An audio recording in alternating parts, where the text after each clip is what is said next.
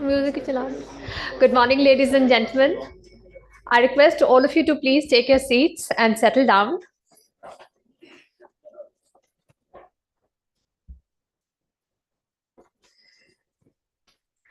Good morning. A warm welcome to all of you to the Critical Minerals Summit, Enhancing Beneficiation and Processing Capabilities.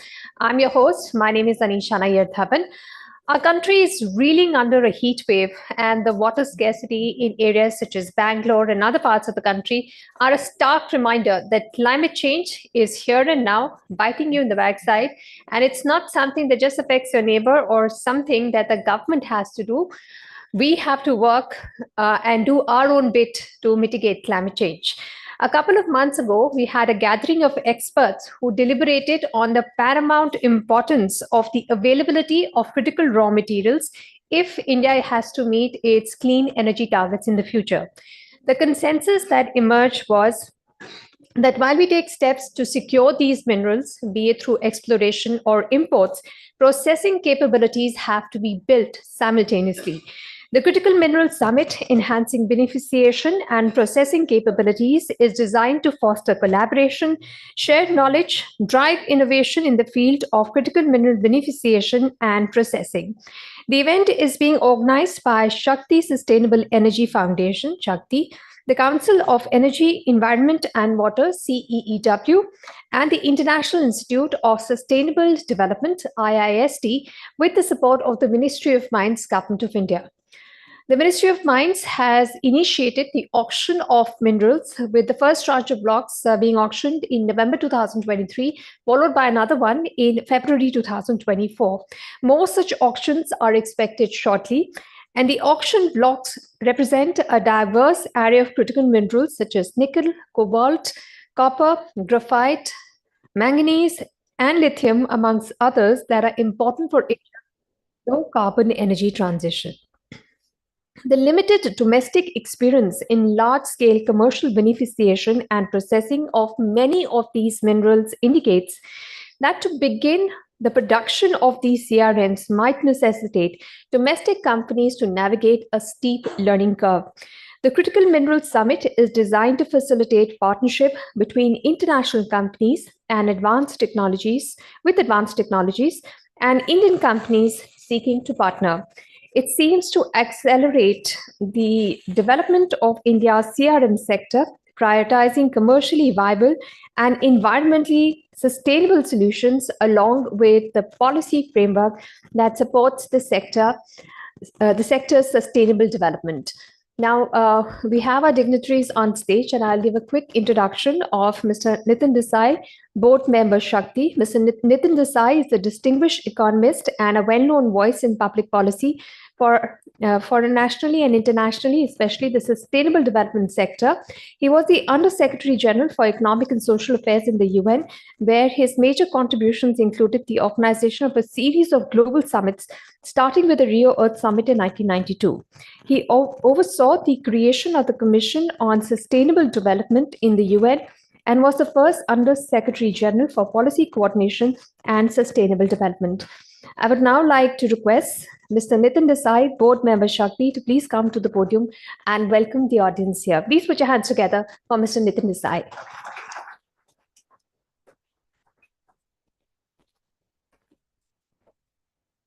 Thank you very much. Friends, I'm here more as not as an expert on what you will be discussing, but as a member of the board of Shakti, which has been involved in this area of energy transition now for over 15 years. And in many ways, 15 years ago when we started, a lot of our focus was on raising awareness, reminding people that there are problems, etc., etc. In any case, we didn't do this work ourselves. Most of our work was done through people whom we helped to fund, including in those days, we used to give a fair amount of resources to CEEW for the work that they have done. So now the nature of what we need to do has changed. Awareness is certainly there. There is also growing attention now, not just to what we need to do in order to address climate issues, but how we need to do it also is receiving more and more attention. And in many ways, what we will be talking about is this. The big transition that has started very well is the replacement of fossil fuels by renewable energy. And one of the great advantages of that for a country like India is that it actually improves its energy security. Nobody owns wind and solar power. Wind and solar power is available to anybody who wants to set up a solar plant or a wind turbine-based plant. We are not dependent on the availability of and price of oil or any such thing. And that was a sense that was accepted a lot by countries, that pursuing renewable energy will give you a great sense of energy security, because you're not dependent on the source from anybody else, but you are dependent on the technology for using it. And that, of course, not every country has developed the capacity for developing the technologies required for renewable energy. And amongst these things on technology are the fact that some of the things that you have to do in the energy transition require minerals which have so far not been widely sought out, explored, like lithium or cobalt. Cobalt comes mainly from Congo. And also rare earths, particularly for the magnets that are used in electric vehicles and wind turbines.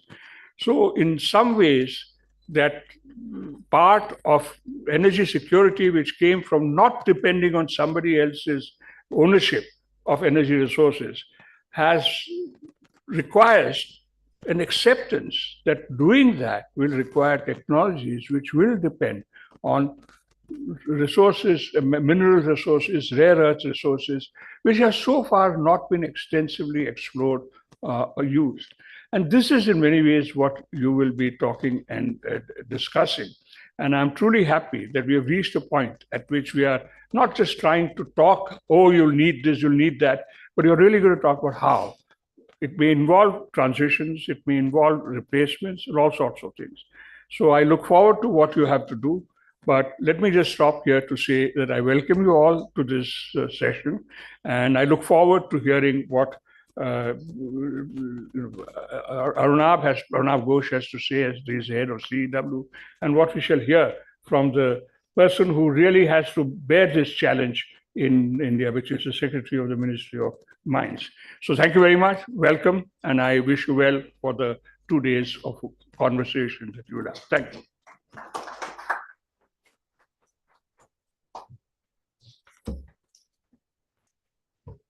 Thank you, sir.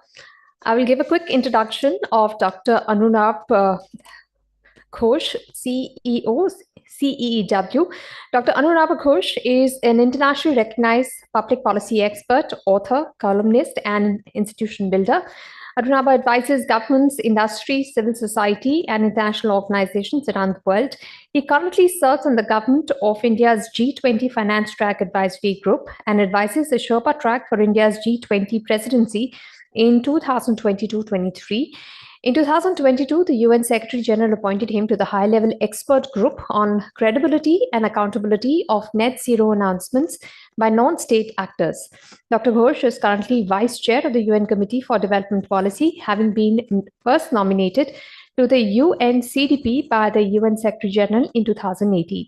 His regular columns are widely read and have been published in the Business Standard, Financial Express, Forbes, Hindustan Times, Indian Express, Mint, and other publications.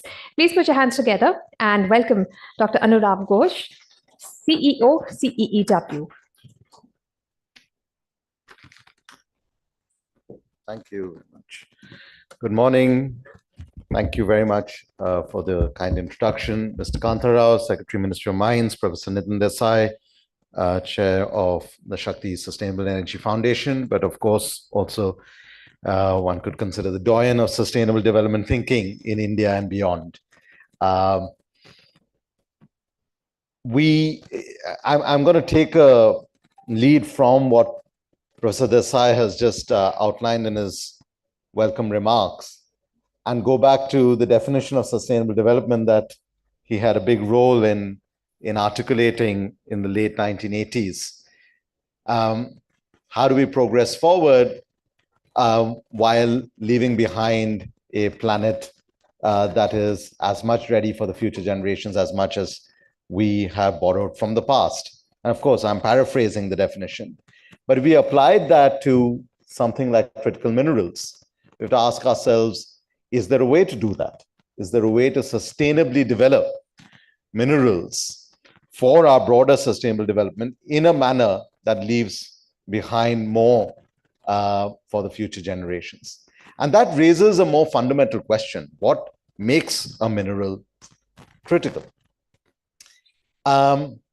One way to look at the criticality of minerals is supply.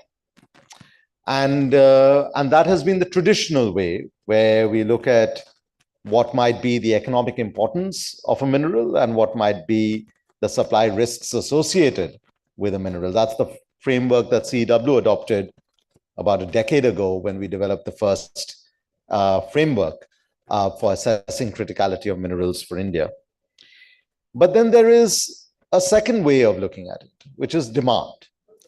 And when we start thinking about the demand of critical minerals, then you get into a much more dynamic world where minerals and materials that are not critical today might become critical tomorrow. And what might be critical today might not be critical tomorrow. And that means the criticality of minerals is not just about the mining of the minerals. It's about the application of those minerals in the economy. And those applications depend on the kinds of technologies we pursue or not. So, of course, on one hand, we see a lot of numbers around the rising demand. The International Energy Agency estimates that by 2040, compared to 2020, lithium demand will go up 42 times, cobalt 22 times, nickel nearly 20 times, rare earth minerals about 7 times. But that's on the demand side. But then on the supply side, some research that CEEW did with other partners for India's G20 presidency also shows there is extreme degrees of concentration. Just about 15 countries account for between 70 to 95% of the production of minerals. But what is even more important to recognize is that the concentration of countries that process minerals is even higher. So the processing of minerals, where, say, 3 countries account for 98% of lithium processing, or 65% of nickel processing, or 90% of cobalt processing, and 100% of rare earth elements processing. So when we understand criticality in these 3 dimensions, one from the perspective of sustainable development, one from the perspective of supply, and one from the perspective of demand, we have to ask ourselves, why have we gathered here? And this is where the nuts and bolts of the critical mineral story becomes important. Because today we are gathered to discuss specifically about the beneficiation and processing capabilities. How do we enhance those capabilities in India? And it's important to understand why. Because if we just looked at it from the supply side, it would just mean how many mines are we auctioning? And you will, I'm sure, hear from Secretary Kanta Rao in a few minutes about the steps that Government of India has already taken in listing out the minerals and issuing auctions for the minerals. But if we also just look from the demand side, we will see the products, the solar panels, the batteries, the wind turbines, the other clean energy and clean transition related products that will need this. Between these two extremes of the mining on one side and the final product on the other side are the intermediate steps. And this is really the conversation we would like to stimulate today. Now, how do we leverage what is happening on the PLI scheme, the performance-linked incentive scheme, on one side in terms of production, and the auctions and other incentives being given on the supply? How do we bring the two together? It is by developing and enhancing those capabilities for beneficiation. 6 months ago, just over 6 months ago, the UN Secretary General held a climate action summit in New York, and he had requested me to moderate and chair the session specifically focused on critical minerals. And I recall the representatives from developed and developing countries coming forward and repeatedly saying the same thing about value addition and beneficiation. This message was particularly strong from developing countries, countries that are traditionally have been the homes where the mines are, but where the value is not created necessarily. The minerals are taken and then processed somewhere else. And this was a concern from those countries because they felt that they were just exporting raw ore and not keeping much of the value at home. It was also a concern from companies involved in the mineral processing supply chain because they were worried about concentrations of the processing capabilities should there be any kind of concern and disruption. Just a few weeks, rather a few days after that, in late September last year, the International Energy Agency, and Mr. Kanta Rao was also there, he gave some of the opening remarks at that meeting, held another ministerial on critical minerals. Again, the same issues came up, that it's not just about mining or finding more mines or sources or locations where the mining could occur, but also how do we add value to what is being mined. This is the critical node that India can serve. Not just because of the large demand that will come from India, because of the size of its own energy market and its clean energy transition. We have already become the 4th largest clean energy market in the world by deployed capacity, not just ambition. But it also comes from the supply side, where India can serve as an important, and pun intended, a critical node in the more diversified supply chains of processing and adding value to the minerals. On top of that, there is the potential, much untapped so far, of the circular economy of minerals as well, and adding that into the ways to add value. All of these elements then, sustainable development, supply, reducing supply risks, engaging with the demand side, creating a circular economy, adding value, all this then adds up to an emerging but undefined global governance architecture around critical minerals. And this is why under India's G20 presidency, the voluntary high-level principles on collaboration on critical minerals was also agreed by the member states. So now you see how these different elements, again, pun intended, come together in this otherwise what often is considered as a dry, boring subject. But it is what we get from the earth that we then give back to the earth, back to that whole definition of sustainable development.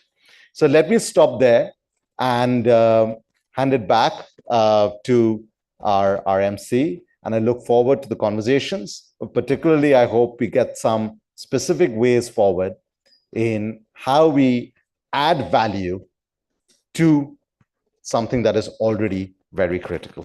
Thank you very much.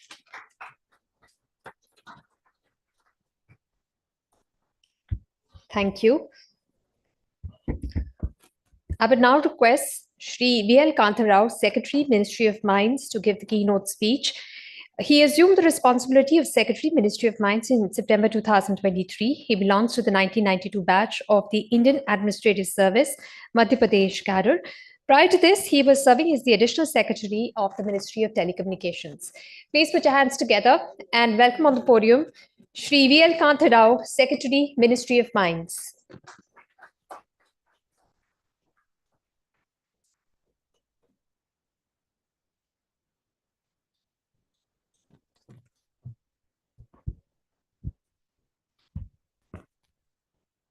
Thank you very much. We have Professor Desai, we have Dr. Ghosh. I'm only Mr. Rao on the dais. And that's the reason why we called for this conference, that we want more and more doctors and professors and thought leaders and knowledgeable people to gather here and tell us how we move forward in our quest for critical mineral self-sufficiency in the country. So why did we organize this? Why did we organize this? When we started doing the auction for critical minerals, sometime about five, 6 months back, we realized that there were some companies who were keen, and there are some good mines available. There will be good auction. But then everything was going on nice. We did a big function and, a lot of fanfare. And then slowly during the tea break, someone came to me, one of the bidders, prospective bidders, and said, "Sir, all this is fine. We even have money, we'll bid and all that. But how do we process whatever we dig there? When we start mining, let's say in 2-3 years' time, we don't know how to process." So that's when we thought of an event like this, where we thought the prospective bidders, the companies which have already gone through 1 or 2 rounds of studying our reports on the blocks, people who have bought our NIT documents, people who are in the process of bidding, people who have already bid. We thought all these companies, maybe 30-40 of them, can come to a place where they will get to meet a lot of professors and doctors and a lot of R&D institutions. So today I was just asking my colleague as to what is the attendance of the various segments of the mining sector here. So we have a good number of industry participation. We have about 50 people, I'm told, who have come from the industry, who are into mining, processing, who want to do beneficiation, extraction, so on and so forth. And we have about 30 people from the laboratories, R&D institutions, private sector research and development. And we have a lot of people from the CSOs, think tanks, who can connect these two people, who can lead all these companies to be able to find the best solution to their problem. So we also have 20 members from the embassies, which are situated in Delhi. So that's a very important angle, which I'll come to sometime. So the idea of bringing together all these people with a few companies which are into processing and beneficiation of critical minerals abroad, because not much has happened here on a commercial scale. There are a lot of pilot level projects. There are a lot of pilot scale projects that are going on, and also some which are at a small scale on commercial level. But a big commercial level processing, extraction, there are companies abroad whom we have invited. I'm told a few of them have come. So it will be very interesting to hear them, learn from them, and the industry partners can have one-to-one meetings with them and see what business to business deals can happen for as a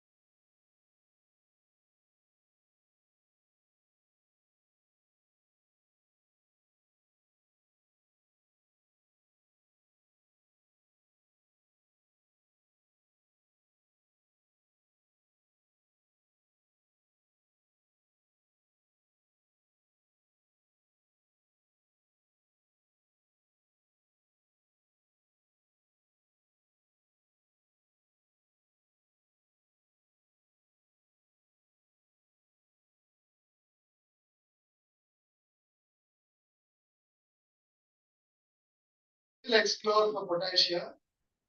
If I find potassium, then I want a revenue share out of the mining that happens here in future. So they can bid, let's say saying that they want 5% of the royalty that accrues to the state in that mine. So the bidding parameter is that what percentage someone wants, and then once they do, let's say the next 2-3 years, they do good exploration, they find potash actually, then the potash block will be put for bidding. The ultimate successful bidder of that mine, when that bidder does mining for the next 50 years, then for the next 50 years, the mining company will pay 5% of the revenue share to the exploration company, which actually discovered potash. That is called the exploration license regime, the new concept which was launched in January, and already 12 blocks belonging to 6 states are going through the bidding process. Some of the companies which are present here may like to go to the MSTC website, MSTC website. They're all on the MSTC website. You can see which are the top blocks, the 6 states. You can bid for that. So this is only for critical minerals. This is not for iron ore, bauxite. This is only for critical minerals, right? This revenue share that you can get. So exploration, we are intensifying the effort. We brought in an attractive revenue share model to get the private sector expertise into exploration, all for critical minerals.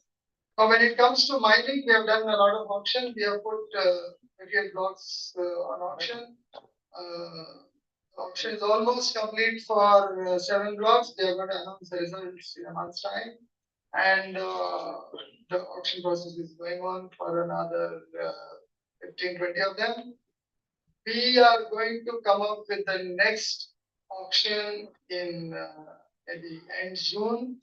So this auction process will continue because of our efforts in the last 2 years in doing a lot of exploration for critical minerals. We have a good number of, we have over 100 blocks ready on the table for taking up auction. So there is enough supply available. We would want the industry to come up and study these blocks and bid for them.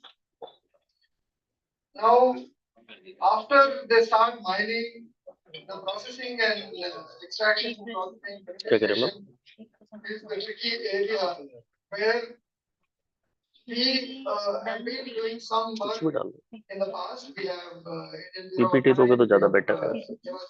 We have gone to organizations like JNRDDC and non-ferrous metals development institutes, so on and so forth under us, and of course there are many serious CSIR labs which have been helping us even at the time of survey drilling. When we get some sample, we immediately send it across to the lab and see how it is mineral extraction. So there's a parallel work going on. Apart from that, we have started funding R&D projects under a scheme of ours. In fact, currently, that date is over. Currently, the proposals yeah. So for the last 1.5 months, we have been seeking proposals for funding under the Science and Technology scheme for critical mineral processing, beneficiation, any study that you want to do. Yes, we have been, there are a lot of, I'm told there are a lot of people from CSIR labs who are present today. So you can ask them what kind of work that they are doing. I think there's a session today where they're going to speak about the work. Any new problem statement can also be taken up under this scheme. We have done 2 things. We have increased the amount available. And number 2, we have opened it up to startups. Till now, 6 months back, we were giving this money only to R&D laboratories, institutes, universities, so on and so forth. But now we have said that startups were interested in this area, this work, who are willing to take up the challenge of a problem statement and solve it, will be funded up to 80% of the project cost. So we started this about a month and a half back, where we funded 5 startups. On an average, we have given about 1 crore to each startup. So the scheme, the same scheme, is now on. The next round of call for applications is going on. Tomorrow is the last date. And I'm told already a lot of applications have come. If someone has not yet submitted, please submit before tomorrow midnight. Another important area is actually recycling, where we can actually recover critical minerals.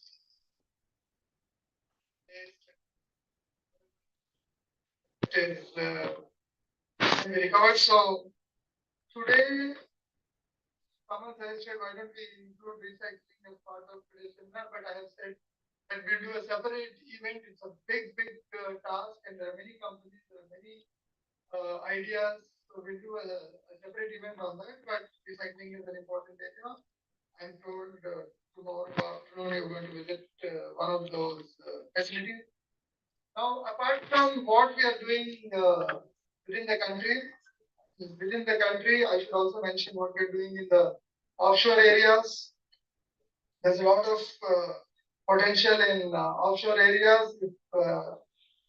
We have about 20 lakh, 2.2 million square kilometers of offshore area exclusive economic zone available, of which we have already done exploration of about 5 lakh 9 kilometers, and we have several areas identified where we can do seabed mining, and of that, one of the potential items is what is called polymetallic nodules, which has some critical minerals. So we are going to start auction of offshore mines in another 3 months' time. So we look for critical minerals under the earth, under the sea, wherever you say, but we badly need, as someone said, we are going to be the 4th largest market for these minerals, and we need to look for them within the country. But we should also, at the same time, ensure that we have good tie-ups internationally, and we have a good supply chain uninterrupted from wherever we are getting these critical minerals. So that's why we have joined several multilateral initiatives like Mineral Security Partnership, like the Indo-Pacific Economic Framework, like the Quad, and so on and so forth. There are several such forums where we are actively engaged, and we are also involving the private sector whenever we are engaging with these forums, and they are given very specific projects which they can study and bid for, and diplomatically and from the government side, we will help them reach out and get access to do and to close good business deals abroad. We are also dealing bilaterally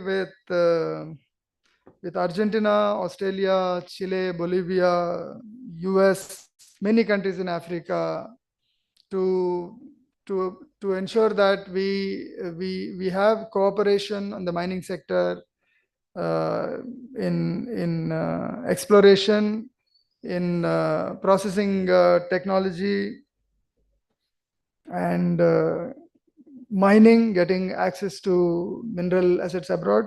So there is a lot of effort that is going on, as I said, within India, outside India. But now is the time where we need to probably crystallize all this into a single document and call it a critical mineral policy or a critical mineral mission or whatever. So I hope this seminar of 2 days can do a lot of churning and give us ideas and give us a few chapters into that policy, and whatever demand, whatever ideas that come from this seminar, I am sure are going to be very important, very timely for us to formulate this policy. And I want to thank Shakti Foundation and the CEEW IISD and for coming together and also trying to formally help us through an MOU. So and also for organizing for this event. I would request, I can see a good attendance today, and I request all of you to please give a lot of ideas. Please go through each and every sessions where a lot of good speakers and a lot of thought leaders are have taken their time to come. So please make use of that and come up with a good solution to this critical mineral puzzle which is there in front of us. And I'm sure collectively all of us together can solve this, resolve this, and show a good path ahead for the country. Thank you.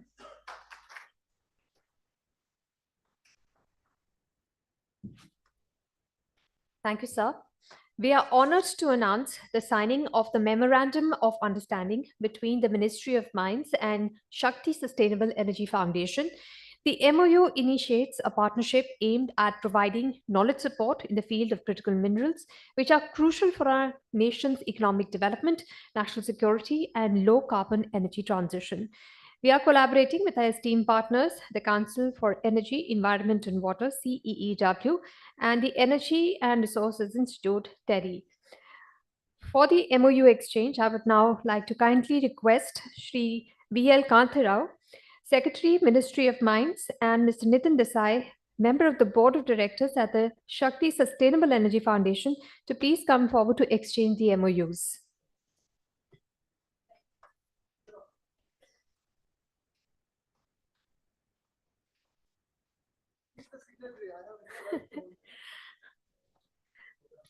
May I invite the initiative leads from the institution to please join us on the dais for a photograph.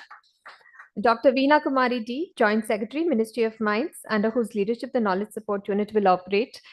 Shri Ajay Kedian, Under Secretary, Ministry of Mines, and the program leads from each partner institutions, Mr. Vivek Chandran, Director of Critical Raw Materials, Shakti Sustainable Energy Foundation, Mr. Rishabh Jain, Senior Program Lead, Technology Futures Program, CEEW, and Mr. Souvik Bhattacharya, Associate Director, Resource Efficiency and Governance, TERI.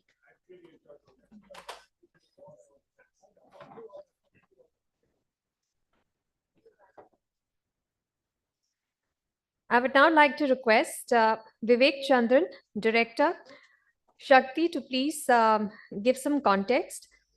He leads the critical raw minerals sector for Shakti. So please give a round of applause to Vivek Chandran.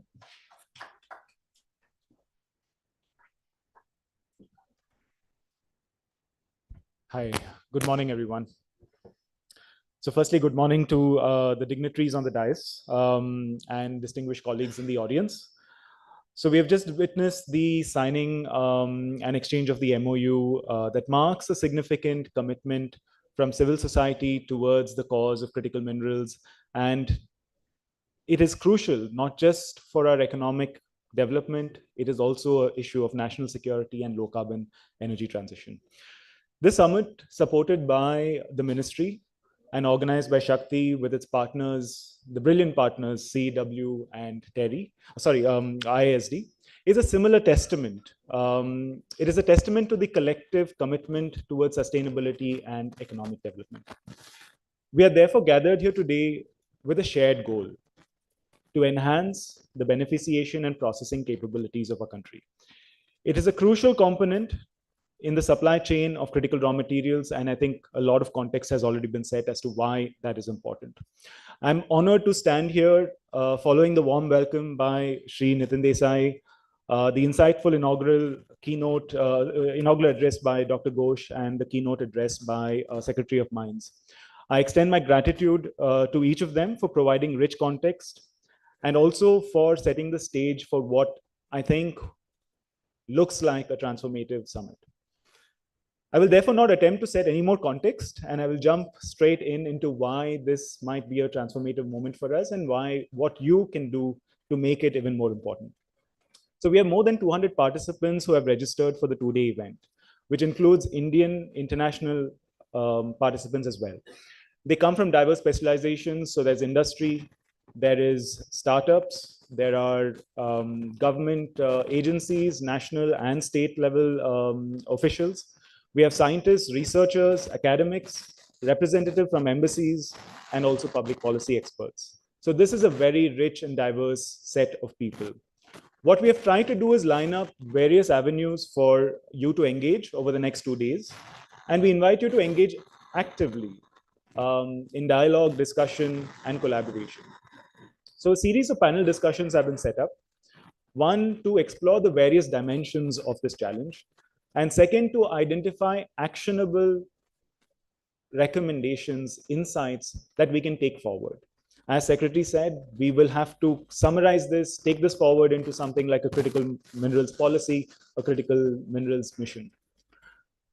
These will cover a range of topics. So the first one, which is the next session, is on building India's capabilities on processing and beneficiation. The following session will look at how we can scale these processes for not only domestic markets, but also the global market. Tomorrow's panel on policy incentives and benefits for investing in India will examine current investment landscape, look at potential challenges, and the policy response to accelerate the development of critical raw materials. Post-lunch, today we have technology sessions. These will feature presentations from top researchers and innovators, showcasing the latest advances in critical minerals processing. These sessions are designed more for collaboration and also to encourage investment into these new technologies. Simultaneously, we are also excited to host a modest exhibition in the Silver Oak room downstairs. There we have industry and research labs who are showcasing their expertise in technology on CRMs. Alongside the exhibition, we also have a seating area to facilitate one-on-one discussions between businesses, firms who are willing to engage with each other, cooperate, and you get a chance to directly engage with each other and forge some kind of meaningful partnership to take things forward. Post lunch tomorrow, thanks to the team at Loham, I'm not sure if they're here. Shout out to them, thank you. So we will get to visit their battery recycling facility. It will provide a first-hand look at what advanced recycling processes exist in our country and how these are supporting our sustainable value chains. So together we can transform challenges into opportunities, and that's what we hope this summit can help us. Let us use this summit as a platform to forge new partnerships, exchange ideas, and outline actionable strategies. I thank one and all for your commitment to this vital cause, for being here, and I look forward to the 2 days of productive discussions that may shape not only the future of our industry, but perhaps the world as well. Thank you.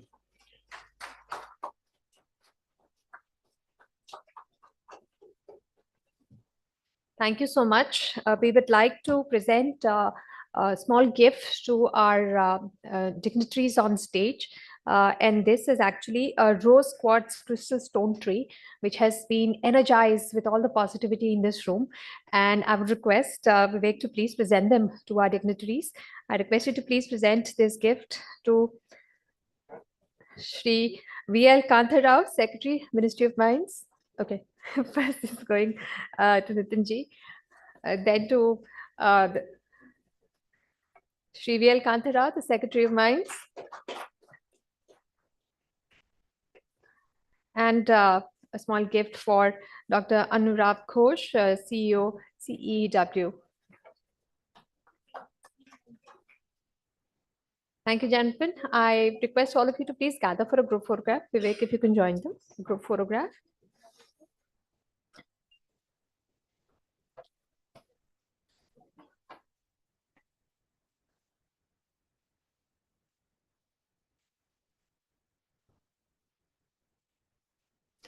Please give a round of applause to all our dignitaries on stage. We are totally revved up for the next 2 days. Lots of action coming up. Keep your minds open and your thoughts flowing freely. Thank you all to our dignitaries for coming here. Thank you. I request all of you to please remain seated. Do not leave your seats because we will be proceeding with our first panel discussion of the day. I request all of you to remain seated. We'll just take 2 minutes to set up the stage for the panel discussion. Best for all of you to remain seated, please.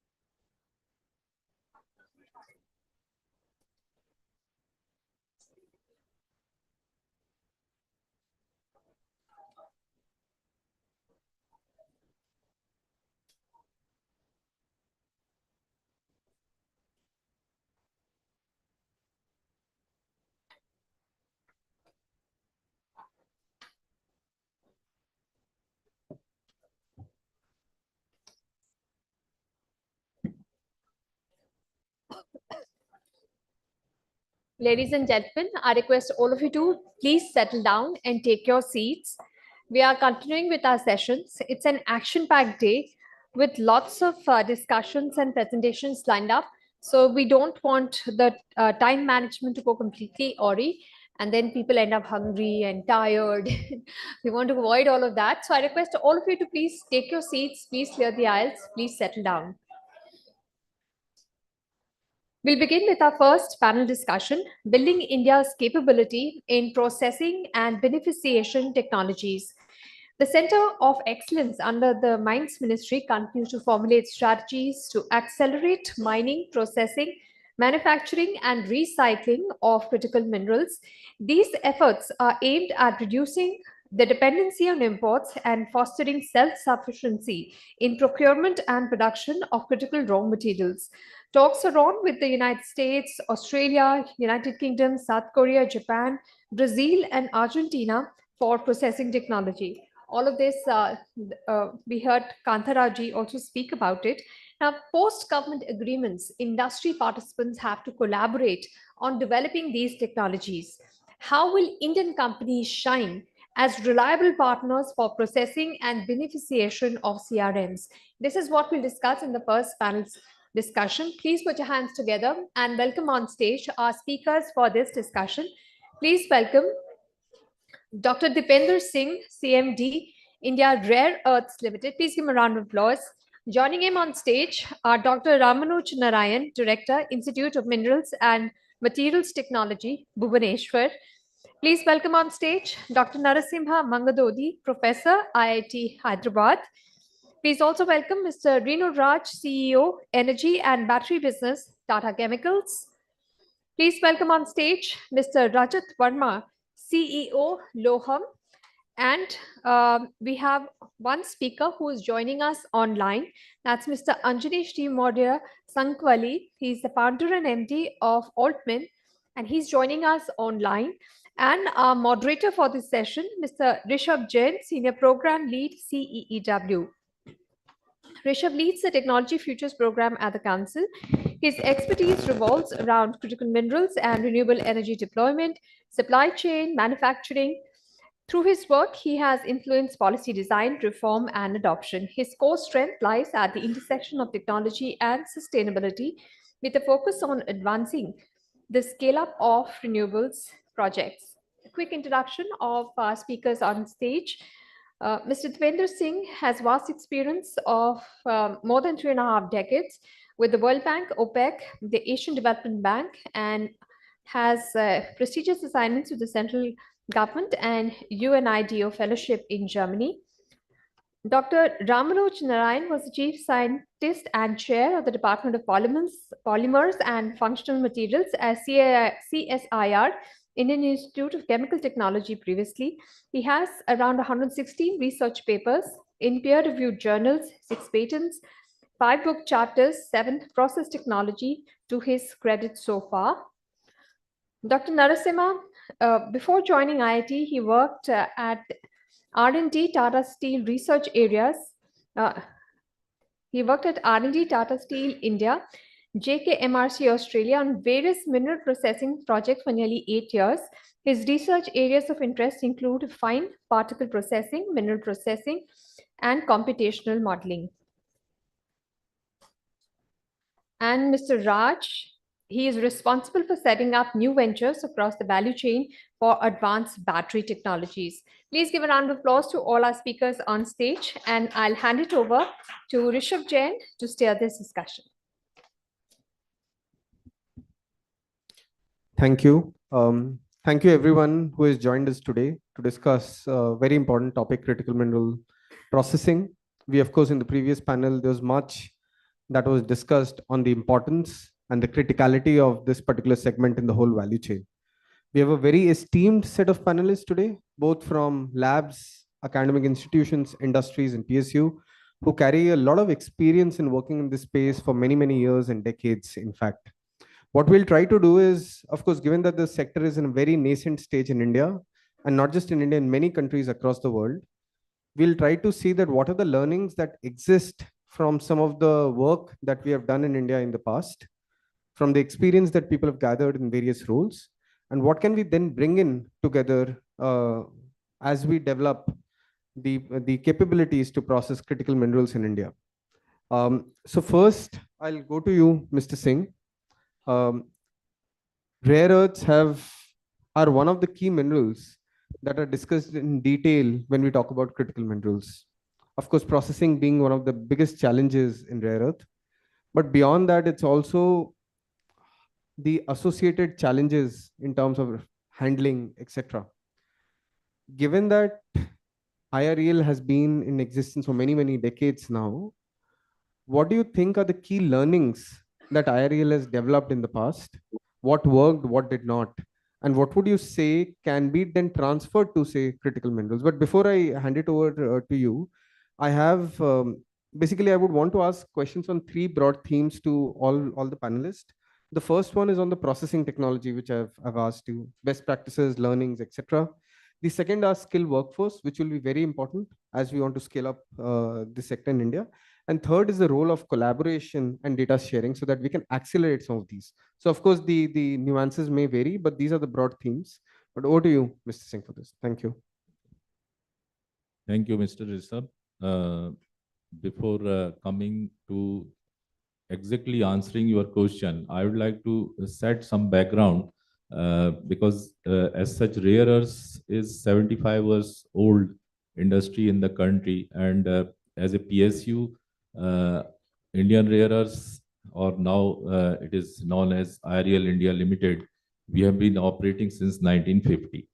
So this culmination of this rare earth industry in India was even before the Second World War, and that was for the quest of energy adequacy.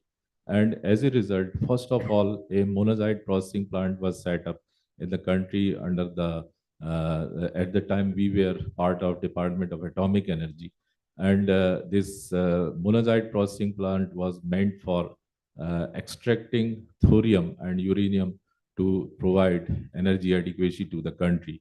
and rare earth was a byproduct as such because it was found together in associated with these elements.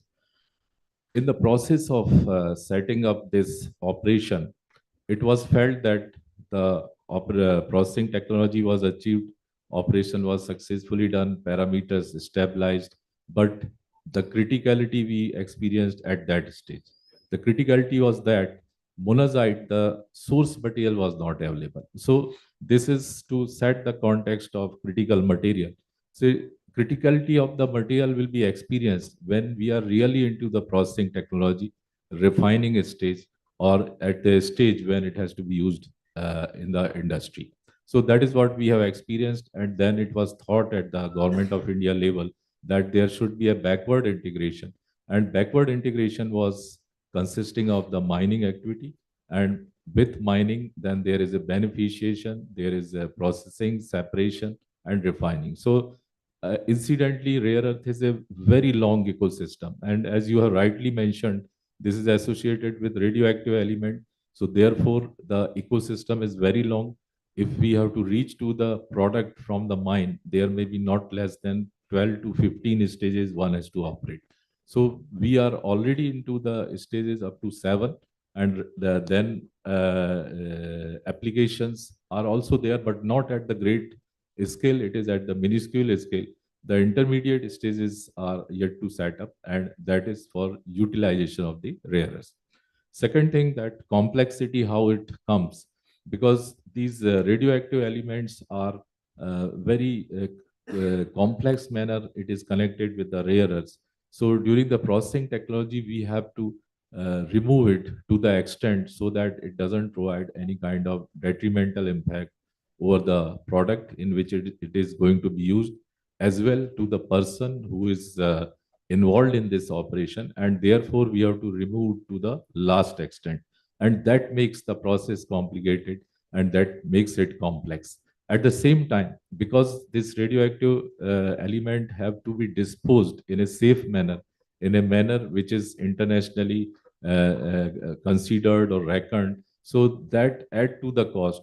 So therefore, what is happening that when we set up the operation, the volume at which it can be operated is reaching to a point where the cost of operation or cost of extraction starts increasing when we increase the volume. So we have to set the operation at a value where this curve, total cost curve is at the minimum. So that will provide the impediment at the level of the volume at which it can be produced.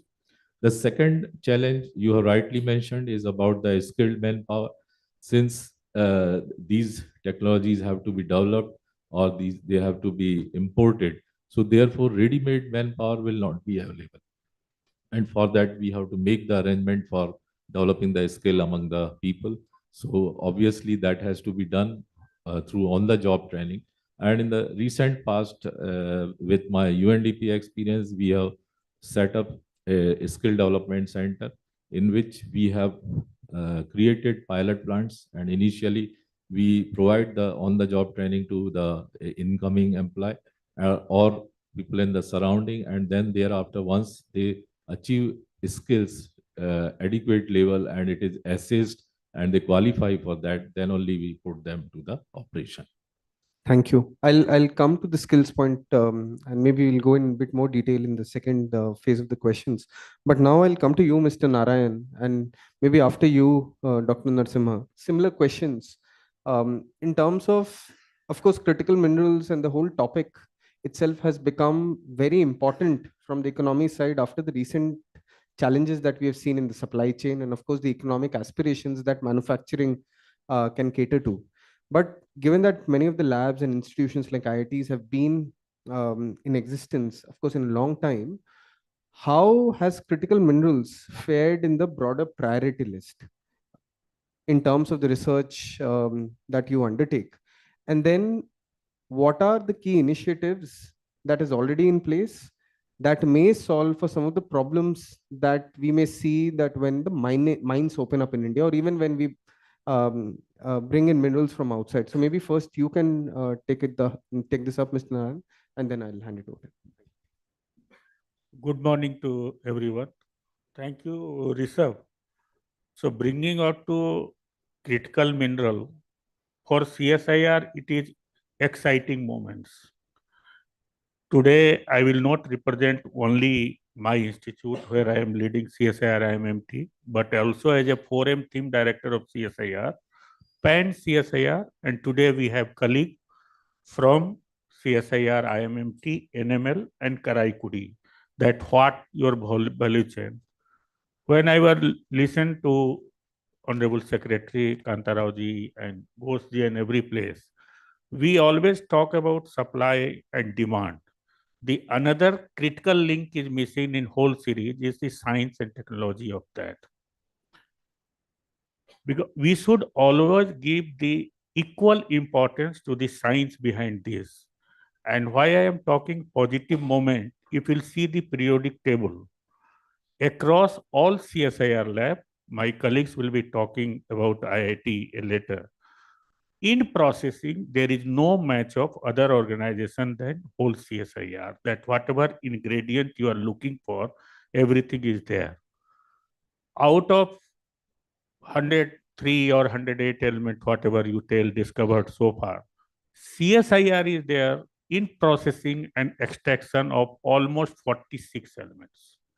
Some place it has given to the industrial scale, pilot scale, and as our industry demand, we have been limited by choice to iron and bauxite, that where maximum thing was there.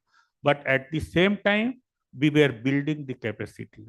CSIR is 8-decade-old organization, and during this year, we have developed the capability. If you'll visit to our lab, it's not a laboratory, it is a factory itself. All processing, it is a pilot lab, each and everything will go for pilot plant. Now coming back to critical mineral, there are certain good exciting results and which has to be taken at further. There are very good collaborations as well. Some of them I will tell you. In 2016, we have started working with Odisha Mining Corporation. That plays platinum group of element, PGE, and that PGE, our team is here, and they will be showing in the posters also. Some of the samples you can see in the exhibits, it is there. We have been able to develop the lab scale process, and due to Corona, it was a little bit time has taken. But once again, last year, we have signed a pilot scale development of extraction of PGE. This is the first exciting moment, and we are going ahead in a very good, that is the Odisha Sukhinda chromite mines. From that place, we are able to extract PGE.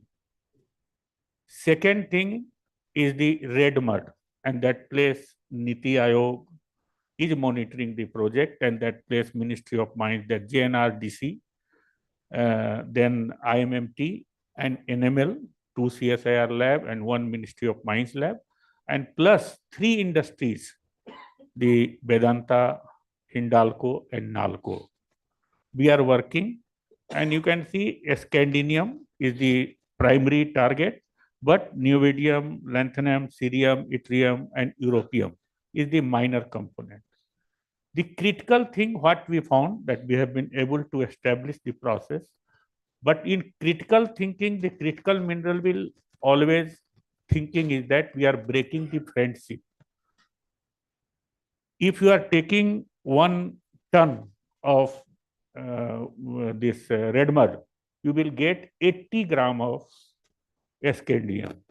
And if you will see by value, right now processing will be very high, but value if you will see, if you will get scandium at the $323 per gram. So this is the criticality. Another, if you understand the science of critical mineral, that whatever we have thrown in a waste, why critical is critical? First thing, that concentration is very low. It will be found in the interstices. And if you'll see that, suppose you are doing copper mine, so copper will always come with 4, 5, 6 of friends, and those are the critical mineral. If you are going to alumina, then aluminum will come with gallium, that bond and ore characteristics you cannot differentiate. As per my understanding, that we have not looked into the waste what we have thrown out, the overburden, the fly ash, the red mud, and those are the one of the richer sources if you are going for separate mining. So that also has to be relooked into. If you see the R&D challenges, that it has to be secondary source is equally important to the primary source. The third exciting results that whenever Ministry of Mines has told that we got in Jammu, then we have in Amreshwar deposit, then in Rajasthan or some part of the Bihar, we have lithium. So now we have developed a process, my colleague is here, that from lithium extraction from the mines of Amreshwar, and already flow sheet, lab scale flow sheet is ready, and we are now working on the Jammu deposit. And if you see the characterization difference, in Jammu, your clay type of things are more. These are the some of the latest exciting results. Besides that, we can tell you in recycling, tomorrow all of you are visiting. Who is behind that? Behind is CSIR. That if you'll see our NML laboratory, they have developed, they are the champion of the secondary, and the Karaikudi, that electro winning or electrochemical facility is required. So tomorrow, Exigo recycling is there in Delhi, and plus 8, almost 9 companies we have given the recycling of the batteries, and that technology at the commercial scale. So if you'll see the new initiative what we have taken, first we must thank Ministry of Mines for bringing such a exhaustive critical mineral document, that 30 critical mineral which has been identified for our country, and that exhaustive understanding has come to all the researcher, and that is becoming Bible for us for our system. Then proactive approach, we have been working with Ministry of Mines since long, but of late it is a very, very proactive approach. The first initiative when Sri Kanta Rao ji has called us, all DSIR scientists, I want to know what strength CSIR have. So in the month of November, we have made a detailed presentation to him.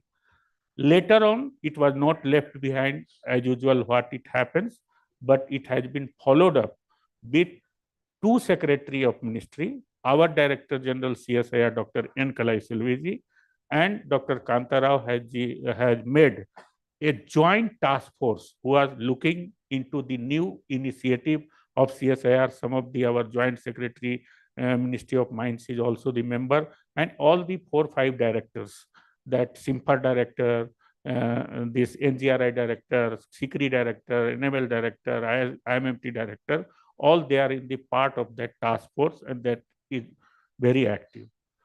Then beside that, we have also followed it up with, we have gone to the DGM meeting, and GSI has signed MOU with IMMT and NGRI for providing the samples and complement the IBM in the processing data. It's not competing, it is a complementing, so one initiative. Second, my friend CEO is here, Kabil. IMMT has signed the MOU recently with the Kabil for the further processing, that whatever foreign acquisition is happening and how technically it will happen. So, and as per the CSIR, Director General CSIR has taken it very seriously, and we are running 2 missions right now, and 3rd mission in the progress. First mission is mapping and tapping of critical mineral. Only 1 minute. So mapping and tapping of critical mineral. So that place 6 CSIR labs are participating. Second is battery to battery, that it will cover the complete value chain from battery manufacture to recycling of the system. And 3rd mission, which we are going to launch very shortly, is C2 sustainable material, means solar panel, electronic waste, and air conditioners to sustainable materials. So these are some of the new initiatives. Thank you, Dr. Narayan. Dr. Narasimha, if you can build on what Dr. Narayan said, and of course, in addition to working and developing some of these, if there are any specific initiatives or projects that IIT Hyderabad has developed or is in process, but can you also reflect on how did you even prioritize some of this? Was this led by, say, requested by the government? Was it a proactive lead by IIT, or was it requested by an industry? If you can also reflect on the process, that would also be helpful. Thank you. Thank you, Rishabh. I completely agree with Dr. Ramanujan, what he has mentioned about the technologies that are being evolved through various research labs, particularly CSR labs, are very noteworthy. Apart from that, there were other agencies, they were also trying to test these technologies. For example, DAE, even IERL, and also we have DMRL and NFC. But most of them become silos outcomes, but not ever taken to the the pilot testing followed by commercialization. And very few are there. For example, titanium. So when I joined IIT Hyderabad, particularly our mission was actually to connect to innovation that is needed for mineral processing equipment. Particularly, if you look at it, all these critical minerals resources, primary, even some of the secondary resources, what we are looking at are actually very lean grade, or concentration of these critical metals or very low val in them. So in a way, what we need is actually you need a science to build the connectivity for your economic process that need to be evolved. For example, the mineral liberation is one of the scope. So that means if you have a lean grade, instead of processing entire material, better discard what is not useful at the initial stage itself. For that, what you need is fine particle processing in an efficient way. And the problem with the fine particle processing is it's energy intensive.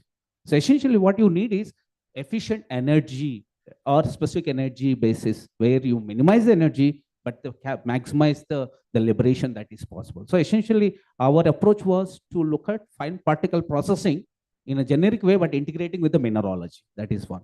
And that connects well with the characterization of these complex matrices, where we have a specialized faculty in material science and chemical engineering, and also spanning with the electrical department for some of these nano applications that they want to look at it. So that's one area we have been looking at rigorously since beginning.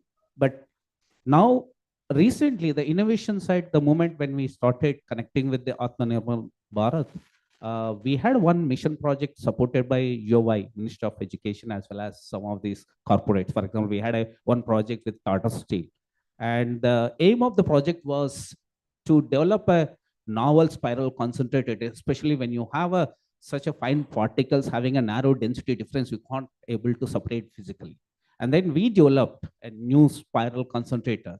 Now, today itself, I was talking to Dr. Singhji saying that this spiral has a potential even to go and test for our, the monazite as well as the ilmenite materials, where you have all these critical minerals also associated, and you can actually do that as a pre-concentration step measure.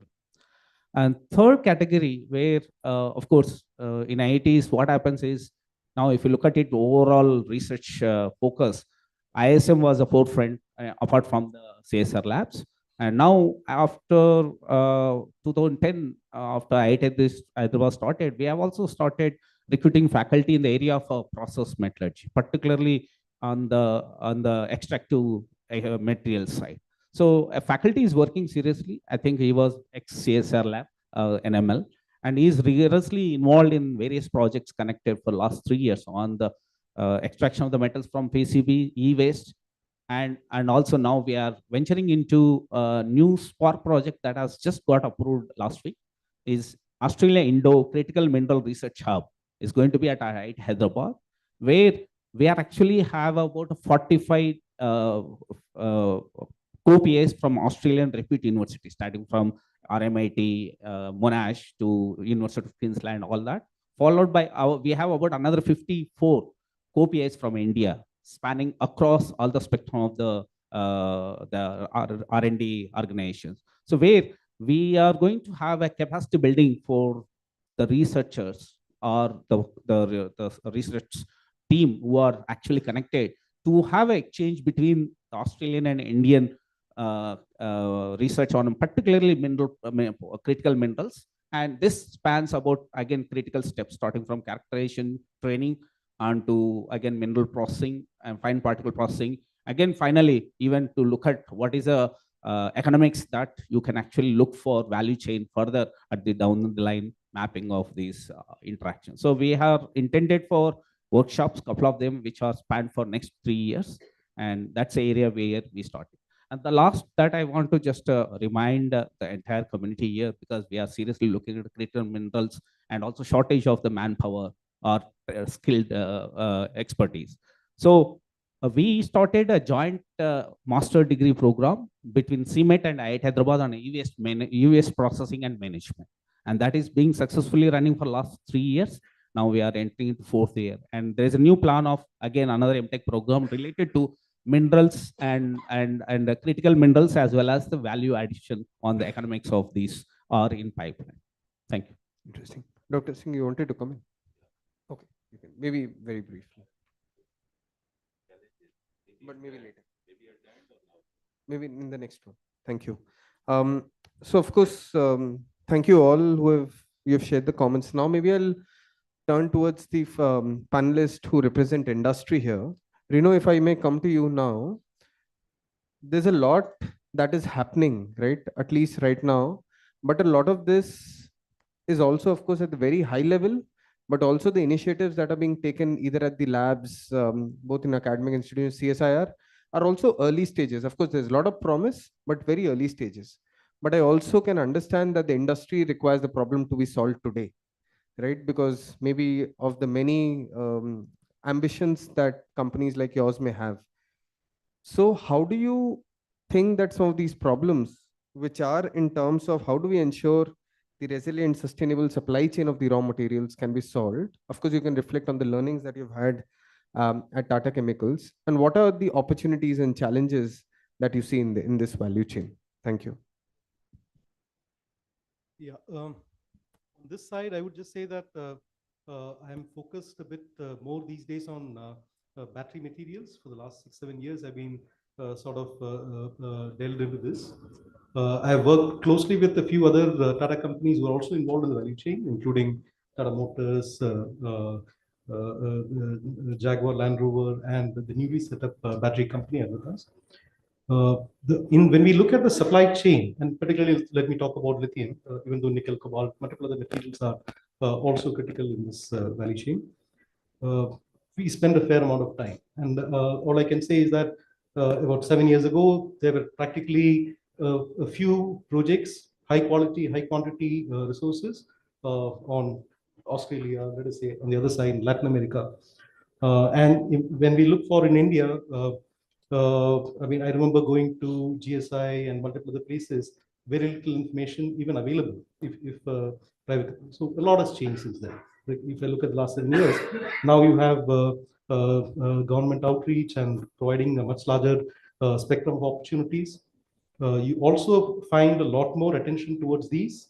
One thing that I would say is that this is a long game, in the sense that it's not, while we need quick and bold solutions as well, we have seen over the 7 years, prices go up, new and new resources coming online, which nobody would have thought of 7 years or 10 years ago. Because purely speaking, I mean, I mean, we're looking at costs in the region of, let us say, $5 to $6, whereas at one point in time, prices went north of 50. And that is, so as the market develops, application and volumes develop, and the demand develops, the cost curves are such that, let us say, your higher quantities are required. They are available only at, let us say, higher cost points. And you suddenly start seeing that you now start searching for process routes, which can address those kind of different quality. So one part I see is this, and which is also particularly true for some of the Indian resources that we're looking at. What works in Australia, what works in Latin America is not going to work for us. We have to find out something which works for us, work it out in the lab, take it to pilot scale, and as Professor was saying, in the lab you may get kilograms, we need to scale it up, maybe let us say 10 raised to 9 times. And that's a lot of scale up. And I think we need to have those capabilities also in play, where we can develop those capabilities, pilot it up, scale it up, and those bespoke processes which work for us, as opposed to what works for, let us say, a mine which has 2% or concentrations like that, whereas let us say what works for us maybe 0.1% with a different impurity profile from which we have to extract. So one part is the R&D side and the resource side. So while we look for more resources, which I think we should do, at the end of the day, what will stick with us is what we have. We should also look for research on the lines of what is the best way of getting that out. And I would say that commercial emphasis also has to go hand in hand, knowing fully well that whether it is 2030 or 2035, I'm not going to 2040 yet, all the cost structures that we see now will look very different. And what you currently see as probably unviable may turn out to be viable. That's why I said it's a long game. There are state actors also involved. Today, when we look at things, we may suddenly find that, let us say, there is excess capacity, things are not viable, things may look different tomorrow. The other part, so on the R&D side, I spoke, resource I spoke. On the people and the skill side, I would say that we have so far been, you want to touch it later. But if you want to reflect a bit on the technology more, on how do you develop? Of course, you've said that maybe from lab to commercial, but how do you reach that point? What are the key learnings? Do you have, how important is, say, R&D within Tata Chemicals? It is important, but again, that touches a bit to the skill side, so maybe I'll address that part later. The other part I would say is that in many of these, especially the, let us say, lesser quality resources, one finds, whether you look at Latin America or North America, multiple of these mines change hands, people try process routes, and then you find the person who's able to develop the mine with the right kind of technology at a point in time. One factor is time. The other factor also could be that there is a certain amount of risk to it. So part of this is in terms of developing our own flow sheets, what suits us, ability to try it out, to test out the viability at scales closer to maybe tons, and then do it. And the atmosphere has to be such that there has to be ability for players to come in, do that, and go out without really losing their shirt. The positive is one side, the other side is also the downside has to be sort of cut down a little. Okay, thank you. Maria, I'll bring you here now. Of course, you're the first battery cathode material manufacturer in the country.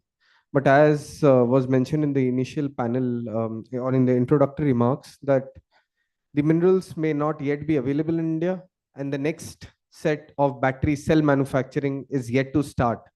So first of all, why did you say decide to enter into a field that was at a very nascent stage, or as the first player? So that is first question. Second, of course, the technology and the minerals are also not available. So of course, you've gone out to look for minerals, have now procured them. But what about the technology? If you can again share your views on why did you choose to manufacture these in India? And how did you even come up with the technology that you have decided that may work for you? Also, maybe work for India or even work for you. Thank you, Maria. Over to you. Thanks, Rishabh, for, and everyone for having me, and sorry for not being there in person. Can we increase the volume? Can you hear me? Am I audible? Yes, slightly better. Yeah. So thank you for having me, and sorry for not being there in person. And I would like to first of all touch base on the question where you say where did we get the materials from, or why do we do it? So it is accidentally how we got into this industry. I have on panel people from CSIR institutes, and Dr. D. Singh, I don't know whether he remembers, but he was one of the first people I met to look at commercializing or setting up refining facilities for beach sand minerals to support the Indian need for titanium. Because, example, we have the third largest reserve in the world, but we only we import 95% of our requirements, only with KMML having those facilities. So that interest led to tying up with companies like YLB of the Bolivian government and CBL of Brazil, and get these minerals to be accessible for companies in India, not to get into manufacturing or anything. So then we had a DST Institute, ARCI, which is in Hyderabad, approaches for lithium because they needed consistent supply. And once we became a part of that ecosystem and became a part of the development of the technology, we then decided to go for it and be a part and commercialize it. So it is very nice to see both the Ministry of Mines and the DST coming together, because we have many technologies for refining these minerals or processing and other things available, but many of us are not aware of. So we need much of lithium. So we had that lithium. We started getting into cathode materials, then now upscaled it. We have a unit in Hyderabad where we are scaling up to gigawatt now. But coming back to technology and refining, I think we should not just develop technologies. We have to look at technologies that are available already globally, because we don't have the time to reinvent the wheel. Somewhere around the world, someone is already doing it. So like for lithium, we have partners who are processing spodumene and converting it into lithium carbonate in a country like Brazil in a cost-effective way. So I think taking those technologies and scaling it up, or tuning it to our advantage or our requirements here, will be the fastest, because time to market is the most important thing. Because if we don't or we can't deliver our critical minerals to our industry, we will end up depending upon the existing Chinese sources or bulk production sources from outside, only to stick with them for at least 5-6 years. Because I'm sure Rajat will also agree that once you lock in your minerals or your raw materials, it's at least 5 years that you can even think of changing them. Thank you, Maurya. I'll come to you now, Rajat. First of all, thank you for agreeing to take some of our registered folks to visit your facility. We look forward to the session tomorrow. But while the secretary said that today's discussion is a lot on the processing of the virgin ore, but I'm sure, given that how you have scaled up the mineral recovery plant in Noida, there are some learnings that either you would have already drawn from the virgin ore to reprocess it and or recover it, but also maybe in the process you would have also developed some new processes also, right? Or maybe collaborated with other institutes, as Maurya was also saying. So do you think that, of course, we often talk about either the mining and processing and then the later part, which is on the circular, on the recycling and recovery, but is there a bridge in terms of the learnings that can be drawn as we develop and focus more on the technology? Sure. So we, of course, maybe let me put some numbers in perspective here first, for everyone to understand why we started out the way we started out. You'll all be surprised to know that India today is sitting on lithium stock of about 10,000 tons. Where is this lithium stock? It is all the mobile phone batteries, all the laptop batteries, all the telecom batteries, all the drones, all the power tools that we have in the country. They have that material in them. And this material goes bad pretty quickly, right? In case of mobile phones, all of you who are prone to fast charging probably have seen your batteries go bad in 2 years. In case of laptops, maybe 3 years. In case of drone, as quickly as maybe 3 months, right? So there is a very good amount of feedstock available, and it is only increasing by the day. If you look at what Niti Aayog has projected, cumulatively till 2030, we need about, give or take, roughly 70,000 tons of lithium carbonate equivalent feedstock in the country. We'll probably have 20,000 odd tons available from secondary sources. So it is very important to identify, again, to Reno's point, what do we have in the country and how do we recover that material? So we started out, obviously, with an intent to recover material which is available in all the secondary sources. And we started a facility with that. Needless to say, at that point of time, there was no technology necessarily available which functioned at an industrial scale. There were a bunch of different lab scale experiments going on. some pilot scales, but nothing which could actually take it to industrial scale. And the problem at industrial scale is very different from the problem at lab scale and pilot scale. So today, when we have approximately 1,000-ton facility, the kind of challenges we encounter are very different from the challenges we encountered in the lab and we encountered on our pilot lines. These are extremely different challenges. And the bit which I'm sure all the esteemed speakers here understand, the bit about any metal, when you're bringing it to very high levels of purity, is not the purity content as much as the impurity profile of the material. So when I produce a 99.6, 99.7% battery grade lithium, that same 99.6, 99.7% lithium could be rejected because of what is there in the remaining 0.3%. And that is a super important problem to solve. And that is a problem that you start encountering only when you run a production scale line, when you run an industrial scale line. So that was certainly something that we had to develop. We've been able to achieve it through multitudes of experiments. But what we also did in the process was create what we call a flexible line. How do you take any kind of lithium bearing feedstock, whether it is something coming from the mines, spodcon or lepidolite or con or whatever it is, or you take lithium bearing feedstock coming from any waste stream. Remember, battery is not the only waste stream.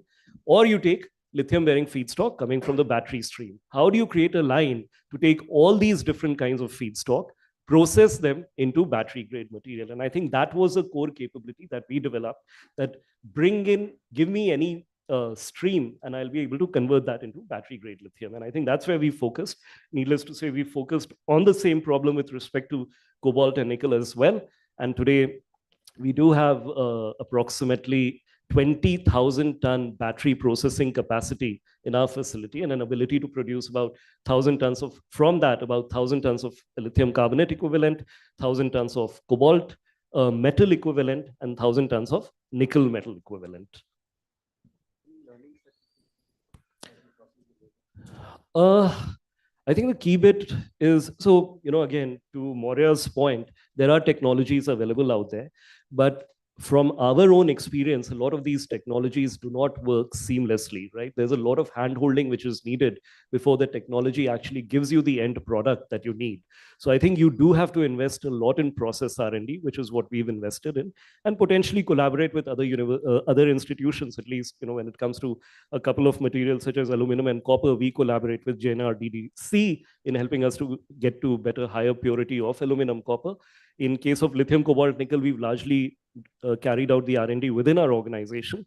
But the general learning that we've seen is any technology that you take off the shelf does not work as is. You need to do a lot of fine tuning before you are able to get it to work seamlessly within your environment.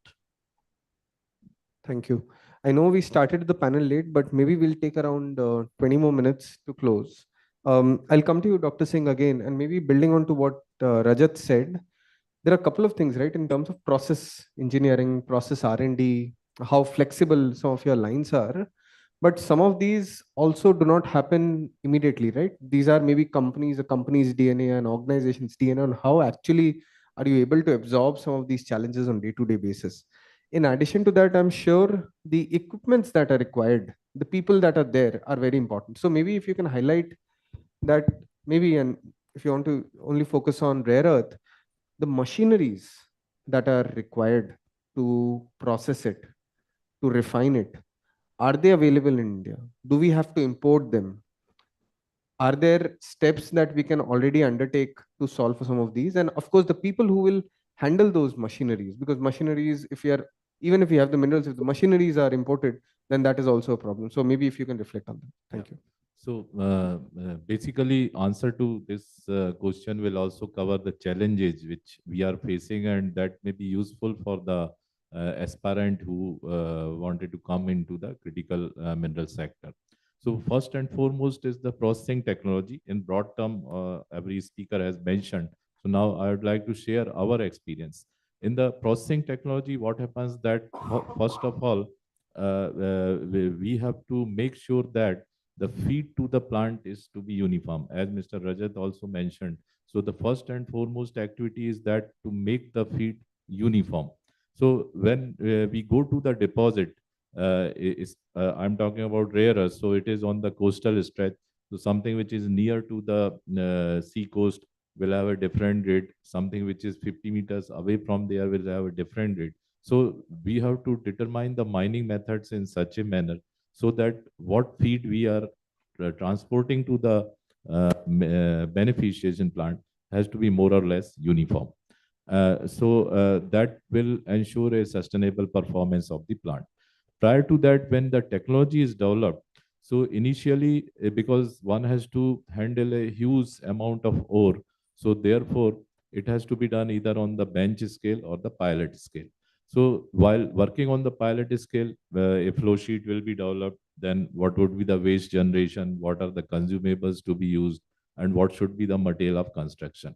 Now, when we are upgrading this technology to the industry scale, nothing works as it is. So a lot of fine tuning would be required.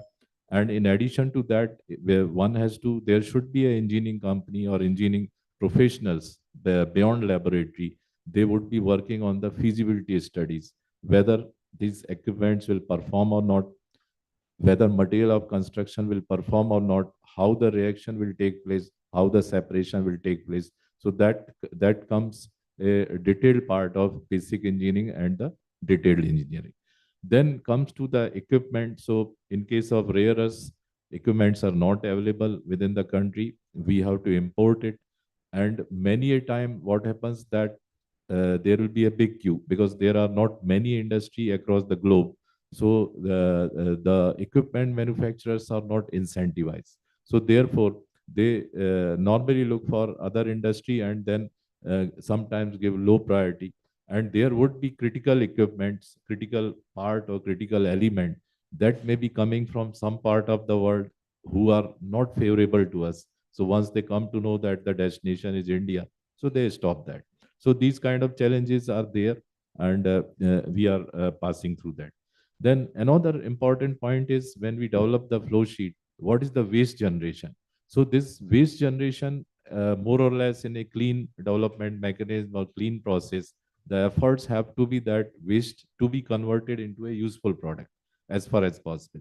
But it may not happen always. So we have to segregate it the last moment, last part, up to which we can convert it into a useful product. And beyond that, it can be stored somewhere so that in future when the need is generated, it can be done. And Mr. Rajat has mentioned one very interesting point that even the purity is 99.6%. Even then, the impurity part may create some issue. So this aspect we have been facing in rare earths, even when the purity is 99.99%, because there are multiple applications and specific to application, the impurity matters. So the specification are not 4.9 purity. The specifications are that this impurity should have this much limitations. Then another important aspect, because we are working in a polymetallic deposits and the extractions are sequential and some of the materials extraction is in the layered manner. So when we are producing one material which is desired or where the demand is more, you will be producing a lot of other material for which there is no much demand, and that may sometimes work as a impediment to your production process. So therefore, this balancing of the product during production and then balancing of the product for the market, this becomes a very important aspect in all kind of polymetallic deposits. Then, as other speakers have talked about market readiness. So we may be means extracting, making it ready, refining to the high pure 99.99%. Still, that material may not be found in terms of market readiness because the industry needs something different. There is gap. So identification of the gap and then filling that gap becomes quite important. Then skill inventory we have already discussed. Is apart from skill development, the skill inventorization is also one of the important aspects because they would be working for training the future manpower. So normally we miss in the skill inventorization and that affect the performance because after some time, again, those kind of skills are needed. And finally, the environment impact. All these aspects because of various impurities, and then these impurities are passing through chemical reaction, then certain leach residue will be generated. So this environment impact assessment becomes quite important, and many a time a very useful project, very useful material which is having the demand may not move forward because of those issues. So these are few of the things. Thank you. Reno and Maurya, maybe I'll come to you next. And if you can build on some of the points that Dr. Singh mentioned, specifically in terms of the equipments that are very much important for processing or midstream manufacturing.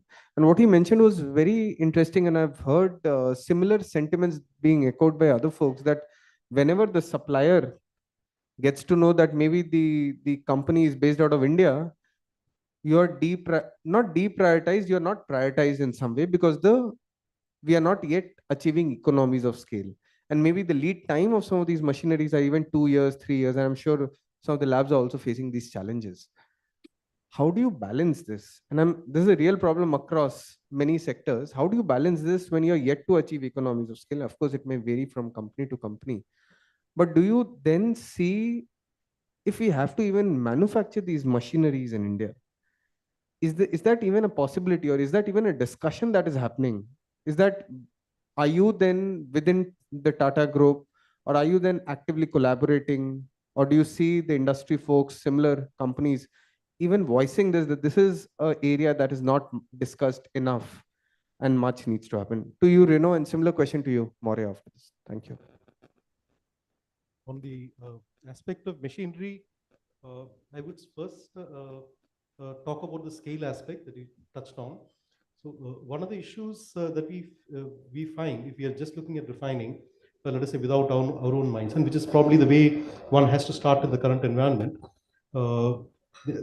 Any of these plants that you want to put up, one, there is an economic scale, which is, I wouldn't say which you have to do, let us say in lithium, hundreds of thousands, but still at least in double-digit kilotons, one will have to operate if it has to make economic sense. Because at the end of the day, the end customer has lesser worries compared to us, whether they buy an Indian product or a foreign product. So you end up with a situation where you have to look at a certain scale. Second, you also want to make sure that, let us say, the plant runs for, let us say, a decade or more. Given these two, you need to have access to a source which is sufficiently large so that you can run the same process flow sheet for those 10 years. So part of the problem comes back to your, to, let us say, one of the more popular flow sheets and more popular resources, because that's the only way in which you can hedge your bets here. Like, even if one source fails, you can switch over to another. So when you're doing refinery without having your own mine, you have this problem, which basically means that you're, on the one hand, going for machinery which people have used. There are established equipment manufacturers. You can end up having a problem in terms of delays, but it would be perhaps in months. The problem is a little bit tougher if you're looking for your own bespoke machinery to address a particular, let us say, lesser found variant. Take the case of lepidolite. Not too many people have done it. The only people who have done it is in one country where acid roasting and other processes are easy. Nobody worries about tailings. Nobody worries about where you're disposing of things. We can't operate in that manner. Right? We'll have to address the issues that Dr. Singh made in a much more responsible manner. So given all of that, we end up having at that time to look at either a subscale operation, which could potentially be, let us say, not competitive in the market, or we may have to wait for a time where the prices are much higher before we can do that particular part.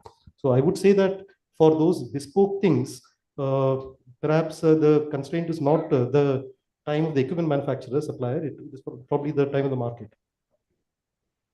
Just one thing to add. Basically, problem is not for the small size equipment. Problem is for the industry level equipment because of guarding the technology. Okay. Maurya, to you. So, we were lucky in a few issues here that the equipment we were looking for, while our product is needed by a larger audience and we need to cater to a larger customer base and not having any equipment here, the expertise of these, although available, were still at lab scale. So going ahead, we were lucky finding technology partners or equipment manufacturers outside India, which helped us test at scale. But at the end of the day, the timelines, the waiting period is too much. So what we did also was we found local vendors who were supplying to foreign entities. These are people who only in the industry would be visible and not openly this thing. So we had to take the help of scientists and government sectors and also outside, and we're localizing so that we don't need to wait in those queues where largely people from other countries where the equipments have been going for the past decade, 2-3 decades, are already orders placed and waiting. So we've been localizing equipment, but scale up times are also expected to come up. But another part, that the cost of these equipments when we get it from outside are much higher. So when we localize it here, you'll find it that your costs have come down at least by 50% in few cases. But like Sir said, bespoke equipments you can't skip. You have to do, like we have certain vertical grinding equipments that are only available in Germany, and to even achieve the quality material we need out of them, it's a task. So manufacturing those equipments here, reinventing the process, will only delay our manufacturing timelines. So it is best to get it from outside. Thank you, Maurya. I have a small comment on this, particularly on the equipment side. More holistically, when you look at entire mining and mineral sector, majority of the equipment comes from import direction. That means the innovation on a new equipment in India is actually lacking. And in fact, that's the point we need to accept. But then with the direction of our government thinking about Make in India as one of the program that they triggered. In fact, many of our local suppliers, even engineering teams, in collaboration with the number of scientists and R&D labs, they started looking at this direction. So what we need is, one is, of course, thorough understanding of these processes, particularly when you have this complex matrix to use for separation and extraction. The equipment design has to be looked at in terms of scale up to embedded, because for every application, when you go for it, we don't have that much of time to go and test bench scale, lab scale, pilot, then move on to commercial. Rather, there are certain avenues where you can utilize modeling and simulation approach to take from lab scale, but then you can also upfront predict and look at it. These capabilities definitely are associated with the number of R&D organizations. Probably make use of that so that you can actually accelerate these commercial scale capabilities for those equipments who are willing to develop. Yeah, that's a session I wanted to give. Thank you. So Rishabh, I want to add one more thing, that technology, we should be looking at ourselves also, but to ensure we have mineral security and also advantage over the global market, I think we should also be looking at countries where we need to support them with technology. Like countries like Bolivia, we had this discussion with the Honorable Secretary and Joint Secretary as well, that they require certain technologies developed, or we might have them. So developing for others is also beneficial while we develop for ourselves. So that also acts as a medium of mineral security in the future. Sure. Thank you, Maurya. I'll come to you, Rajat, now. What I'm hearing is, of course, it's an important challenge, but not the most important challenge in terms of equipment. What was your experience when you were setting up the equipment itself? Did you even face some of these problems, or when you ordered, you got it at the time at what you had expected? Secondly, the people who are operating some of these machineries, and I'm sure maybe they're very specialized, maybe for the kind of feedstock or the kind of work that you're doing, and maybe the machines of other companies are very different. So it's not that the skills can be transferred directly. But one is on the machinery. Second is in terms of the people who are operating and who you intend to employ in the coming years. Are these skills easily transferred? Say if someone has a basic understanding, engineering, science, whatever degrees you are looking for, Or do you then want IITs, as you've mentioned, they mentioned that they have something on recycling, circularity, similar courses to be taken up? Or do you think that come with a basic understanding and you will train them? So first on the equipment side, our equipment base is almost entirely indigenous. We've gotten everything done locally. Our entire, whether it's our lithium facility, cobalt facility, or nickel facility, 100% of the equipment is made in India. So we've not really gotten anything from outside. Certainly all the equipments that we use in the lab are all imported. A whole bunch of equipments in the lab are imported, and they typically tend to have a 2 to 4 month lead time, depending on where you're importing them from. So our experience has been different. Yes, it is a difficult problem getting all the equipments fabricated here because it has not been done before, is challenging. Ensuring the equipment actually works to do what it needs to do is again challenging. But then we've gone through this cycle over the last 7 years in our organization where we now are very comfortable that if I want to scale my lithium, cobalt, and nickel facility, I'll probably be getting almost everything from the country. So I have a slightly different viewpoint there. Two, when it comes to the skill sets of people who can operate the equipment, people who can actually handle the process flows, India has a lot of adjacent talent. Certainly when it comes to copper, when it comes to rare earth, and maybe when it comes to graphite, we probably have, some of the critical materials that have been identified by Ministry of Mines, we have existing talent for quite some time. But for some of the others, I think there is adjacent talent available. Where are they available? They are probably available in the specialty chemical sector in the country, the pharmaceutical sector in the country, the base metal refining sector in the country, right? So we do have some of these talents available. And I think that is a starting point for any company such as ours, which is out there to handle processing of these materials. You start out from those sectors, you bring them on board. They do bring in a lot of very relevant experience.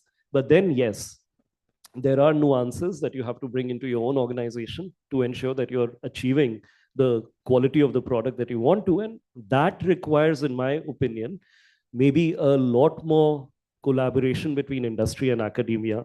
If you look at what has happened in China, if you look at what has classically happened in Japan, in US, maybe in Europe, that bit, that fine-tuning bit is where industry and academia can do a lot better together, and start building the relevant skill sets in academia, right? If these are the people who can do, if the BTechs, MTechs, PhDs are able to develop some basic skill sets, then they can come to a company much better prepared.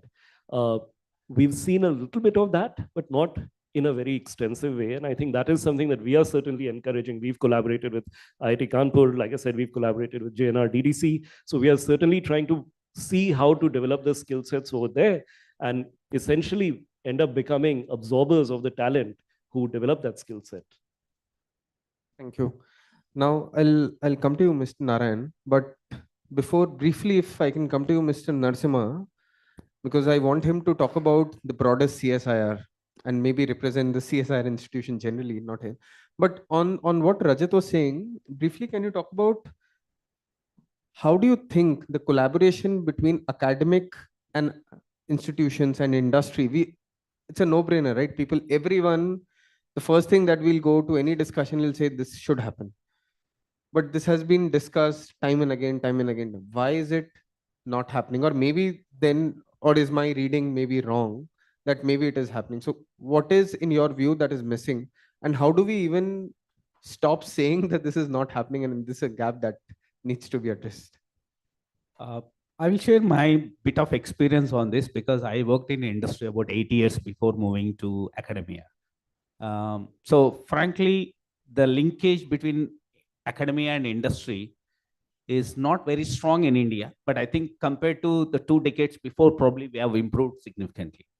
One of the reasons that the academia, that they look at the problems is based on the science, which is typically is missing if you don't understand how the scaling rules are going to govern for your lab scale test performance to upscale. So then when it comes to science, I think what we need to also always encourage is failure in science is a stepping stone that is actually needed. So for example, when we interact with the industry, so in fact, the industry, the way they look at it is they wanted the product yesterday itself. And then we are discussing today. So that's a timeline. That is one. Second is when we look for exploration, there is no 100% guarantee that product would come. But then you need to get that the research healing time to test for at least certain levels. So I think if we come up with moderate timelines for these tie-ups, obviously there are number of scopes that you can improve. In fact, I can tell my own example. I've been doing with the corporate industry projects. I think I've been running about 8-10 projects for last 8 years for each industry. So it's not, you have to build the confidence and deliver. So delivery is the main timeline that every academician should pick up rightly. If you delay it, then there are other competitions that are going on. So essentially, that's a one missing point. Probably we should build on it. And the second point is when it comes to science, again, see, in terms of funding for Indian science to actually leap that particular development, there is a kind of this is like we try to get a one apple, but then the outcome that they wanted is actually apple tree completely. So essentially, you see the human resources that we put and train, probably you'll have one researcher that is working under you, but then the outcome that is needed is basically a patent of a technology that you need to transfer in short duration. So I think if we leverage the funding and with the sufficient manpower to be trained to speed up and accelerate, probably that you can able to target it. And this is there with certain corporates. Probably if we talk about the critical minerals, most of the corporates and even many players also needed to this approach to speed up. So that's my suggestion. Thank you. Just in the interest of time, so this will be the last question, of course. So to you, Dr. Narayan, of course, there's much that everyone has talked about collaboration. You also spoke about some of the key initiatives that you've done. But what we have also realized that there's still many institutions and industries are trying on their own, right? How can we ensure that at least, given that there's only so many people, I'm sure there are not many beyond this room that are working on this topic, which is unfortunate in some way. How do we ensure that at least the topics that we are working on, the technologies that we're working on, there's not duplicated at least? At least that is not happening. So how do the academic institutions, the labs, and maybe even the industry work more collaboratively? Yes, but how in terms of data sharing, information sharing, when we reach from TRL 1, 2, 3, wherever, what is the level of information that can be shared so that even if we think that at TRL 3, there's a possibility of collaboration, 4 possibility, so that we move at a higher level faster. How can that happen? Of course, ensuring that whatever someone would have developed remains with him or her, etc. So based on your experience, how can you do that? But I would want you to limit maybe to 2-3 minutes if possible. So once again, thank you, because you know that topic is such a broad, so you cannot explain in 2 to 3 minutes. First thing, the moment you are talking, I completely agree with Rajat. In equipment, India is self-sufficient. Only we are not reaching to the right place where we have to go. And we have also seen one customer is left side to me, Dr. D. Singh, that where he require equipment, that in our lab, that Angari is sitting here, he modified the equipment and placed. For Indian ores and mines, the quality of ores, you require modification if you are require import also. If you are importing equipment, characterization is entirely different. That place right now we are import dependent. But in processing, the type of capability in India, only you have to explore. So one of the point when you have set me the question, it was that how to bring the equipment manufacturers, lab, and the user together. That is lacking in our entire research ecosystem. Second point, because since time is short, I can talk on offline. The second point, what we are lacking, that if we'll go for quality human resource, if you are talking about TRL, limited people, if you will call today, I want process metallurgist. How many process metallurgists are there in the country? You will not find even to make a 8 members committee.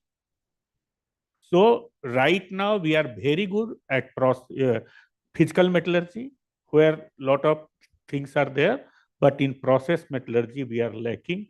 We have to create a policy when process metallurgy should come into fore. There is no, if you'll see engineering stream, all engineering last will be taken the metallurgical and materials engineering. So that ecosystem need to be addressed in a better. How many of you are making inorganic chemistry? Nobody has studied inorganic chemistry. Everybody has studied organic chemistry to go into pharma. So can we think into that? And at least on an individual side, an individual lab, I am taking at least that effort in Odisha. I am going to all the colleges, trying to encourage them that how to come into that existence. The moment comes that how you are going to do it, TRL level, you talked about question. This trust has to come. The trust is the biggest problem. Today, just we are talking that due to time, due to supply and demand, only we depend. We do agree with the supremacy and the person who has worked earlier. Today, we'll talk Europe has much advanced their critical mineral strategy, Australia much before, US much before. So they were in advance. Now we have got the challenge and India will make up in very, very short time. An example are two entrepreneurs are sitting here that they are recycling the battery. They will be going further. They given a problem. So one trust deficit between the lab, between the university, and to so glorified that I am. This collaboration is not happening on a real ground. In English, it happens, but in practical, what is the role of institution? IIT, suppose I and Narsimhan are sitting on the same stage. IITs are very good in simulation. They can give us the design idea, that equipment design. The real translation will come to the process lab where it is. And that disconnection has to be addressed somehow. It is that everything you cannot do. The moment ministry will give a call for energy, everybody will come for energy. Everybody will come for mineral. And that is a problem. That place we have to understood. We have to come with a clarity. We should understand each and our role, and we should respect each other. The TRL 3, each lab will have. Any day you come, my scientists are sitting here, you give them TRL 3, proof of concept is absolutely not a problem, whatever you do. So then industry should come and handhold. That 4 to 6, whenever it is coming, then people like Rajat should come, and he has the experience, he has the expertise, and he can guide. If you'll see in polymetallic nodule, we have done exceedingly well. Ministry of Earth Sciences has handholded it from last 40 years. And you go and see the copper, nickel, cobalt, all processing facility, Indian equipment, and I invite all of you, visit to our facility, that polymetallic nodule. Even now, GSI has given that latest, they are sending sample us that in Andaman, whatever has acquired. So that TRL hand holding is required. Last point I want to request our Ministry of Mines also. They, in the policy of the research policy, let us bring the retired people into the picture. The lot of people are there, geologists, mineralogists are there who retired. They have lot of experience, and their experience is going to be, otherwise starting from scratch, that is a reinventing the wheel. It will be difficult. So let us bring them on board in a project mode. It may not be job, but in a project, there should be a provision that will happen. How many people are there sitting?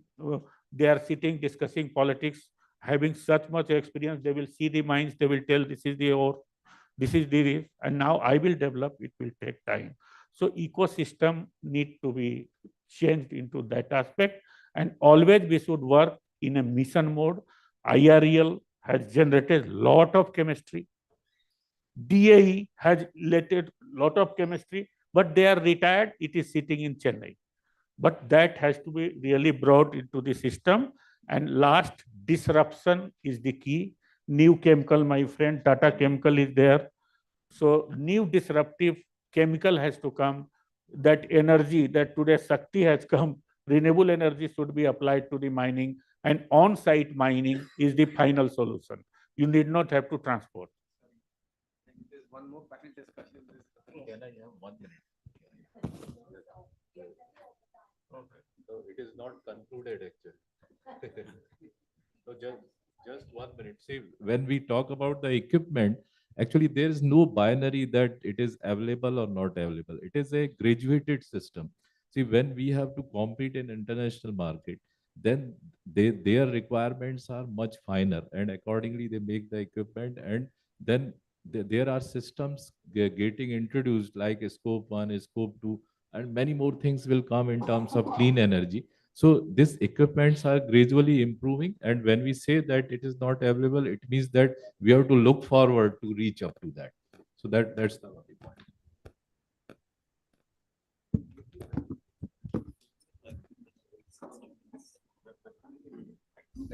Please give a round of applause to all our speakers for their insights. Very helpful. I'll request for the mementos to be quickly given to our speakers.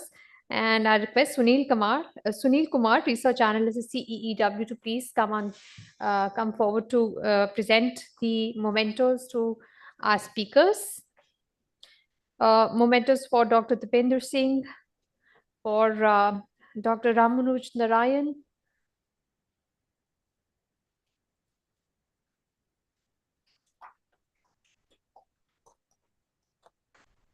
memento for Dr. Narasimha,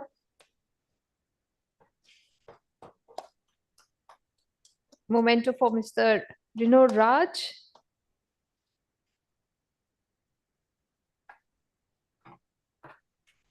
and one for Mr. Rajat Verma and Rishabh Jain.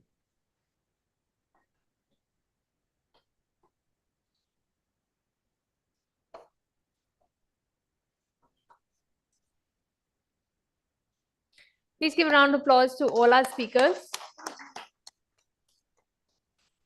I request all of you to please gather for a group photograph.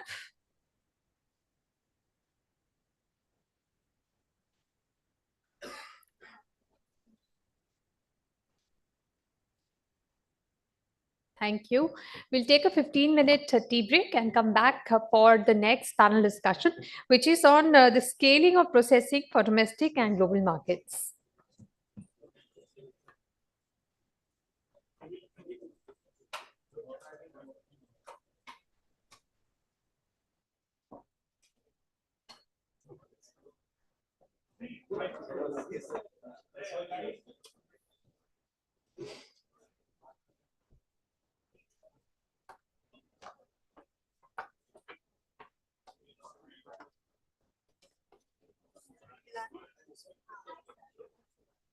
Change करा लेना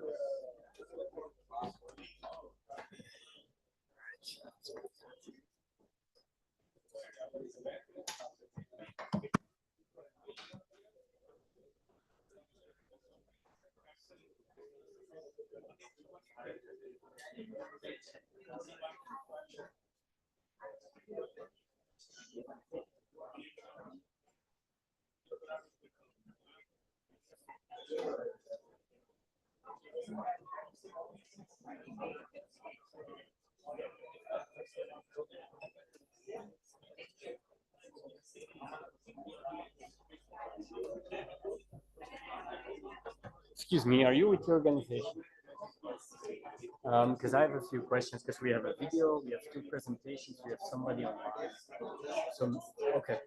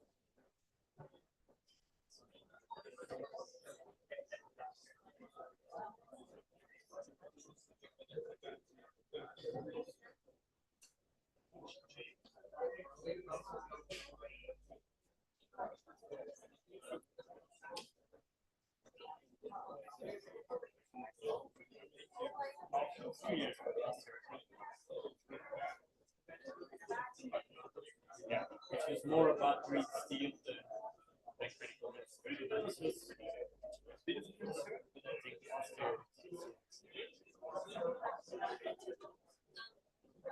Okay.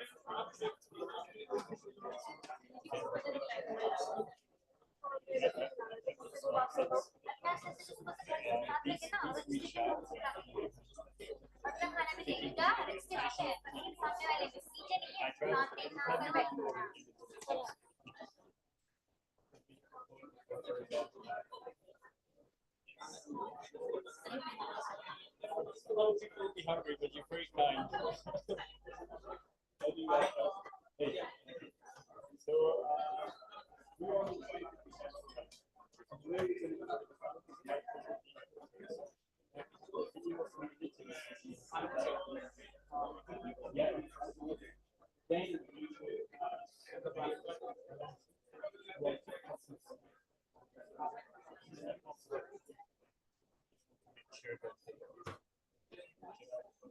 and then the guys from Finland, they came.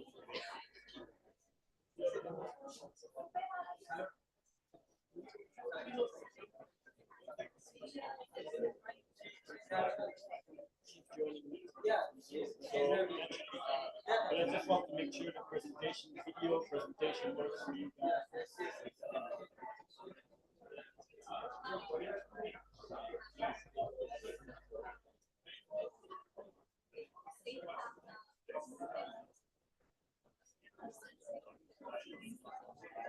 Short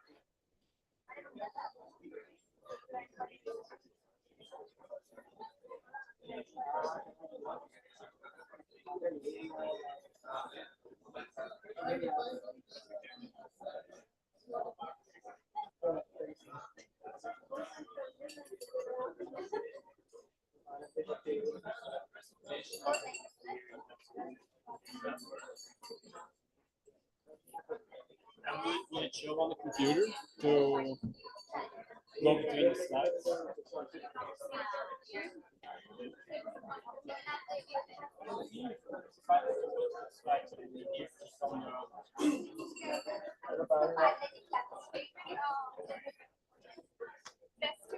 Oh, brilliant. Oh, that's perfect. That's perfect. Yeah. Okay, excellent. Put that one right there.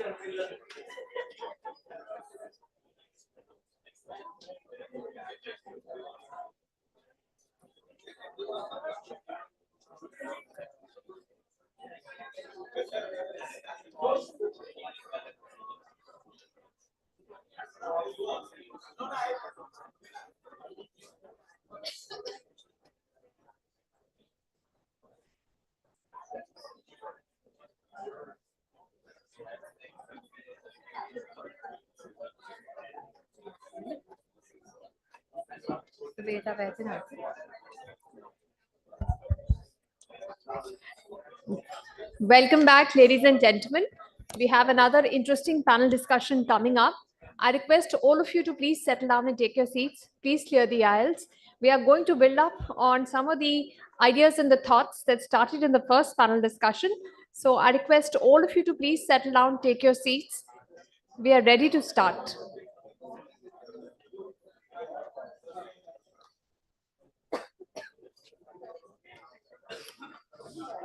I request everybody to please clear the aisles. Please settle down, take your seats.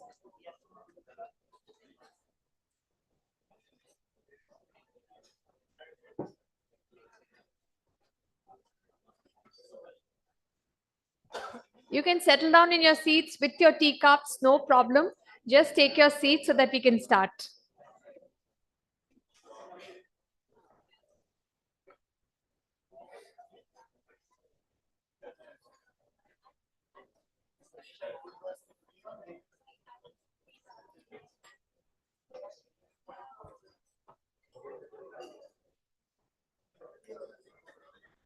I request everybody to please settle down and take your seats. You can continue your conversation while seated, but please clear the aisles. Welcome back. We are now going to move on to our panel discussion on the strategies for scaling processing for domestic and global markets. There is no doubt that India has to develop its innovation engine with a 20 to 50 year vision to become a force to reckon with in the clean energy space. Technology partnerships could be a starting point for processing of CRMs. International technology providers would be happy to partner with Indian companies should there be clear policy incentives, reasonable taxation structure, single window clearance, and good infrastructure for competitive pricing. Will local players who have prior experience and demonstrated capabilities in raising capital and increasing scale tip the balance in their favor? How many pieces of the puzzle are already in place? Which areas need immediate attention? These are some of the issues that we'll discuss in this panel discussion. So please put your hands together and welcome on stage our speakers for this panel discussion. We have with us on stage Dr. Tom Mordenhout. He's Critical Minerals Lead, Columbia University Center for Global Energy Policy, and Senior Associate at the International Institute of Sustainable Development. Joining him on stage, we have Veda Vaidyanathan, Associate Fellow, Center for Social and Economic Progress. We also have on stage Christy Disney Bruckner, Law and Policy Director, the Initiative for Responsible Mining Assurance. We have Mr. Amit Chatterjee, Chief R&D Officer, Vedanta Limited. And I would like to invite on stage Rajiv Mehta, Partner, Deloitte Consulting. I would also like to invite Dandra Salvatore, Research Scientist, Geological Survey of Finland, GKT. I think she may be joining us online. Yes, I think, yes, that Ms. Salvatore is there, and we'll also have a video message from Mr. Anand Sheth. But first, I'm going to hand it over to Dr. Tom Mordenhout to give us his presentation. So please put your hands together for Dr. Tom Mordenhout.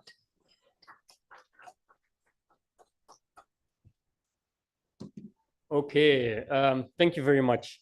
So the disadvantage of going after two sessions that ran over time and it being 1 p.m. right now is that you're already annoyed with all of us. So what we're going to do in this session is we're going to try to collapse it a little bit. We have a few questions. I'll give them right away to the speakers and the panelists so they can give priority to what they really care about and what they think that you should hear today. And then we can continue discussions at lunch. First, a small presentation. I was asked to give a little bit sort of global context on processing. So let's do that. Before we get to that, I'm a major chess fan. Congratulations to Gukesh. So I might give a few, exactly. That's more applause than I got when I started speaking, so that makes sense.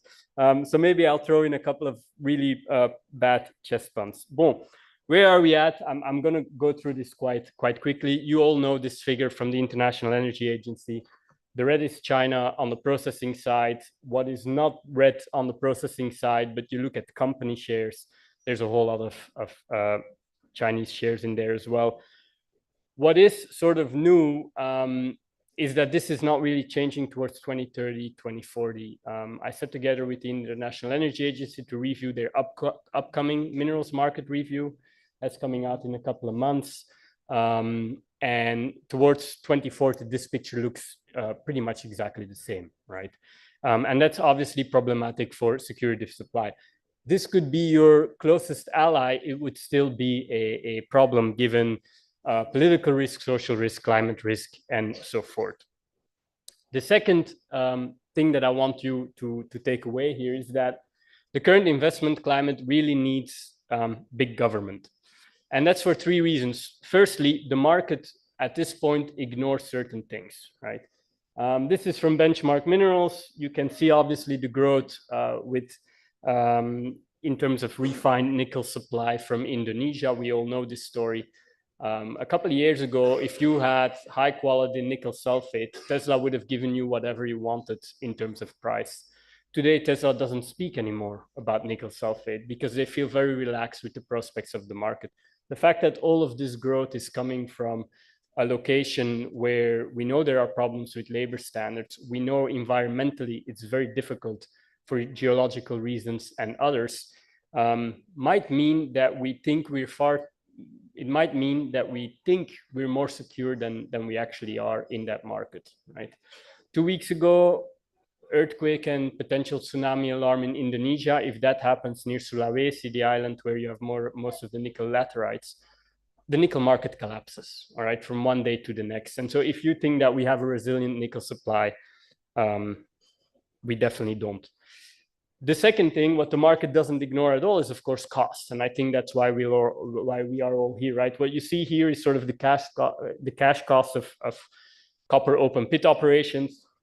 It doesn't surprise you that Chile is quite competitive there. If we move that, and I don't know whether you can perfectly see it with the speakers, but if you move it to processing, this is how it looks like, right?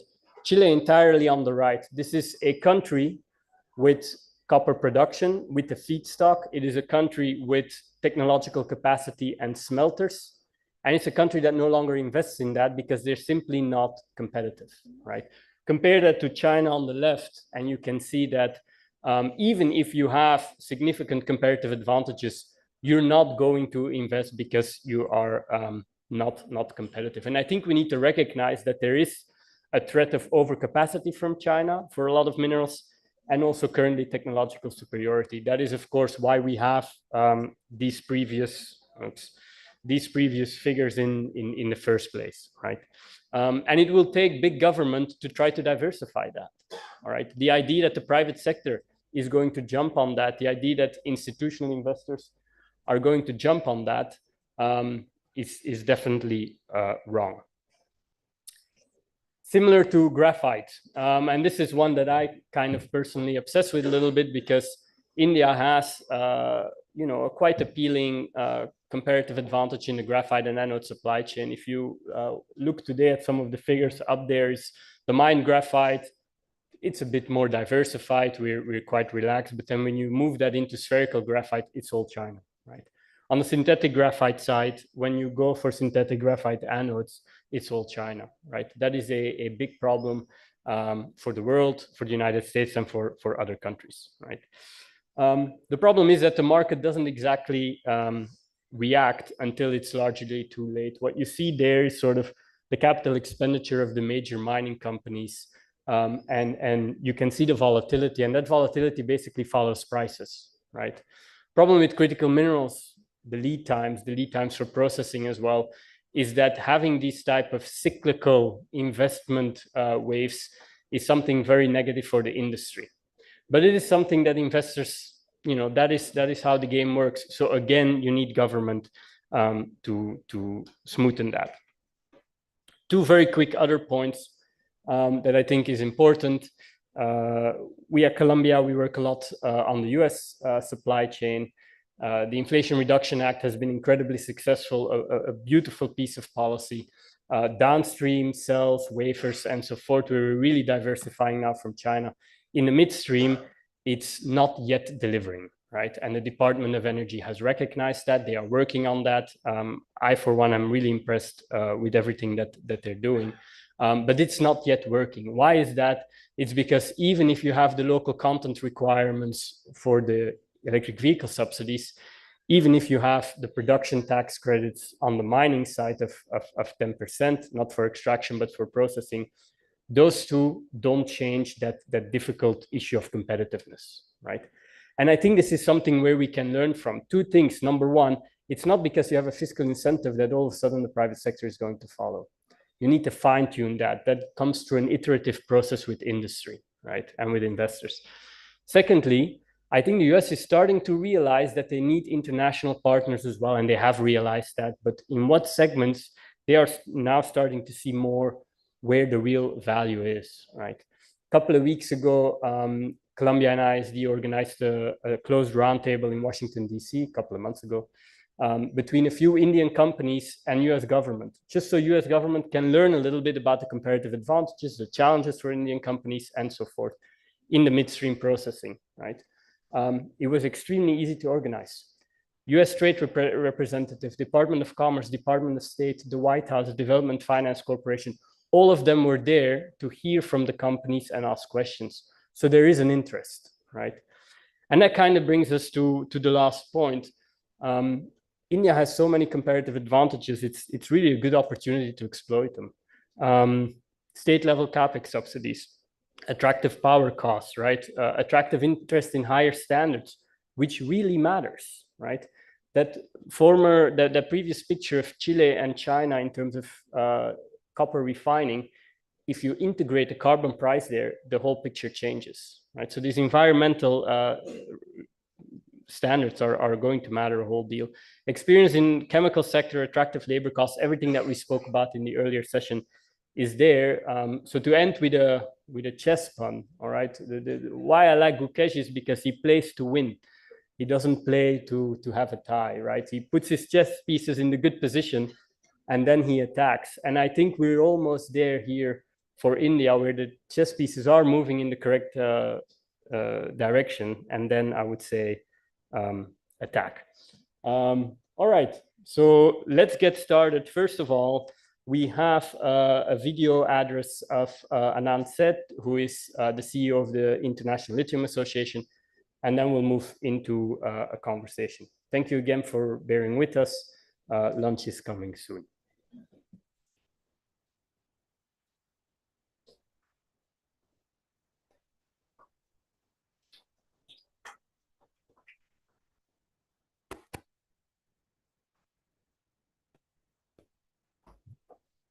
We'll just check on the feed for Mr. Anand Seth, the founding chairman of International Lithium Association. He's on a special video address, and that video link will just come through, and then we can hear from him on the situation on the lithium processing reserves around the world and what developing countries can look forward to.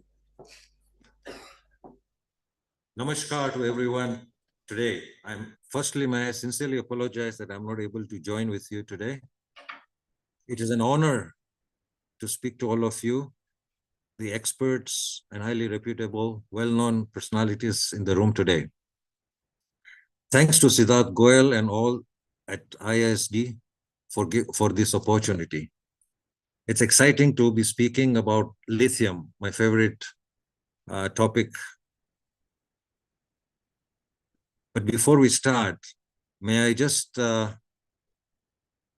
first confirm the antitrust competition law guidance. International Lithium Association strongly adheres to this guidance, and it's important for all the members to follow it. And ILIA is a not-for-profit industry association. What is International Lithium Association? It's a global voice for the entire lithium value chain.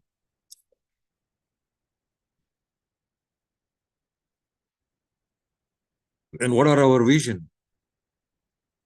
The vision, as you see here, is to become a global authority on lithium, and one of the most important vision and a pillar of ILIA is ESG. And it's great to be talking to you gentlemen here today.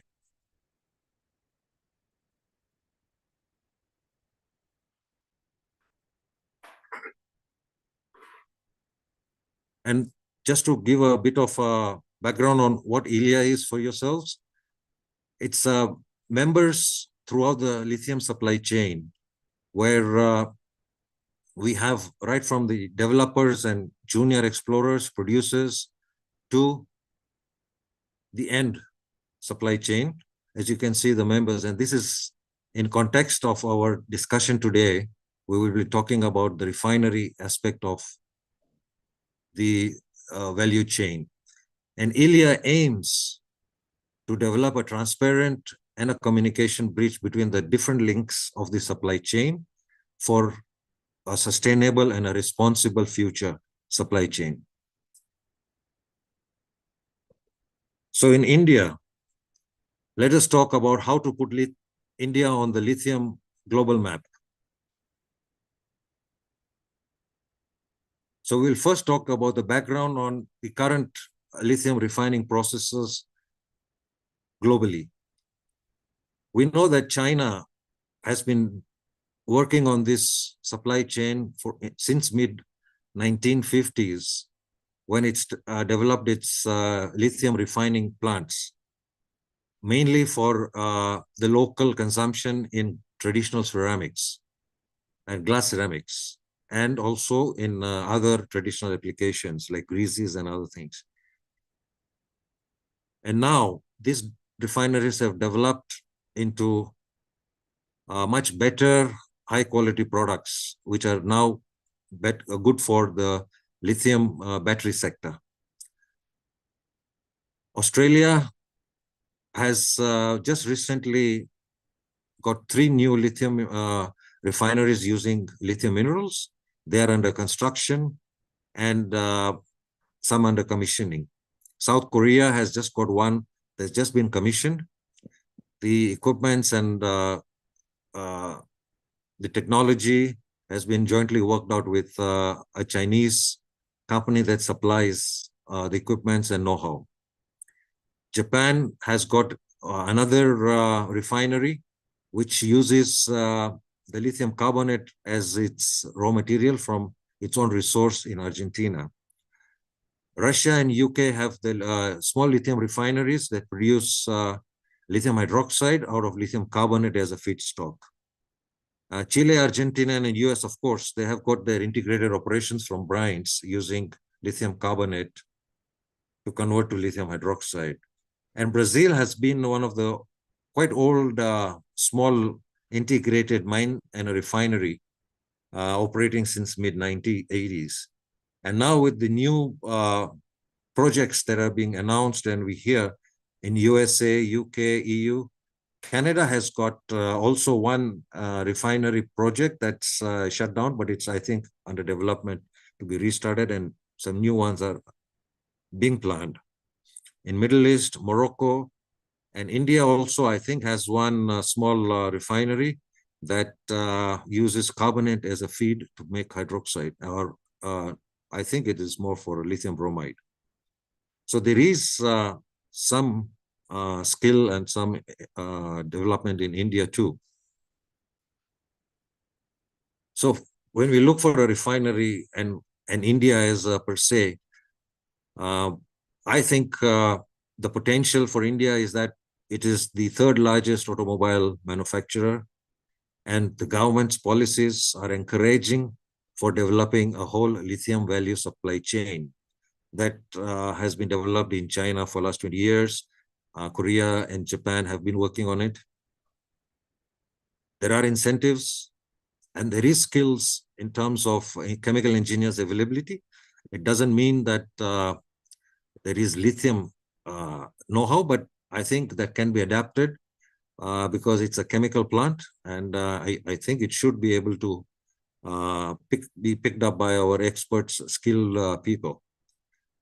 The infrastructure and the industry for the other feed material for the refineries, like sodium carbonate, soda ash, that is, or caustic soda and other acids that are needed for this, are locally available and competitively priced. And there is an industry of glass, ceramics, and cement industry that helps utilize the byproducts from these refineries. So there is an ecosystem very much in India that will integrate with the byproducts and the products required for this refining process.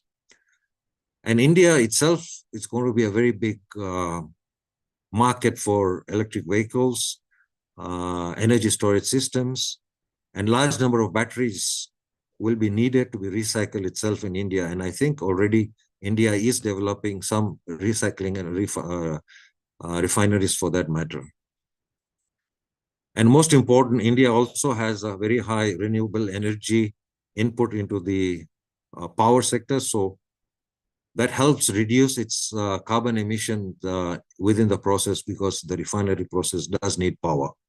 So I think it's a good advantage.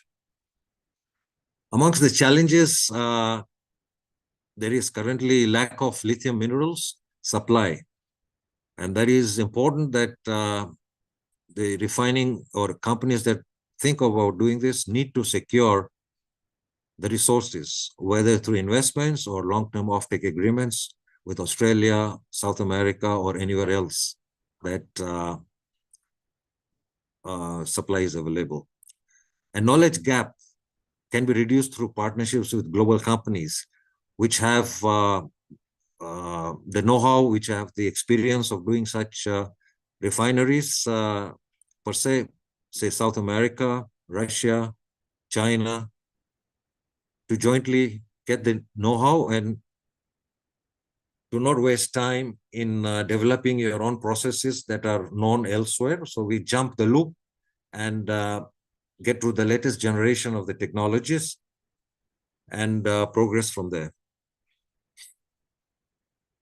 For refinery in India, it would need a very big consumer market, which currently there isn't much. So we have to wait for the battery industry to grow to a couple of 100 gigawatt capacity, have a cathode manufacturing capacity downstream, so that the refineries product like carbonate or lithium hydroxide can be consumed locally, and then look at exports.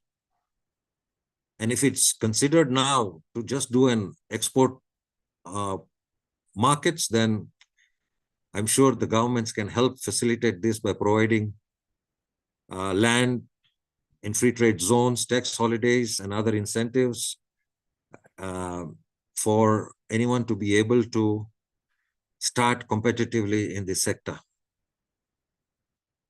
And finally, I hope this helps to start your discussions, and happy to hear questions by email or any connections. Please feel free to contact us. You have the details here. And my colleague is based in UK, Mr. Roland Chavez is the Secretary General. Please feel free to touch base with either one of us to help and encourage the growth of lithium refining and the lithium sector in India. Thank you. Namaskar.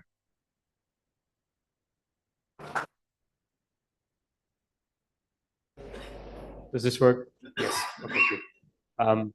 Lithium.org, that's some foresight, pinning down that web address. Very good.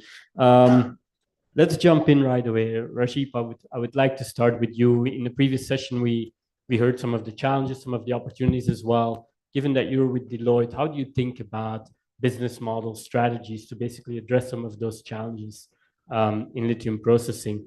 And maybe my second question was then going to be, how does sort of the international position of India fit in there, right? With respect to the G20 or the MSP, how could they leverage those institutions to basically, help address some of the challenges with respect to processing? Thanks, Tom.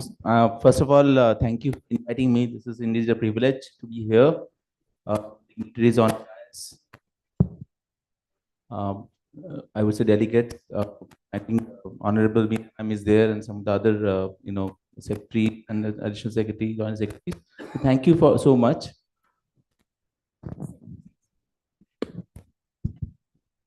So what I'll start with is basically, if I look at two aspects of the business model or strategy. So where to play, which is a frame that we typically use, and how to win, right? So if I look at where to play, the government of India has already established the 30 critical minerals where we need to focus on. And there has been significant, I would say, actions in terms of be it the exploration license, be it the auction of blocks, and so on. So, but if I look at from a where to play perspective, we also need to look at just the slides you showed, that, for example, one country produces 60% of total world's rare earth processed, 35% of molybdenum, 65% of cobalt processed, 60% of lithium. So that's quite a significant scale that we're looking at, right? But of course, in India becoming the third largest economy by 2047, and we want to be a developed nation, Viksit Bharat as we call it. It's important that we kind of have a high ambitions in terms of becoming a processing hub, not only for the domestic market, but also for the global market. Now, how do we do that? I mean, that's important. So essentially, if I look at from imagine India as a critical minerals processing hub for domestic and global markets, I would look at 9 different elements or other levers to do about. So one is, of course, the raw material availability. If I look at raw material availability, of course, if the domestic market, we have raw materials, and of course, the ministry has come out with lot of initiatives in terms of identifying, like today morning, Honorable Secretary spoke about NGDR, which is basically, how to identify those where there is possible, minerals deposits. Also, we are looking at exploration license and so on. But also the other aspect we need to look at is from a quality of mineral perspective. I'll give an example. Like, for example, lithium. So a couple of blocks got auctioned recently.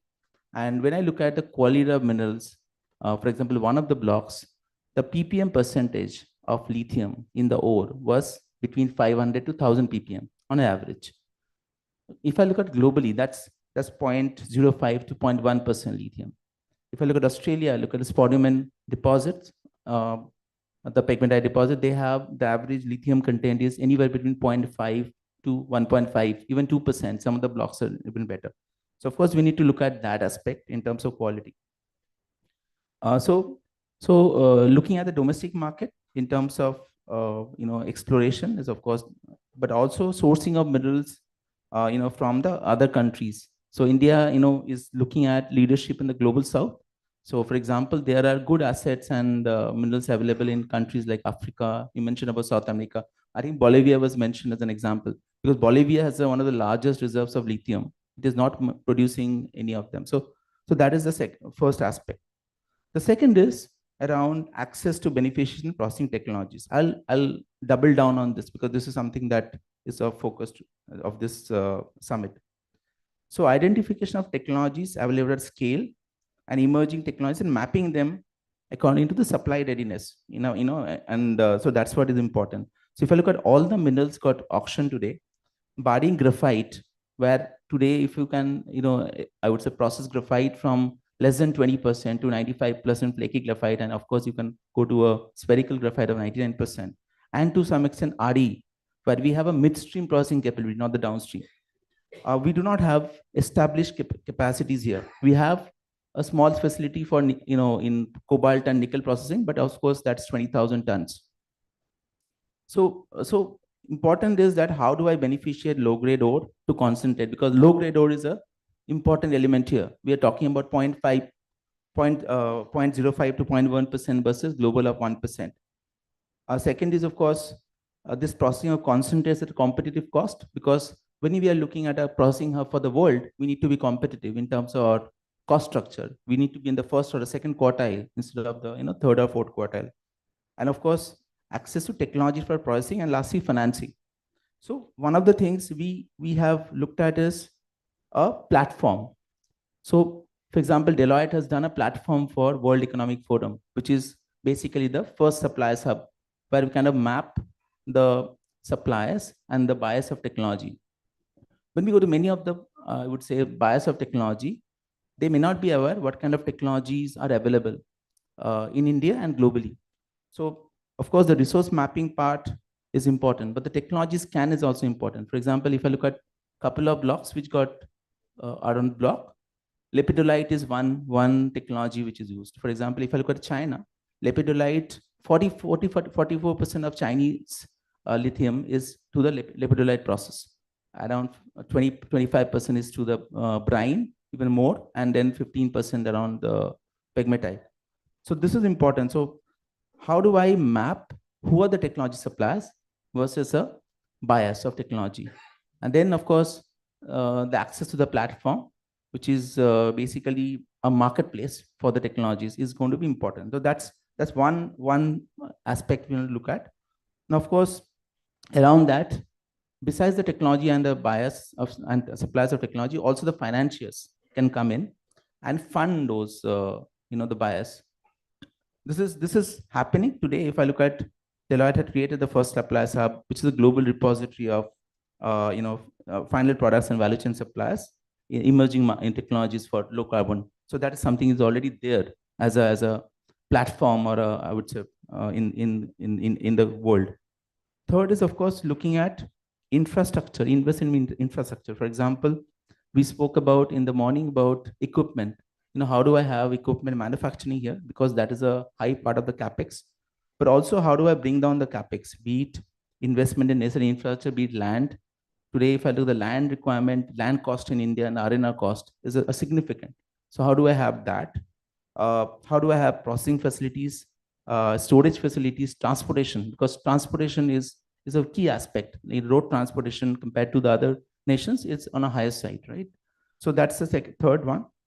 And of course, the other is as well establish partnerships, looking at partnerships with companies as well as countries. So the government has already worked on that, the G2G route and the other various routes we are looking at. Countries have been identified in Africa and several other geographies. Last is, of course, developing a skilled workforce, R&D, these are things. But more important thing is, if I were to be cost competitive, we need to have incentives. So, for example, we had a very successful PLI, which is production linked incentive scheme for various commodities, like including steel. So maybe that is important here. I mean, we look at all the end use buyers or the processors. But also is important is, are we mapping what is the requirement of buyers in terms of products and their volume? And initially the volumes will be less. So how do we scale up and how do we support the processors in terms of getting the right cost structure in place? Because we had done an assessment for the rare earths. What we found is there are many products, especially, for example, if I look at cerium, lanthanum, these are byproducts of rare earths. If I look at the B sand minerals, the products are different. So the buyers are not cleared who are the right suppliers. So that is important. So, and last is I'll touch upon on this, the 9th verse is around the entire, I would say, the entire funding part. Because if I look at Australia, most of the junior miners who are operating there, they first go and list in the ASX and they get funding through various private equity and other firms. So here the funding aspects is going to be important, and the sustainability aspect in terms of the recycling and waste management. I think these are the 9 levers which we are believing that can be helpful for India to become a processing hub. The second part of your question is that in terms of all the partnerships, how the partnerships are going to help India, in going forward. So, for example, we have the MSP, which is a 14 countries plus EU. And of course, India being a leader of the global South in Africa. So these partnerships will help India to kind of, one is of course technology sourcing. The second is of course the funding. There are many multilateral organizations and organizations in these countries which can give funding. The harmonization of tariffs, because we are going to import a lot of materials in case we are not available in India. And last is of course standards and policies. So global standards and policies for the products are going to be important, because we need to have one version of, say, rare earth, for example, rare earth, I'm saying cerium oxide, for example, one version, what kind of standards are used. So these are some of the things we believe that can be helpful to achieve the ambition of becoming a processing hub for the world and India. Super. Thank you very much, Rajiv. Very good to get that overview of the levers, I think, as well, because this is what we need to spend attention to. Your first one was availability of feedstock. And so I want to jump on that one and ask Veda 2 questions as well. Specifically, how do you sort of see India's outreach to Africa, very rich deposits of feedstock, but also their own plans for value addition at home, right? How does India balance those 2 objectives, and how can they approach that? And then secondarily, of course, within Africa, the biggest footprint with mining and with processing today is from China. So how can India approach, or learn from China and what they did, or approach basically the dominant position that China has today? Thank you, Tom. And thank you to the organizers for giving me this platform to share some of our early findings from a research that's ongoing at CEEW on the feasibility of India building partnerships with countries in Africa on critical minerals. I think this is an especially exciting time to be having this conversation, because as we are talking today here in New Delhi about the need to diversify to different parts of the world, diversify supply chains, there's a very active conversation happening on the continent at a pan-continental level, but also on a national level in different countries, especially obviously critical mineral-rich countries, about how to create new partnerships, how they can do things differently. And I think there's really a room for opportunity there. a good start to get a sense of what African priorities are and what is important to players in the continent is the African Green Mineral Strategy. A draft form is available now. It was put together by the African Development Bank, the African Union, a range of stakeholders. So recently, a few months ago, I was at the mining Indaba in Cape Town, and there was a half-a-day workshop on Africa Green Mineral Strategy. So that workshop had different ministers of mines from different countries. They had experts from different countries. They had members of civil society, business councils. And the conversation was largely about what do we need from international partnerships? Because the big elephant in the room was that, we need new partners and we need to look beyond China. So for India, as we start to look at Africa, I think the first and very obvious step would be to unpack Africa, right? Because it's a huge continent and it's so incredibly diverse. Just to sort of identify countries within Africa that we would want to build engagements with. For our study, we're at a very nascent stage and we've started this mapping exercise. But our initial sense is that it would make sense to look at the SADC region, that is the Southern Africa Development Community. This would include, Congo, Zambia, Zimbabwe, Mozambique, Namibia, and so on. The second idea, and I think something to go by, and I'm going to be very tangible things here, mostly because we're running out of time, because this is my favorite topic to talk about, and I could go on, is to also create task forces or critical mineral working groups between academia, industry, government in India with these countries that we've identified. Because the fact of the matter is this conversation is already happening in these countries. We don't need to sit in Delhi and imagine what these countries want from us. They're already telling us. Just to give you a sense of this, recently I was in Zimbabwe trying to study the lithium ecosystem. And I worked with 3 different Zimbabwean research institutes. And they are doing a deep dive on lithium. Because the understanding is we have a small window of opportunity to make the most of this. And what do we do? Right? So there's no way that I could understand the social, political, economic complexities in Zimbabwe like they would. So working with them and collaborating with them just makes sense. The third is, of course, and this came up during a research consultation, a closed door event we had at CEEW recently, is that India could deploy a range of financial instruments. This could include bilateral investment treaties. It could include offtake agreements that Kabul is part of and smaller SMEs could be a part of, or broader FTAs like the ones that India signed with Mauritius. But what is really interesting, and this is a sense that I got in ZIM, is that we really need to take a clustered country perspective. And to give you a sense of this would be like the US, DRC, Zambia, EV MOU that was recently signed. And if you look at that MOU, the idea is to develop a complete value chain around EV batteries in DRC and Zambia. So from the extraction of minerals to the assembly line, the US government is going to help these countries. So for us to find different clusters within Africa, because obviously we might not have the bandwidth to pool resources to create something in just 1 or 2 countries alone. And of course, MSP has already been mentioned. It makes sense to be part of partnerships like this and to work with our partners in Japan, in the US. Again, this is a point that came up during the Indaba, when the US delegations and the Japanese delegations were talking about how they were taking a relook at their Africa strategies. And a big component of that was the critical minerals aspect. And I really think India being part of MSP is actually a huge gain for the US, because the way we are perceived in the continent and our history with the continent is an incredibly, in many ways, a very positive one. And there's a lot of room for growth there. The question about China is really interesting. A few years ago, I was in Zambia, in the Zambian copper belt. And again, in ZIM this time, the common factor was China. It was everywhere. I didn't even have to ask that question from my questionnaire. People were just willing to give me a lot of information. But how do we navigate China is the big question. We all know, we have the numbers, Tom showed us. One of the things I think is, in January, there was a conference in the African Union where they got a lot of thinkers and scholars and researchers from across the continent, from Morocco to South Africa, Senegal, Liberia.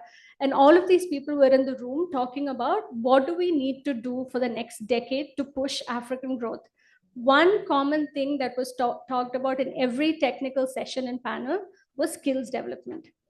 And I think really this might sound cliche, but this is really an area where we have a lot to contribute. Because as a lot of you probably know, we have capacity building initiatives with countries in Africa that go as far back as 1949. Right? There's tremendous goodwill Indian people benefit in Africa because of our capacity building initiatives. So we don't really need to reinvent the wheel. These instruments are already there. We just need to figure out how to tailor make it to mining specific topics. The second, of course, is again talked about today about technology and resource development. Tech that is grown in India has a lot of potential in Africa. These two Harvard economists, Karthik and Jacob Mascona, they've done a lot of work about how technologies developed in countries like India are more quote unquote appropriate for a lot of countries in the global south. Added to this, another point would be the startup ecosystem. There's several startups that work at the intersection of resource discovery and technology, and there again, there's a lot of opportunity. Then is something more tangible and mining adjacent, which would be the mining infrastructure. A few years ago, we were doing a study in Kenya and Tanzania, countries where India has traditionally, had a lot of interest, and we were trying to understand how Chinese infrastructure companies had dominated the industry. And in our interviews with the Indian big infrastructure companies, one of the things that came up was we might not have the kind of resources that China has, but if we are able to sort of identify specific spaces where commercial interests meet strategic interests and sort of pool our resources, then there's a lot of opportunity and it adds incredible amount of value. So this could be, for instance, building transport networks, water management systems, energy facilities, because a big problem in the continent is mining infrastructure is really poor. The other part, again, that has come up today is about local value creation and also highlighting responsible mining. Because again, in my focus group discussions with mining communities, it just one of the most apparent things that came up is that it takes very little to do it right. And I think brand India, as we sort of step into these spaces, we can be careful, perhaps holding our companies accountable with transparency rules and clear guidelines to make sure that, the perspective of India or the way India is viewed is in a sort of positive light in this. And finally, I think when it comes to critical minerals in Africa and sort of removing it as an issue of mining to one of foreign policy, I think that we've seen a lot of energy in our Africa policy. We've, I think, opened 18 or 19 new embassies in different parts of the continent. It would make sense to have entrepreneurial diplomats in specific countries, which we are targeting and looking at, but also to sort of see how all of the things that I mentioned now, like skills development, capacity building, institutional building, things like this, we can find a way to make it part of the basket of development cooperation we already sort of provide to countries in Africa. So these would be some specific takeaways, Tom. Thank you, Veda. I think you summarized it really, really well. And it very much fits into my experience in the DRC as well. I think downstream value addition, if I sort of may interpret your words very quickly, the downstream value addition is a very serious objective, but a medium-term objective nonetheless. African countries, a lot of African governments are very well aware that they need to look at what's closest in the product space and how can we develop that. And I think India can be a phenomenal partner for that, as well as an off-taker. And what is not good if we have a single processor for a lot of African countries, it's very bad news to have a single off-taker in China. And so a lot of potential. Rajib, one of the other points that you were mentioned was international collaboration for standards. And we have IRMA here, and Christy, I'm very happy you're with us. IRMA is for people who don't know, is the Initiative for Responsible Mining Assurance, probably the highest impact-based standard there out there for mining. So, Christy, just to ask you the question, when India is thinking about developing its processing sector, how should it be thinking about standards? How can standards actually help attract investment there as well? Thank you, Tom. And if you're sitting in the back row, I see you. I see how awake you are and engaged all the way back there to the front. So I look forward to talking with everyone today and engaging in discussion with you. And we've seen at IRMA that environmental and social expectations for mining and mineral processing are certainly increasing today. We see this expectation from a growing number of purchasing companies in the automotive sector, in electronics, and jewelry, wind, solar, and beyond, making increased demands to have transparency around environmental and social performance at the site level, at mine sites, and mineral processors, and across supply chains. And IRMA is now approaching almost 2 decades of work in the standard space, and we're learning quite a lot. I'll focus on 4 major points here that we're learning today that I think are important for voluntary standards and for policymakers. And those 4 takeaways are, first, that good policy and standard setting really requires broad engagement, needs to be based on the experience of companies, of investors, of affected communities, workers, and purchasers of mines and materials. And that work can really help to meet expectations across sectors, to develop innovative strategies, and really to launch creative thinking and innovation that we need in this space today, and clarity around what best practice looks like. At IRMA, we have defined this best practice as the Initiative for Responsible Mining Assurance Standard for Responsible Mining, and have expanded coverage of our standard to standalone mineral processors in our recent draft that is proposing an update to the standard. And we've also launched a chain of custody standard and invite your comments on both of those drafts. Second, good policy and standard setting is both robust and clear. At various points in time, there are different interests in the international community. There are different interests on national and subnational levels. And it's easy to shift into looking at one factor while ignoring the other. At IRMA, we have really looked in a holistic way at the wide range of issues and opportunities in the mining sector, looking across environmental, social, and economic factors, looking at opportunities to optimize sustainable development outcomes from the mining sector for future generations. And it really takes a holistic approach to get it right.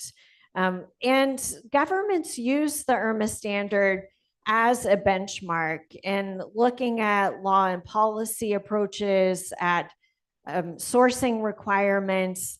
And that's a value for India and other countries as well. For India, and promoting high-level standards and its partnerships, to use the IRMA standard as a benchmark and see where it's aligned with the legal frameworks and how those could be improved, how dialogue can be generated through that type of assessment exercise.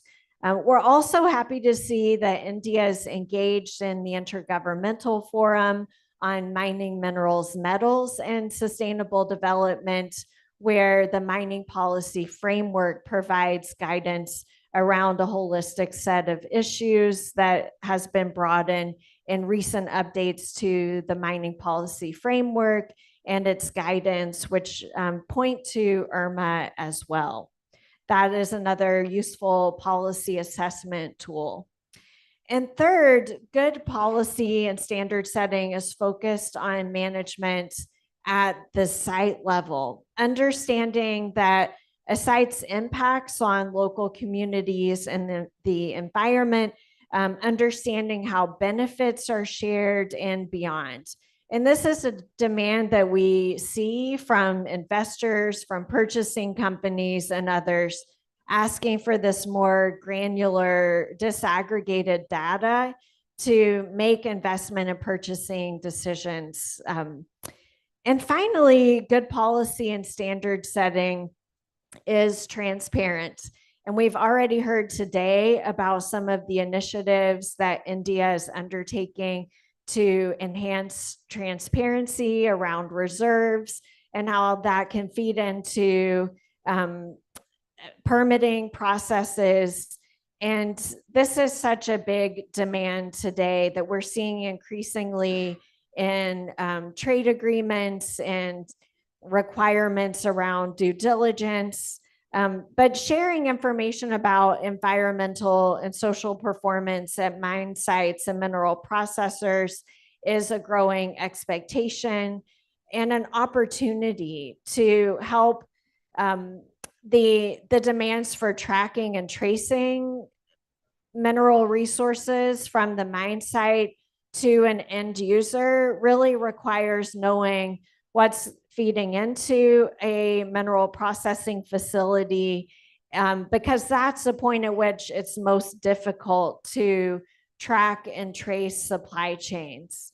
I think India can really play a role in enhancing transparency at the processor site and in looking for innovative ways to bring in responsibly sourced scrap and recycled material and at the processing stage as well.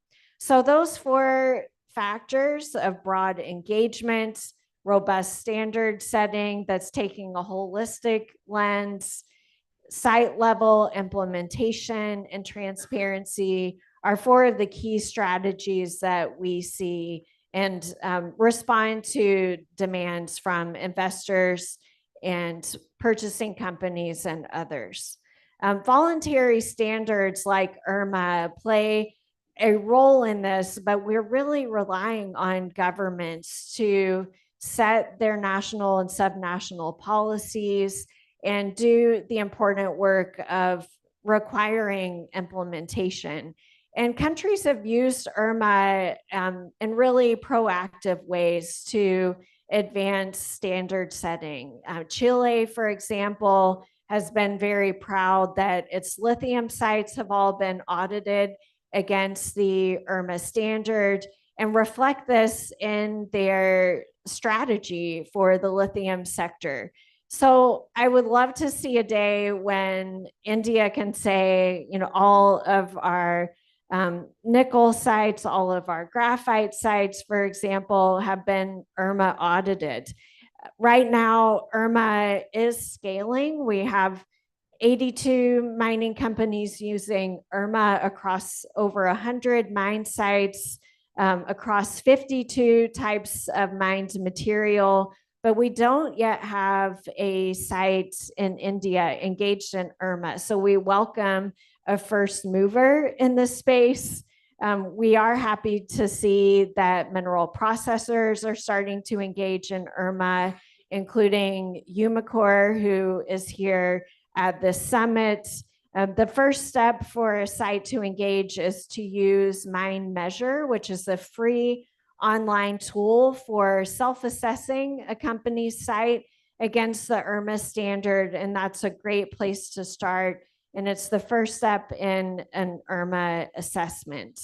But India is demonstrating leadership in this field, including the recently launched UN Secretary General's panel on critical energy transition materials that is seeking to develop a common set of principles to safeguard environmental and social standards. So it is an honor for IRMA to sit on that panel alongside the government of India and other actors. Thank you, Christy. And we spoke about this before. Really make sure to reach out to Christy over lunch if you have any further questions. We have 2 more speakers before lunch. Mr. Chatterjee, thank you for joining us. You're a producer of a base metal, so I would like you to think a little bit about India's comparative advantages around base metal processing and specifically maybe address what you think is needed in terms of an enabling environment or policies or strategies to attract foreign companies, foreign technology providers, technology partners as well. Thank you very much for the point. I'm extremely thankful to be present here today, and thank you very much to the organizing committee for really organizing a kind of a session on the availability of the critical minerals for number of developmental areas. And primary aluminum industry where I belong to is actually connected to the kind of benefit which we are going to get out of these critical minerals, few of them at least. Some of the activities which we have recently initiated at the research and then some level higher than that at the process engineering level to set up a pilot plant in collaboration with CSIR IMMT, who is our collaborator in number of areas, National Metallurgical Laboratories, another great institution with whom we are working. And I'll be discussing one or two such areas. We are one of the biggest primary aluminum manufacturer in the world and the biggest in the country at the moment. And maybe all of you are aware that we are generating waste, which is containing a lot of graphite in that. And the graphite is contaminated by a number of other kind of impurities, I will call it. What we have done in collaboration with IMMT, they have done a tremendous job for us. They have developed a process which is a chemical and mineralogical based process in which we have purified that graphite, and we have obtained a graphite which is 99.8% pure. And that same graphite, I have put it in a anode in the lithium battery in the half coin cell measurement, it is called, in a coin cell measurement. And there it has shown very promising property in terms of the cyclic voltammetry is the name of the test, in which the voltage versus the current characteristics of such anode material are actually tested. So what I'm trying to say that it is a secondary source which might become a very important supplier of a critical mineral. Today, graphite is named as one of the 30 critical minerals. So this might be one of the kind of a source which is a feasible source from where we can derive the graphite.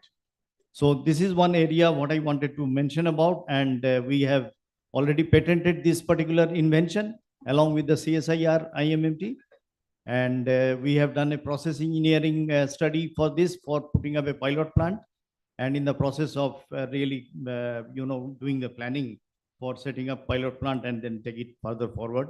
Other area where Dr. Ramanuj has already mentioned that we are working along with them and National Metallurgical Laboratory, which is a NITI Aayog driven project, initiated project.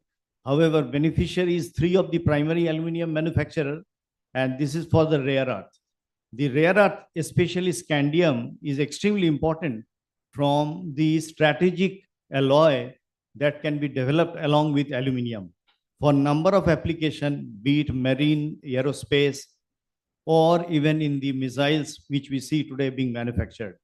These master alloys are being imported at the moment, and we are also importing some of these master alloys and trying to develop the aluminum alloy, and we are almost through that process.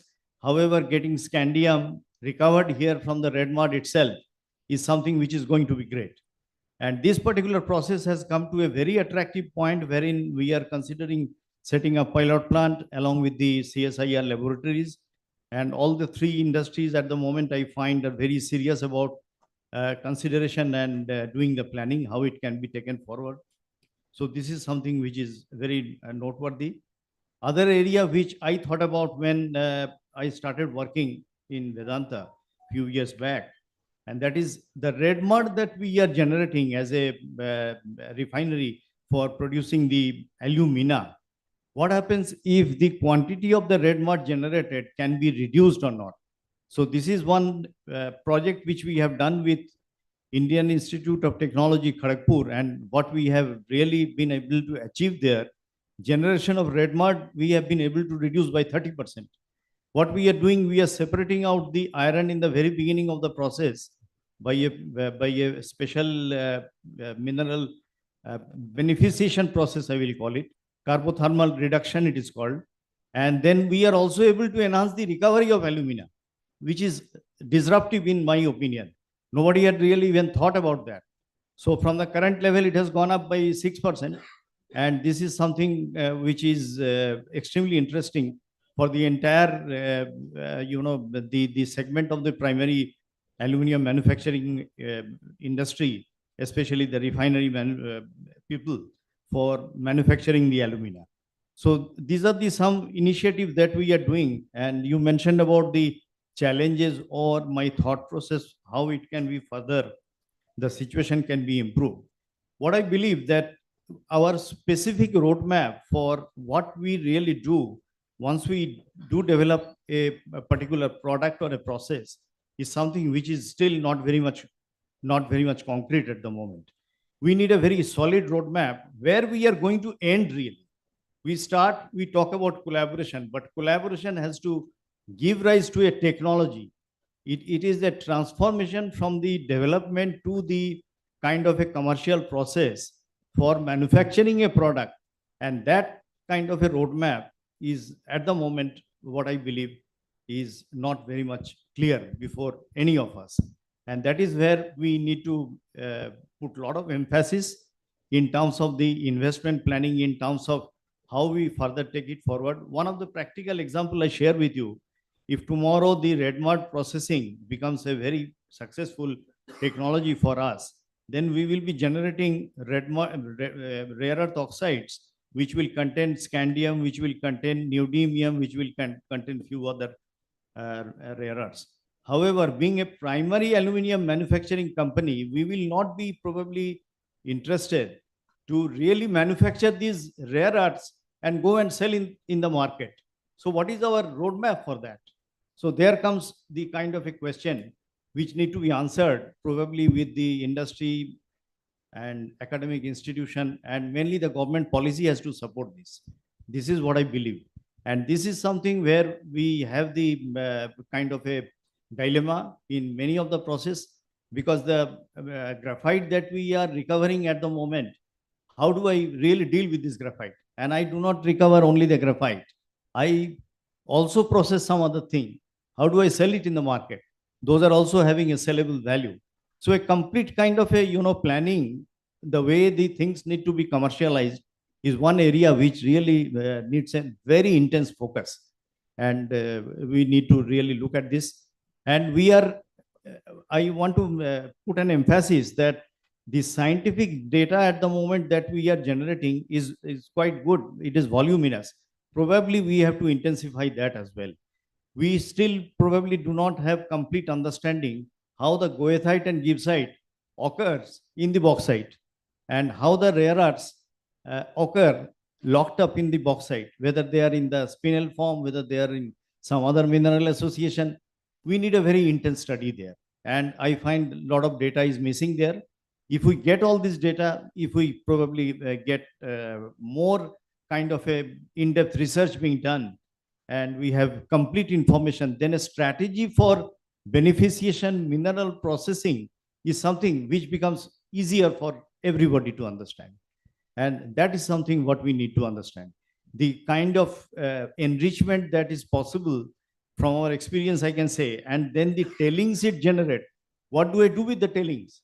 If I do not have a complete idea about that, then the beneficiation part looks very much bright, but the handling of the tailing becomes a problem.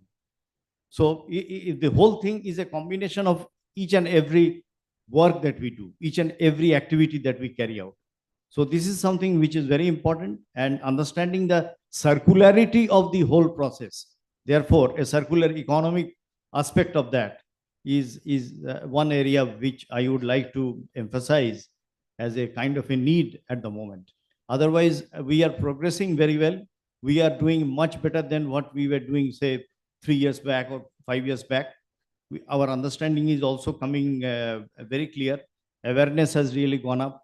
Now the thing is, now we have to look into more realistically into the commercialization aspect of research, technology, transformation of that into business. That's the message. Super. So Thank you very much, Mr. Tom, 30 Jeffrey. seconds to just supplement what he said. 30 seconds, 30 seconds, right? yeah. Because so one is, people are of course, using the red mud and the tailings for critical minerals. Like, for example, USDOE in February 24, they have invested $17 million in a project for feed studies from coal and byproducts. So India is the largest, one of the largest reserves of coal in India and producers of coal. So that can be alternate sources of critical minerals. That's one. The second point I would mention is you mentioned about the stakeholder connect or engagement. I think also Christy mentioned about how the engagement of stakeholders, be it the buyers, suppliers, and the industry associations, your research associations. It's important because if you look at the prices of, say, for example, lithium carbonate, it has come down drastically in the last 1 year. And a lot of the projects in Australia, when I have gone last year, are running because they have already capacity, the offtake is tied up.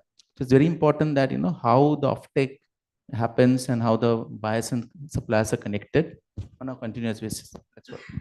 Yeah, no, thank you. And I completely agree. Hence also, I think the necessity for deeper engagement with key off-takers right now, right?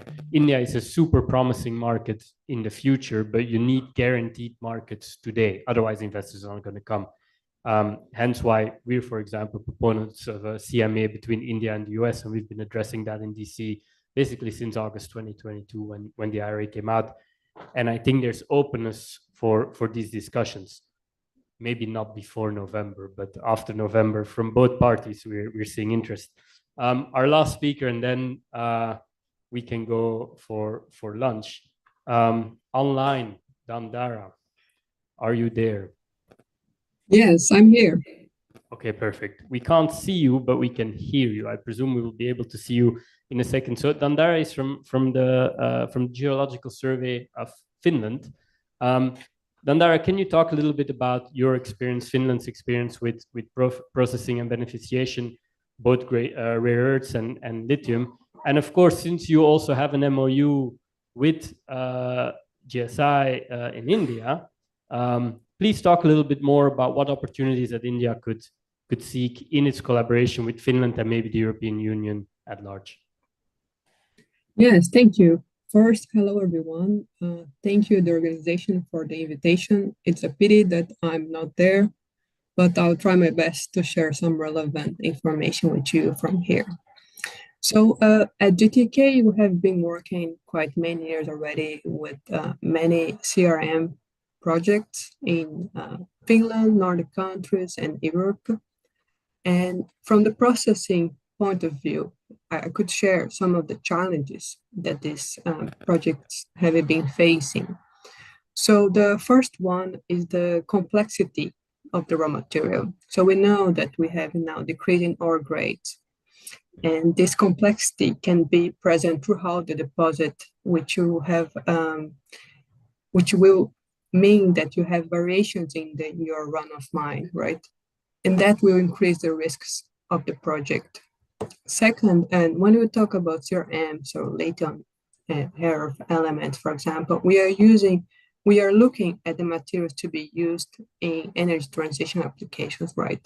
And as already said there in the discussion, you need a really high purity concentrate grade.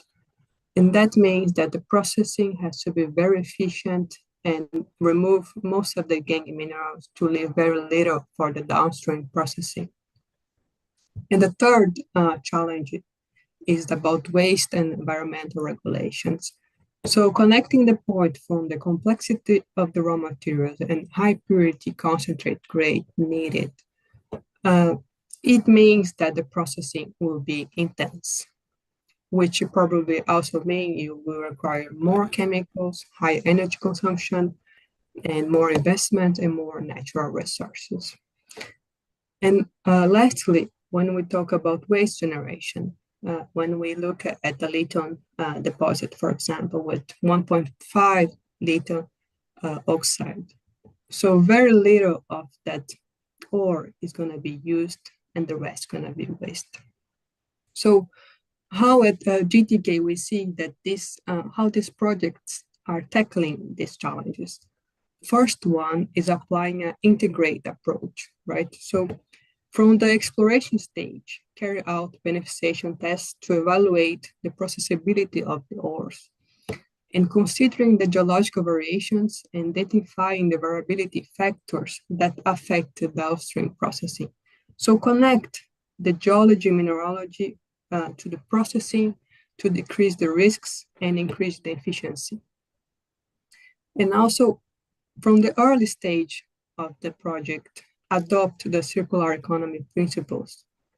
So means that looking to recover the byproducts and the use of the secondary streams for other applications. It will give you possibility to reduce waste and maybe even increase the recovery of the valuables to your deposit.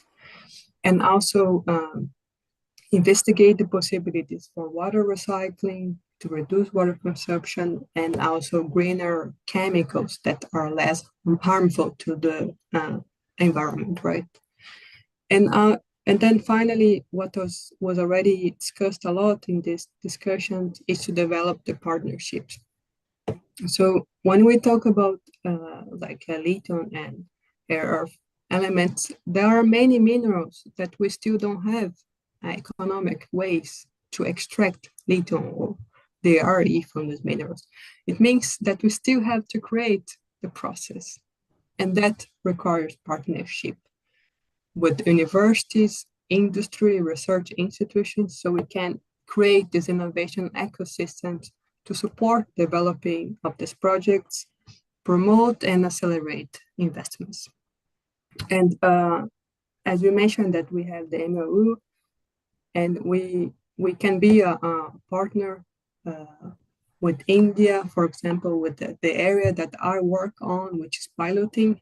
And as I heard, many of already using piloting. So piloting is super important for the development of the project, since it will test and validate the flow sheet in a continuous process, and will provide important data for the feasibility study. And also you can produce the concentrate that can be tested and sent for potential buyers. And other area that we could also collaborate, what was already mentioned in the discussion, is the traceability. So given the importance of sourcing minerals from responsible mines, we have been putting a lot of effort in developing tools at GTK for the traceability of the minerals in the identification of fingerprints that could be used to trace the minerals throughout the value chain. And I'm sure this also could be interesting from India. So this is also other area for collaboration. Super. Thank you very much, Dandara. Thank you for joining us online as well. Thank you very much. You've been a very respectful and patient audience. I think I speak for all the organizers here. And please help me one more time to thank our participants as well for their synthesis and their sticking to time as well. Thank you. Thank you. I would request Siddharth Goyal, Senior Policy Advisor, IISD, to please come forward to present mementos to our speakers, those who are present in person. And we want to thank our speakers who joined us remotely as well, Mr. Anand Sheth and Dandara Salvador. Thank you so much for sharing your views with the audience. I request Siddharth to please present a memento to Rajiv Mehta, partner Deloitte Consulting. A memento for Christy Bruckner. A memento for Mr. Amit Chatterjee. A memento for Veda Vedanathan. And a memento for our moderator, Dr. Tom Odenhout.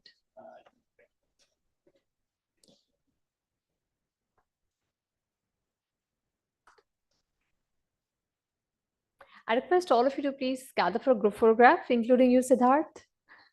One group photograph.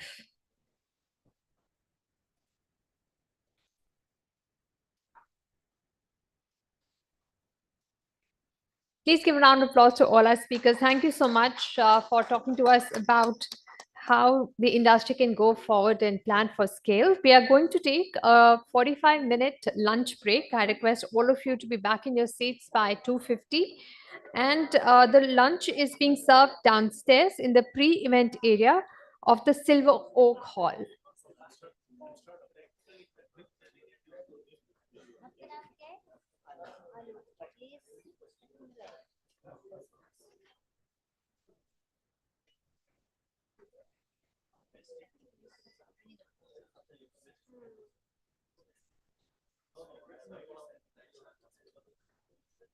Sir, you have to set the console team.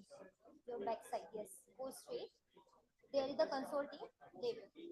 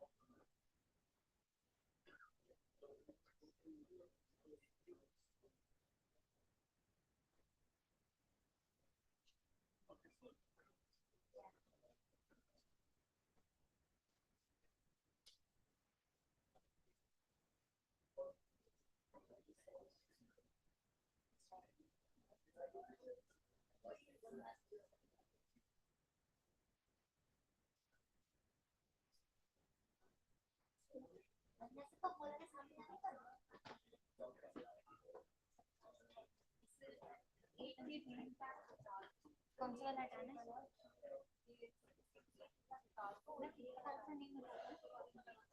अच्छा इनका हटाना है।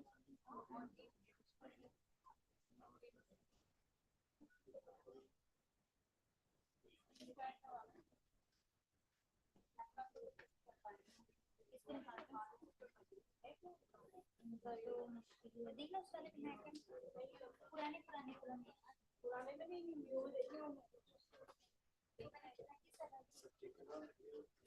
हाँ अभी अभी छोड़ने वाला है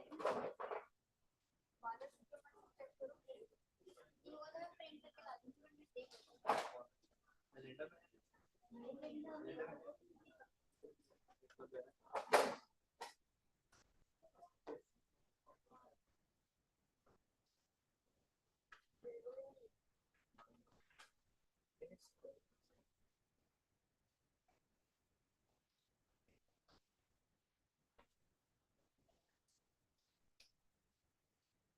बाला सुब्रमण्यन प्रिंट कराना पड़ेगा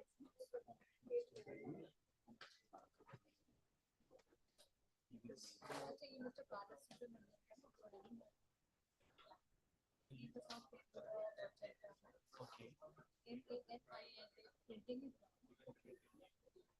let that can you print हाँ जी सर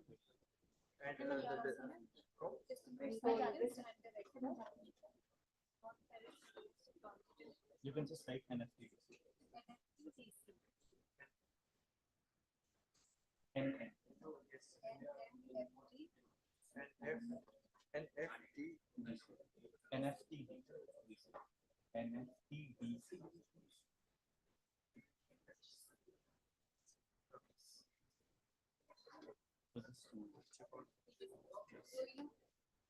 वो उनको श्रुति को भी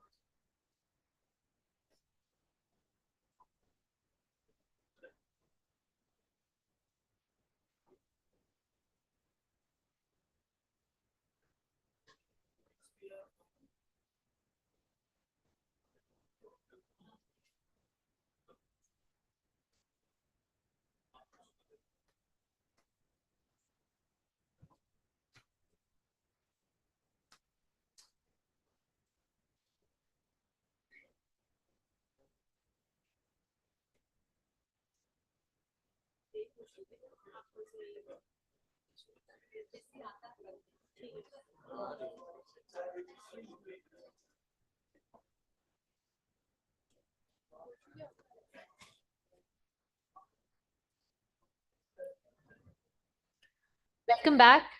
Thank you all for your patience. And I'm sure after a hearty lunch, all of us are all set for the heavy dose of information that is coming our way in the post-lunch sessions.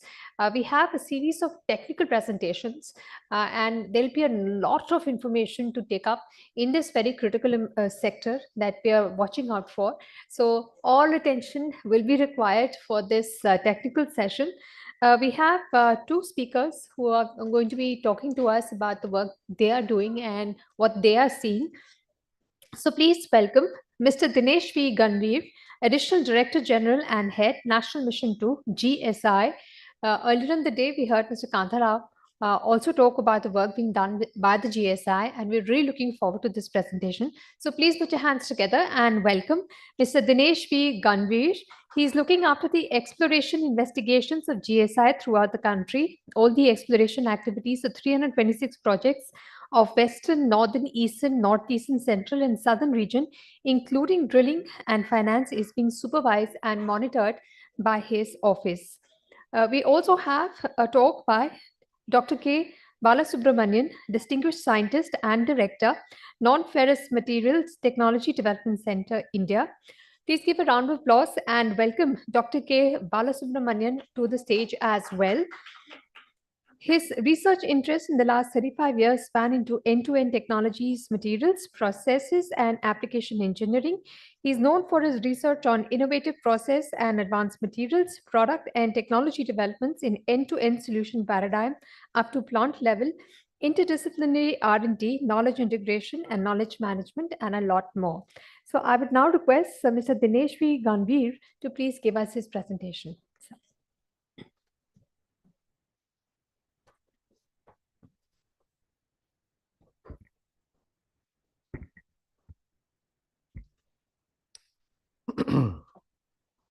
Very good afternoon to all. After the sumptuous lunch, I think people should be attentive. On this occasion, I'll be focusing on 4 topics, 4 subjects. That is the geological potential, then the resource reserves, then is the related to auction and the technical specifications of the critical minerals.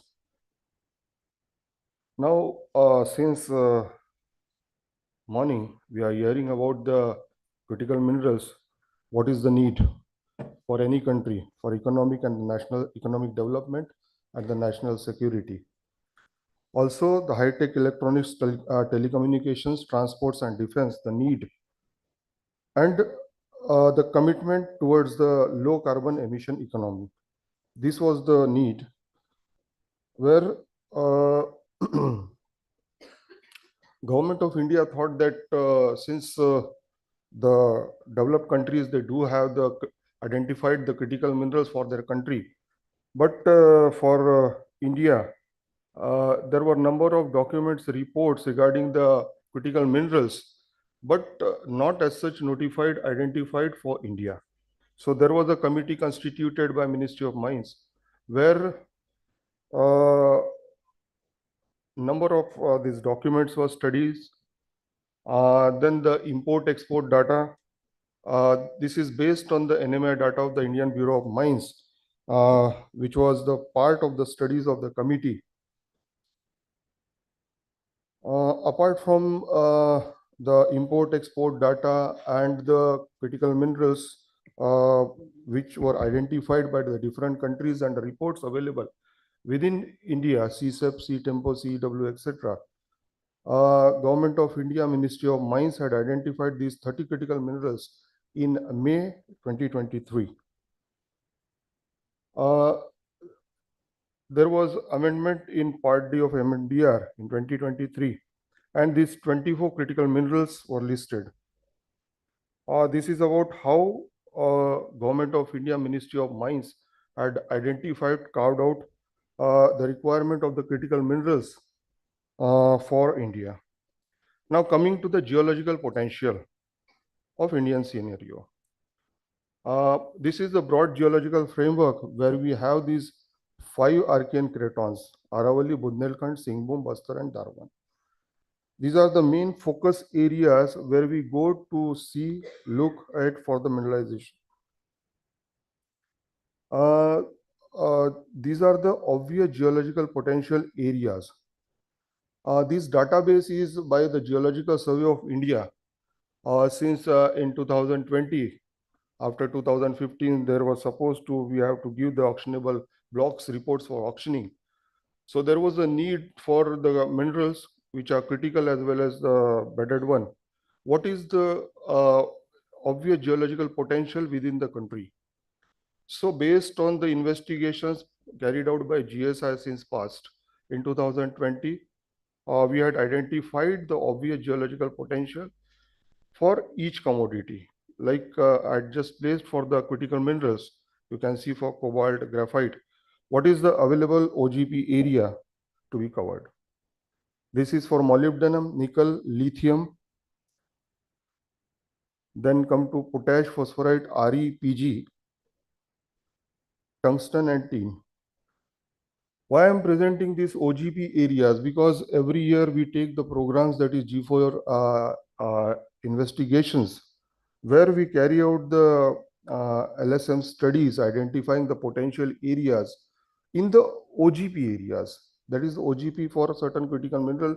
We formulate the program and go ahead with the investigations. And outcome of the G4, we move ahead for the G3 programs. So this is one of the thrust where everybody can have this database also available in OCBI's portal of GSI as well as in NGDR. You can have the industry or the projects, if anybody wants to take, they can pull these OGP areas for certain commodity and even go for formulation of any program for any investigation, as well as even for the exploration license block. Now coming to the resource and reserves, this database is based on the NMI data of Indian Bureau of Mines. Since 2012-13 to 21-22, you can see how the import and export for graphite is moving. The requirement of graphite is much more as we are going for import. But at the topmost, you can see the green dot. We are having those resources need to be converted into reserves. Same is for molybdenum. You can see the import we are going for. Then chromite, parallel it is moving, but we are much more importing.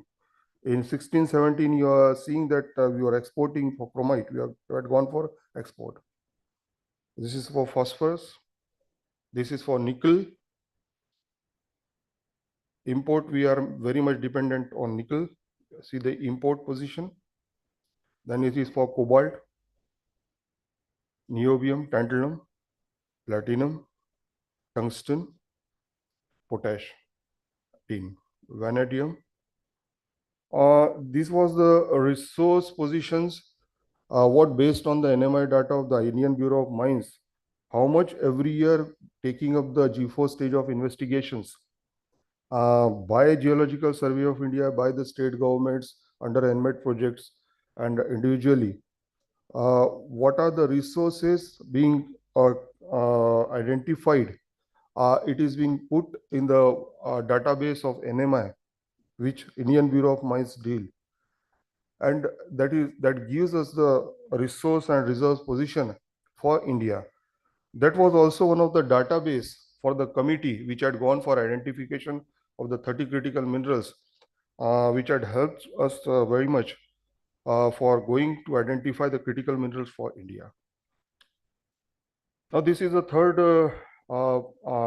topic where since what was the need for identification of the critical minerals, how we had identified, what are the base we had gone for, the resource reserves position, and after the 30 critical minerals, the identified critical mineral blocks which we were having, Government of India was having, we had moved ahead since November 2023 for auctioning.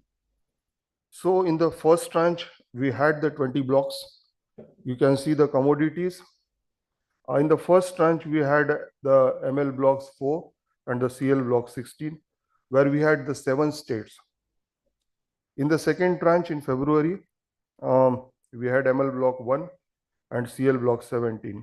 States for 7 different states. And third tranche, these are the 7 blocks.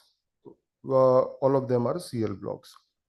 You can see at the right corner, right side, the commodities for which we had gone for auction during this first, second, and third tranche.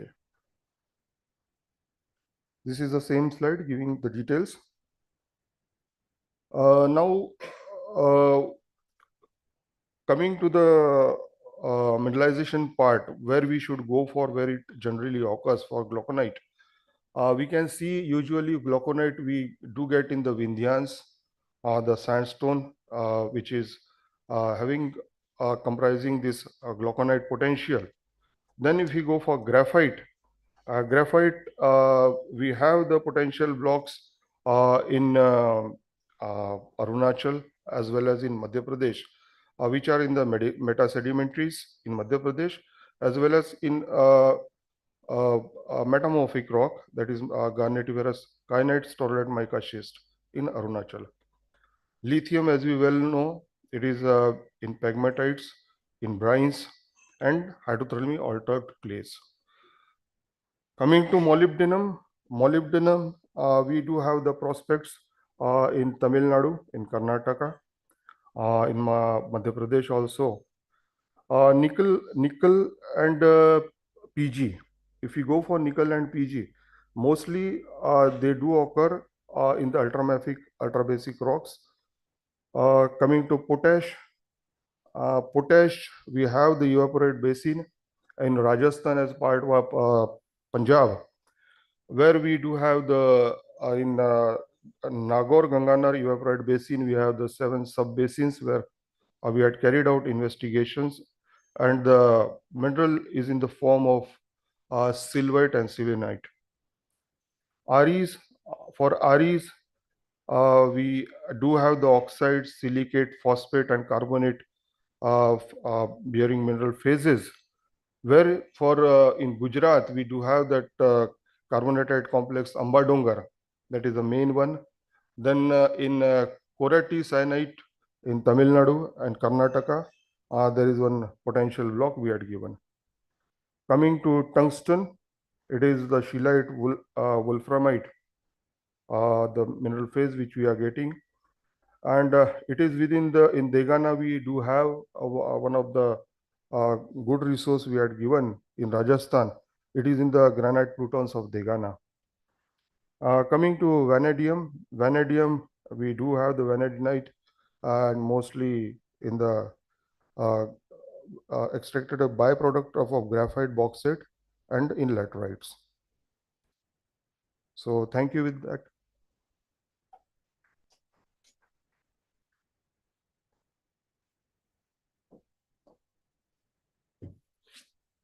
Thanks, sir. I would now like to call upon Dr. K. Balasubramanian, Distinguished Scientist and Director, Non-Ferrous Materials Technology Development Center.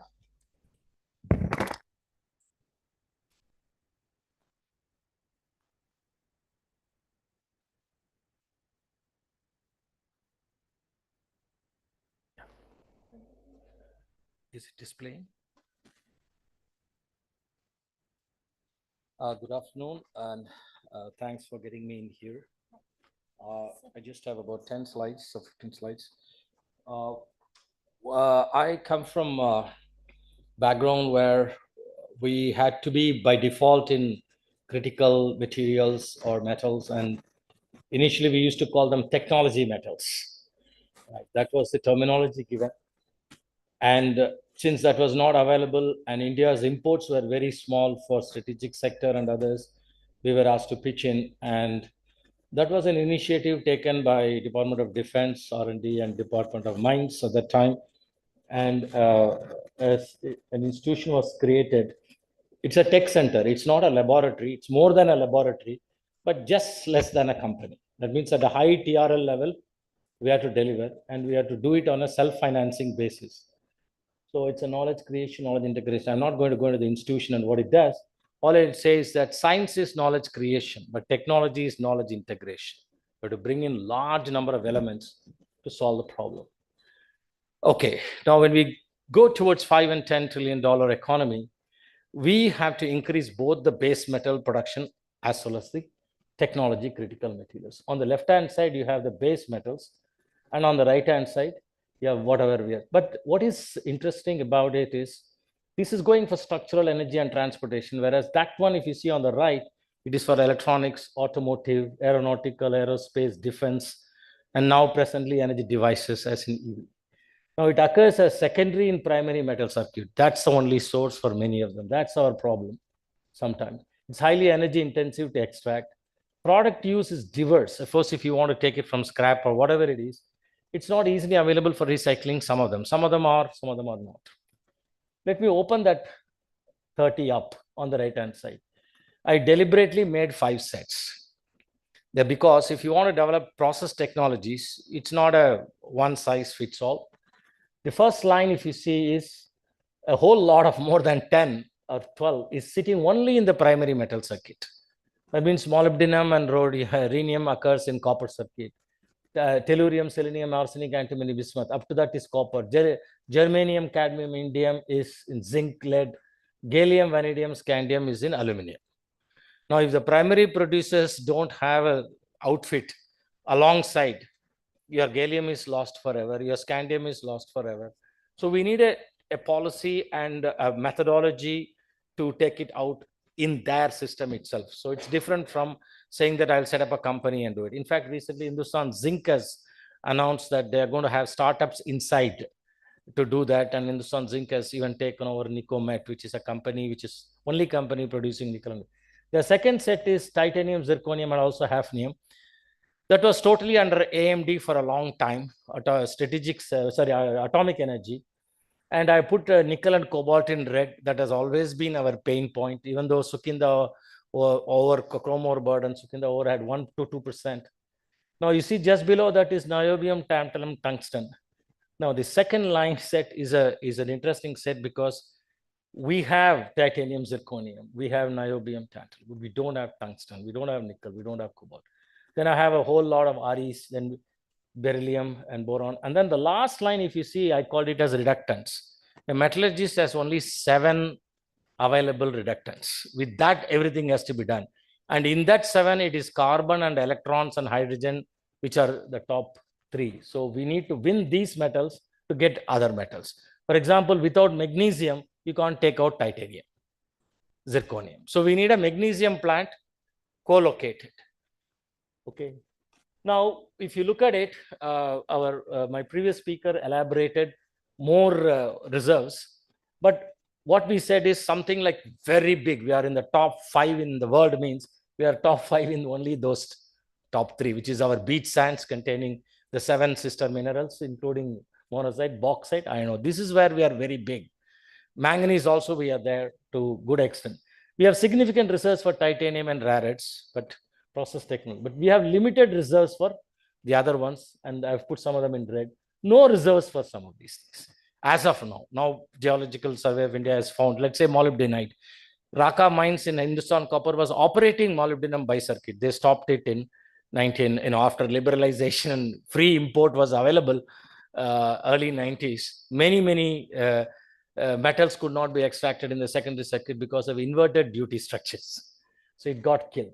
We have insignificant extraction from this. Now, carbon materials are engineered carbon. There are 25 engineered carbon materials, not just one, not just anode carbon electrode, but we have batteries and so many other things, CNTs. There are 20 products which are engineered carbon, and it's highly value added.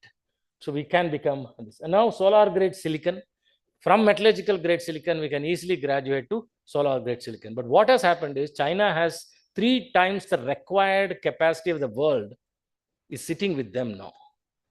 And now what we are going to have to work on is all our solar panels are going to come back for recycling in another 5 years. So recycling of solar silicon is going to be an important one. Okay, what do we do? We have 2 options. Okay, GSI has found some reserves which are in the inference stage, and some of them are to going into the. So what we need to do is, I asked my geology friends and mining friends, they say it takes 7 years from the start of once some reserves are at least inferred, to go to actual production of a metal or whatever, 7 years. Now, what we are suggesting is that can we do concurrent R&D for flow sheet specific to a mine within 6 months, so that we start the TRL3 level as well as TRL7 level pilot plan concurrently. That's how CSR and us in Ministry of Mines, in fact, NFTDC, our institution, have joined together and said we'll do concurrently now. We don't do it in serial mode. So this serial mode. Second is, of course, our secondary resource. I'll come back to that one. So the first one is, the whole thing is to compress time from 7 years to 3 years. So we have to give a roadmap for it. That's what we were asked to do. So now let us see. Let me take these 3 sets and spend only 3-4 slides on it and conclude. First slide, molybdenum dressing to be co-extracted from this. In the world, 75% of moly, 100% of all of these things are only from copper circuit. Now, what do we need? I've already explained that too. So we need a plant size will not be very big for it, but we can also extract from slag, flue dust. In fact, some of the best copper is sitting in the flue dust. It is having silver. It is having, rhenium, rhodium. So many things are sitting in the flue dust because it is going out as fines. Flue dust is copper content is 35%. Silver is sometimes even 0.5%. So in other words, the technologies for taking from flue dust is more valuable than even slag and tailings. Extraction from anode mud. Hindustan Copper was giving away anode mud. Now they are removing all the precious metals to a very large extent, but they have also put up a nickel plant. They are producing 5 tons of nickel per year. I don't know if the data is right. They can. So what I'm trying to, important thing that I want to emphasize from the technology point of view, particularly when we look at strategic sector background and all we work from, capability, we felt it as very, very important. Whether we have market today or not, we have to have the capability. And by capability, we need the process, material, process, product, and a pilot plant at least. So that should see a pilot plant for the first line is not the same as a lithium battery recycling. It is not. So we need different horses for different courses, if I can borrow that methodology. Now, if I look at the second set, titanium, zirconium, I put half name in bracket. It's becoming very, very important. So it's kept under AMD. Capacity has been built now, thanks to ISRO space. It was sitting under AMD for a long time, and defense was having it. Now a 1,000-ton plant in the last few years has come because space took it over. And then they said, we will fund it and we will put it up. That's how it has come. So we were in the catch-22 for a long time, make versus buy. After liberalization, some good things happened. Some bad things is that it was available at a lower price. Why do you want to develop it? It's going to be more expensive. Your demand is less. What are you going to do? So that capability itself got killed. Whereas wherever there was a technology denial, material denial, whatever it is, it came up. Zirconium, it came up. Niobium, it came up. All our atomic materials came up. So this is what it is. Even now we are importing magnesium. Now we come to the second set. This is where I spent a good amount of time in the last 10 years and created plant level design. We need a totally different strategy for it. Import of raw materials, wherever, if it is Africa, we talked about this morning. We talked about Australia as another source, Brazil, Australia, South Africa, the southern part of Africa, Zimbabwe, South Africa, Congo. And wherever it is there, we need tie-ups. And if required, even as I think one of the speakers said that, in fact, even our external ministry has to take it as one of their responsibilities to hold our hand and get it. So another one which I'm advocating a lot is import scrap and extract metals. We can be the world's largest processor for even niobium or even anything else, cobalt, because all we need to do is, it is an internationally tradable commodity, except that we need to make sure that what we get is right and what we pay for is right. And there has to be some quality control at the starting point. So the scrap to metal extraction. Now, one shocking thing I'll tell you is that all processes for extracting are known. No more basic R&D is required. In fact, if you write a very good AI program, it will write it down for you. Once you give a sample and give all the characterization, mineralogical characterization, etc., we can even put it out. It is not. Everything is known because it is an old field. It is not a new field. But what is not there is, given a mine, given a source, how to get the process tweaked exclusively for that, how to liberate it, and how to do things exclusive for it. Now, Ministry of Mines has got a program where we are encouraging startups, and one of the areas that was put as a thrust area is AI. And how do you bring in AI so that we can compress the time? Given a sample, okay, somebody will analyze what is in it, but at the same time, we see how we can liberate it very fast. That's how we are giving a strategy of how to reduce your 7 years to 3 years. Okay, so this is what. So what we need is scrap to metal ecosystem can be easily done and facilitate import of scrap. See, tin slag is available. Once you have a tin slag, you have niobium and tungsten. Now we badly need tungsten. Now, tungsten was available a little bit in gold mill turnings, etc., but it was sitting at 0.5, 0.1, etc. It can be extracted. It's not that it's not. But it is already being extracted from secondary sources. But unfortunately, many of them are being collected and sent out as by aggregators. Now, I'll give you an example of that. Now, we are endowed with RE. It occurs as part of monazite, blah, blah, blah. It's very simple. So, a few years ago, we were asked by Niti Aayog, can you come up with a quick solution for a plant? Now, we had the pilot plant running. Then we said that if you have to scale it up, this is what it'll cost. Then we found out how to make it very cost effective.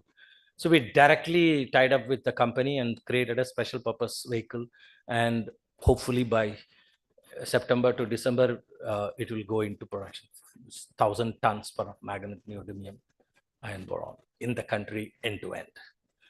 So in other words, what I'm trying to say is that we had the capability. Therefore, when the demand came, when the necessity came, a blitz scaling could be done. So this is what I want to be replicated in other things. So we chose a set and set 3 or whatever it is, which we took up rare earth, niobium, cobalt, tungsten, etc. And we worked on it. And hard disk is a very important source. We want ban some exports, black mass, a lot of some of these export. Last but not the least, okay, now I'll come to, if it is not a primary source, where is the source that you want to look for? Tungsten is there in tungsten cobalt tools. We import a lot and we use the tools. And after the tool is made, we are throwing it. And this is getting collected. It was going out of the country. In fact, it was going via Nepal to China. We figured it out. Now, BRC had already developed the process technology for taking it out. And only one company took the technology transfer. So what I'm trying to say is that tungsten cobalt is a source for both cobalt and tungsten. Amount of cobalt in tungsten carbide tools is 6 to 20%. Can you get a ore anywhere near that? You can't. But we need to have a policy to collect it very well. Anyway, this is the example I said. These are the reductants I said. This is top carbon hydrogen 7. This we need a co-plant. If we don't have this co-plant, we cannot extract quite a few things. Okay, now I'll come to 3 solution parts. Okay, the primary one, as I said, our aim is 7 years to 3 years compression with AI and quick, rapid process development. This is the thing. Now, the last line, if you see, even start with 100 TPA, even if you are in gallium, even 100 kg per annum, 1 ton per annum is a very big number if you are in gallium. And gallium is available only in aluminum Bayer liquor. And even in that aluminum Bayer liquor, Nalco 1, I found it is not there, but maybe Hindalco 1 has that. So Hindalco has to be incentivized to take out that gallium, because that's the most important semiconductor material. So even start at 100 kgs, that will be a very big game changer. Now, if you look at the other things that comes in the urban mine is we need a designated urban mine. Every state should have a designated urban mine, where I have said how many different metals we have only talked about battery waste this morning. Many things, tool waste, so use solar panels, hard disk, so many things are available where we are able to take out in very significant quantities and we put out a metal. Third thing, as I said, is as a solution path is allow free import of particularly scrap for that line, which is very, very important for us. And incentivize Indian companies to set up plants outside India to intermediate stage and then import it. Incentivize plant level solutions to break the inverted duty and catch-22 situation in this. So last slide. What is the effort versus impact we will get?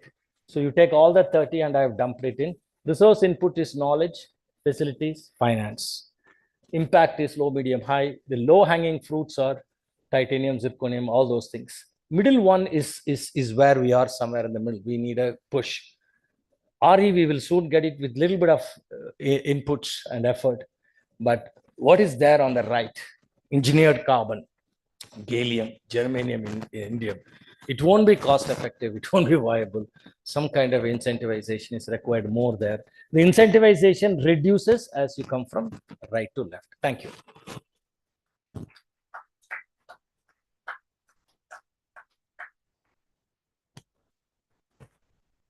Thank you.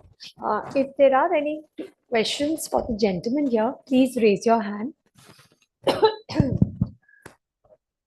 Any questions after seeing the presentations? Right. We don't have questions. We want to thank both of you. Thank you for giving us the presentations. Now I'm going to request somebody from the team to come and present our speakers with the gift for coming here. So I request Mr. Sunil Kumar from CEEW to please come and present our speakers with a small gift.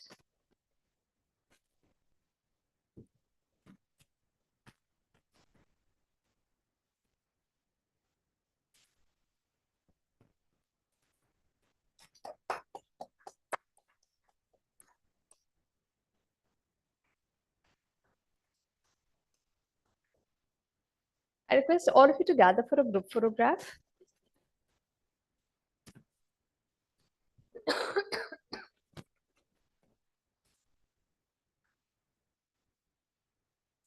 We will now move on to presentations by a few private companies, R&D and academic institutions on the innovative technologies that are cost-effective and reduce environmental and societal impacts. So I'll call upon the speakers to come one by one and give us the presentations. The first speaker is Dr. Abhilash, Principal Scientist, CSIR, NML.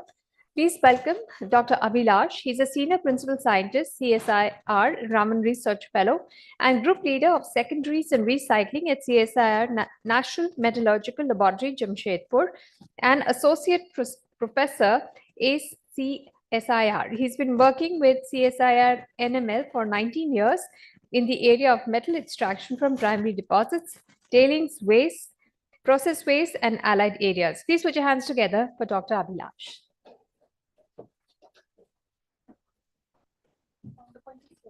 Yeah, that's here.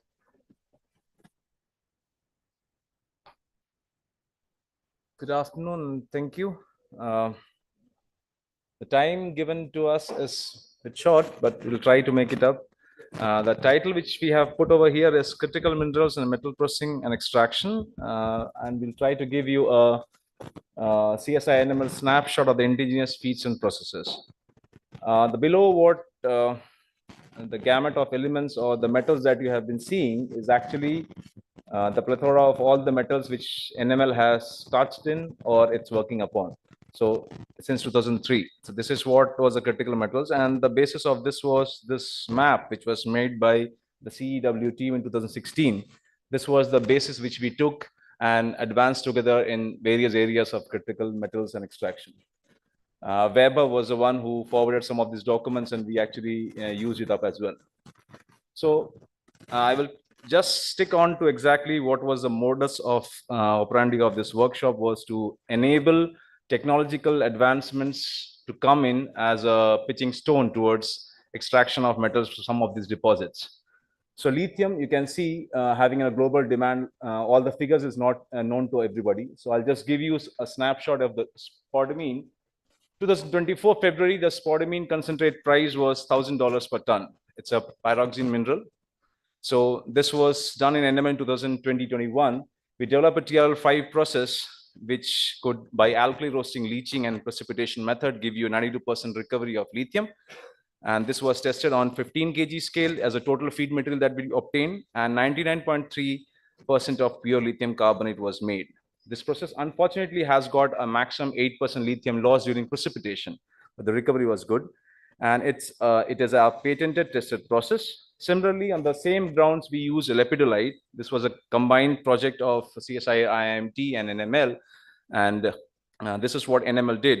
The lepidolite mineral, which is actually a lithium-rich silica mineral, that was subjected to similar method, and we could get a very good product. But the advantage was there was no aluminum and fluoride contamination in the lithium products. So that was that actually makes it more suitable for LCE applications.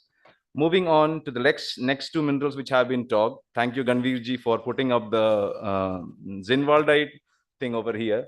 We received some zinwaldite material from GSI Western Zone, and we tried to work on it. It was a very challenging period during COVID. We got the material and we tried to work it, but finally we could develop a process of roasting, leaching, precipitation. The lithium recovery was 89% because here you have the contamination of tungsten, and you have some other minerals which actually inhibits the precipitation of lithium, but we get good dissolution. This process is still under development. We are still working on it. And at the moment, we have a project of CSIR, which is being coordinated by IMT, and we are working on the primary resources. Shiv Kumar, the next speaker after me, would be giving more details on that. And then at the moment, we are also into the lithium titanium ore, that is the Jammu deposit, the famous Jammu deposit. We have received material. It's around about 150 kg deposit material has been received. And it's very typical to see a ore like that. We'll be having two fractions, a brown fraction, which contains good amount of lithium as titaniate. And there's a gray mineral, which contains lithium as lithium aluminum silicate. So it's two different rocks coming together in one place. So it's a different kind of mineral. But in 6 to 7 studies, we have got good lithium extraction, but we don't know how far we are going to go on the purity aspect. But something which we have started 6 months back. So I think after 6 months time, we'll be able to come up with something really good. So this is only to give you a feedback, what Bala was mentioning. Thank you for setting up the tone. We developed a process for secondaries. So I am just trying to connect the primary and secondary. So this is a 1 ton per day battery dismantling and powder separation setup. Based on hydrometallurgy, we are able to make lithium, nickel, cobalt, and manganese salts out of this. So this is one of the facets of the critical minerals of lithium. Now, when you have lithium and RE deposits, this is a very good potential deposit of leucogranite, which was auctioned by Ministry of Mines in the second tranche, and it is in Korba. The beauty part over here is you have got lithium, you have got rare earths, and you have got niobium tantalum inside it. Very right, Bala sir, it will take 7 years to come up because the elements are very in traces over there. But we have got some experience on monazite. Of course, BRC is a prime leader in that. But we have taken the MK9 grade monazites and made the mixed REOs out of this. The thing which I want to convey over here is that the technology is very well available in India. The people who are interested to take out these blocks should surely go and bid for it, because there are people who have practiced it and there are people who can help you get implemented it. So that's my basic interest of showing this. And this was a project of tin slag, which Dr. Bala Subramanian was mentioning. He was the one who sanctioned this project to us. And now we are very happy to say that we have made 99.3 niobium pentoxide, an enriched grade of tantalum oxide, because you have got some tin impurity, which is badly making me sad. And then you have got some rare earth phosphate with calcium over there. So these two parts are probably supposed to be worked upon. But the main beauty of this process is that conventionally all over the world, people work on HF-based process for tin slag. This is an absolute non-HF based process. So it would be giving you same purity with less temperature and less chemicals over there. So this is special thanks to Ministry of Steel and Ministry of Mines for allowing us to work on this project and getting this done. So why I put the next slide after this is that bauxite and red mud, one of the most critical resources in this country. Red mud is the only resource available in the whole world for scandium after spent liquor of titanium waste.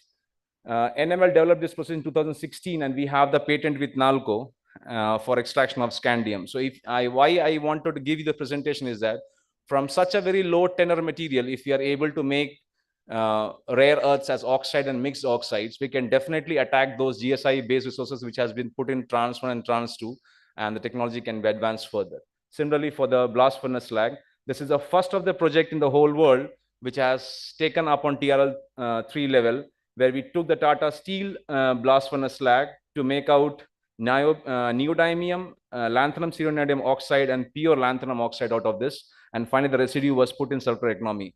The most important critical matter when you deal with this kind of resources is that you should be having a circular economy loop.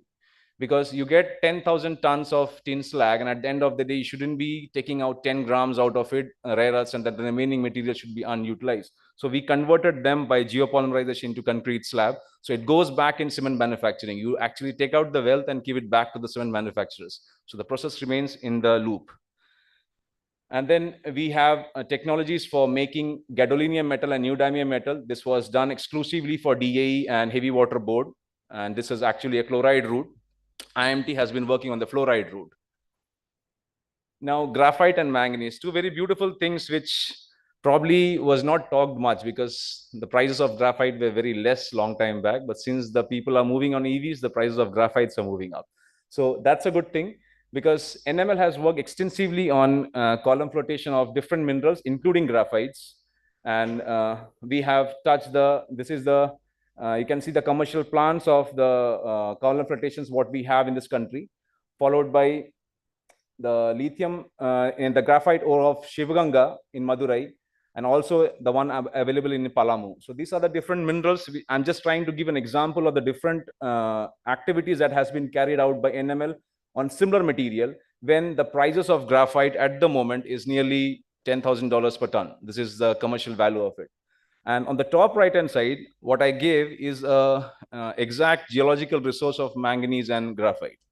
So if you are able to tap out graphite, NML and MOIL had developed a TRL7 process, which is able to give you 86% of manganese recovery with 78% yield. So this was demonstrated to MOIL on 50 kg per day, and now it is going up on 15 tons with the partnership of engineering company, that is MOIL. Going on to gluconite, I'm just trying to touch up the areas where NML has made some mark. Gluconite is something which has been talked right now because we don't have potash fertilizers. So this has been processed by NML for making, we have got 3 patents in this, which has been, 2 has been granted, 1 is pending. And this developed on 20 kg using the gluconite rock available from Bihar. And we have made potash fertilizers and pigment-based iron oxide. And we have the DPR ready for 1 ton with us for this process. Similarly, for potash, you can see a TRL4 process developed at 10 kg. And this is a very beautiful, unique process of potash processing, where actually it's a single stage process and you can have multiple deliverables out of it. And it's actually a submerged arc furnace process. In an arc furnace, you can get potassium chloride, silicon, ferrosilicon, and finally urea, which can be condensed and scrubbed out. So this is a very unique process that is developed. In tungsten, yes, Bala sir, we also, along with BRC, did a project with DRDO where IMG was a partner lab. And both of us tried to process the scrap tools, and we made nickel alloys, nickel tungsten alloys, YTO, and tungsten powder. But these were taken up by 3 companies in Bangalore and Nagpur. This is still operational, this technology. But the problem is that the ore which I get from Degana, that is containing a very less quantity of tungsten. The one which we got was having 1.8% of tungsten inside it. Some ore also comes with 0.09% tungsten inside it. And extracting of that is primarily dependent on, first I take out the lithium and then I move on to tungsten. So this is something which we are doing since last 6 months. And I think making APT out of it won't be a problem. APT would be done. And this is the flow sheet which NML developed. And the first flow sheet of Degana concentrate generation was developed by NML in 1969. And this was the flow sheet. I'm just trying to give an example. That the non-magnetic fractions distribution is 96.3%. So non-magnetic fraction will give you all the metals. So this is on the, I'm banking on the legacy what is available. In vanadium, we have processed many minerals. This is one of very good deposits, but the concentration of vanadium is less. I just want to give you one clipping about this. This is actually a coal slag. And we convert the coal slag by roasting followed by leaching, and you get beautiful ammonium metavanadate over there, which is being further put for metallothermic reduction, and you get a very good ferrovanadium over there. So this is something which was done on 5-ton scale, and this process has already been done with a MNC company. I can't name because we have signed agreement of not naming the company. But the beauty is that their interest is to make sodium vanadate because they want to introduce VRBs in India. They will be the first company to introduce vanadium redox batteries in India. Going on to the end of the presentation, these are some of the secondary resources which NML has touched in 2003, and we are mostly the first one in CSIR labs to touch most of them, including red mud, blast furnace slag, coal fly ash, phosphorus, nickel metal hydride battery, and LIBs. And we are going ahead very good. So in some we are TRL3, in some we are TL7. TRL3 is because we never got the nickel metal hydride battery like you are getting. I never got that. So this is our credentials in this area. Now we have set up the first of our dedicated critical metal processing facility at CSIR NML, which was inaugurated by Dr. V.K. Saraswat in February. And these are the number of projects, publication, patents, and the PhDs we have got. So we have the technical manpower and expertise to process rare earths and critical metals. And I'm thankful enough to DG CSIR, Dr. NML, funding agencies of CSIR, SRV, Ministry of Mines, and Ministry of Steel, industries, many of them. This is absolutely sheer minimum total list of the industries who have supported us. Rishabh and Sunil for supporting us, supporting NML to come down over here, share their opinions, and IA meetings for helping me on the travels. Thank you so much.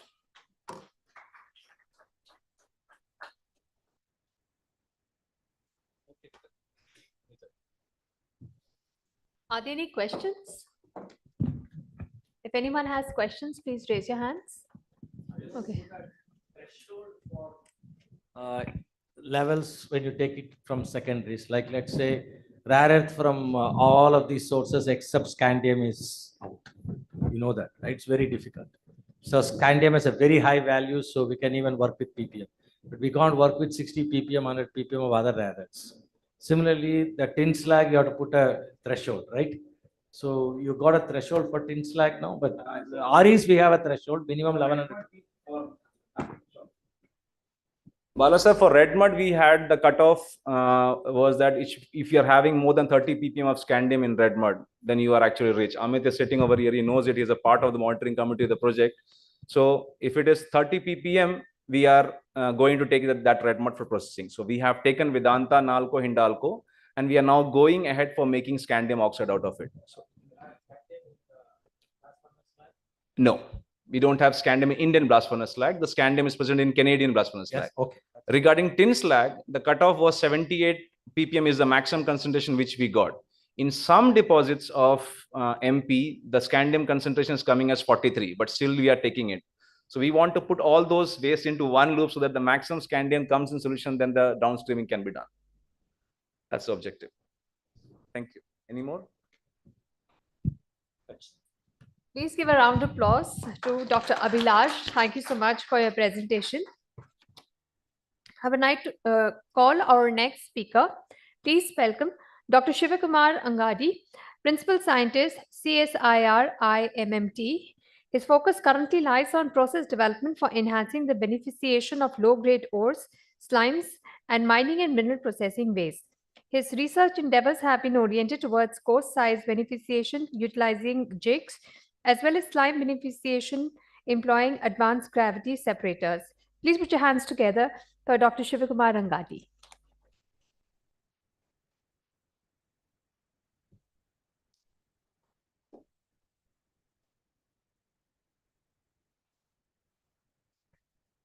Thank you very much.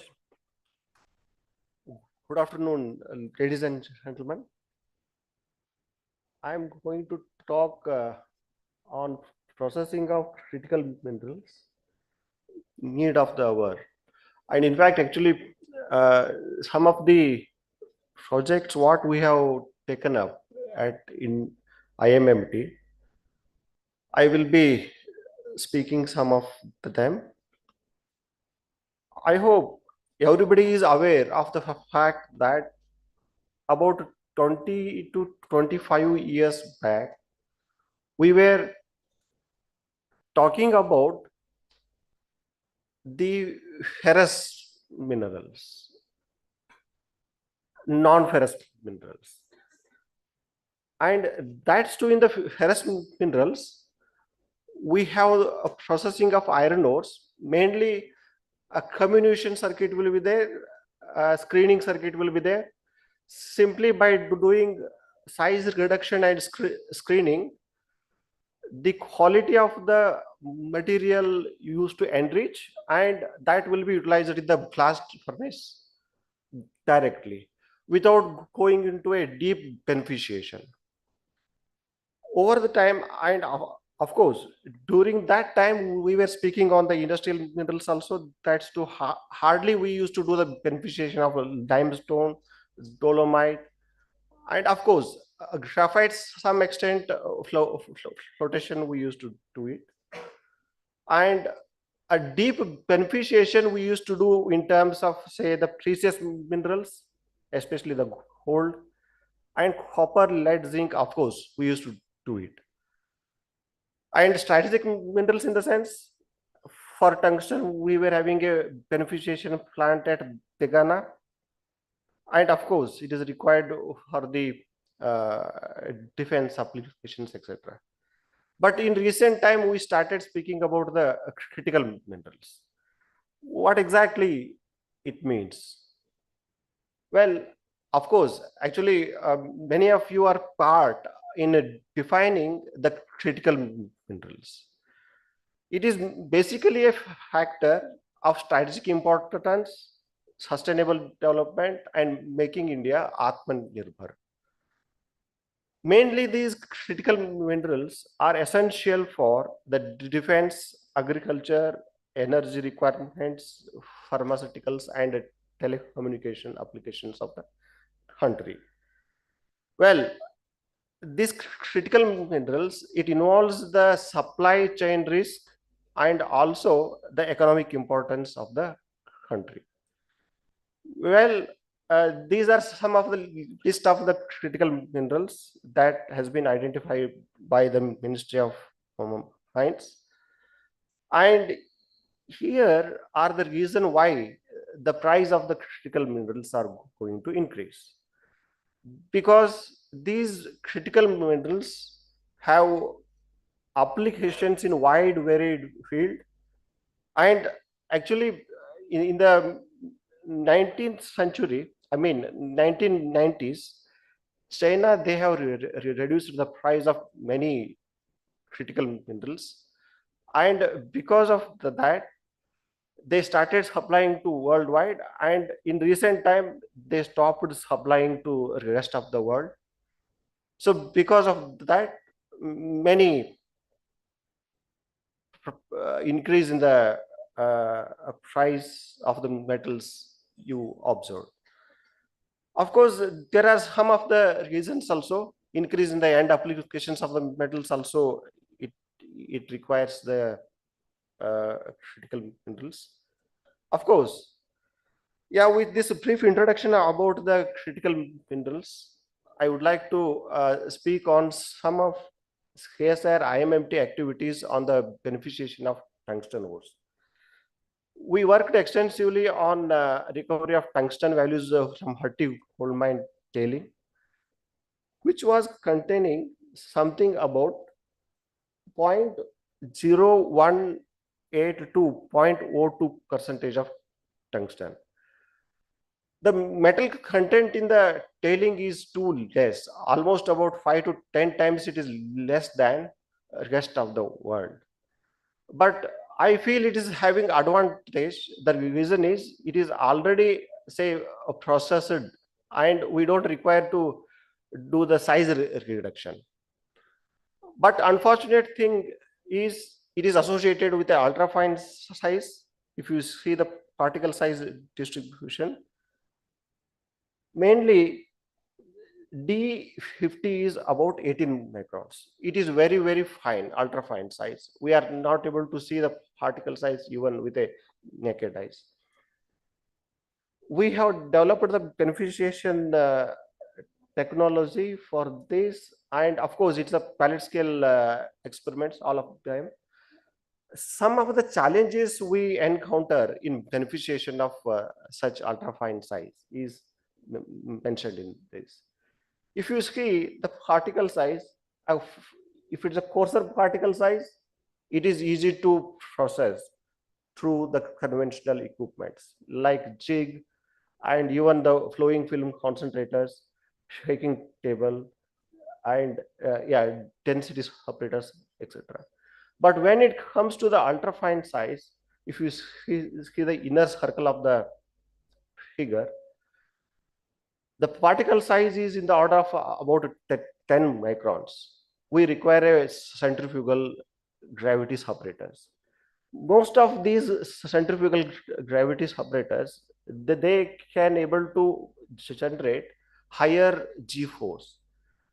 So the Nelson concentrator, it can able to generate about 60 times of G, multi-gravity separators about 10 times of G, even the Falcon concentrator about 350 times of G. The unfortunate thing is they are also say efficient in recovering up to some extent, but exactly we don't know what is that, say, the limit of the particle size it can able to recover.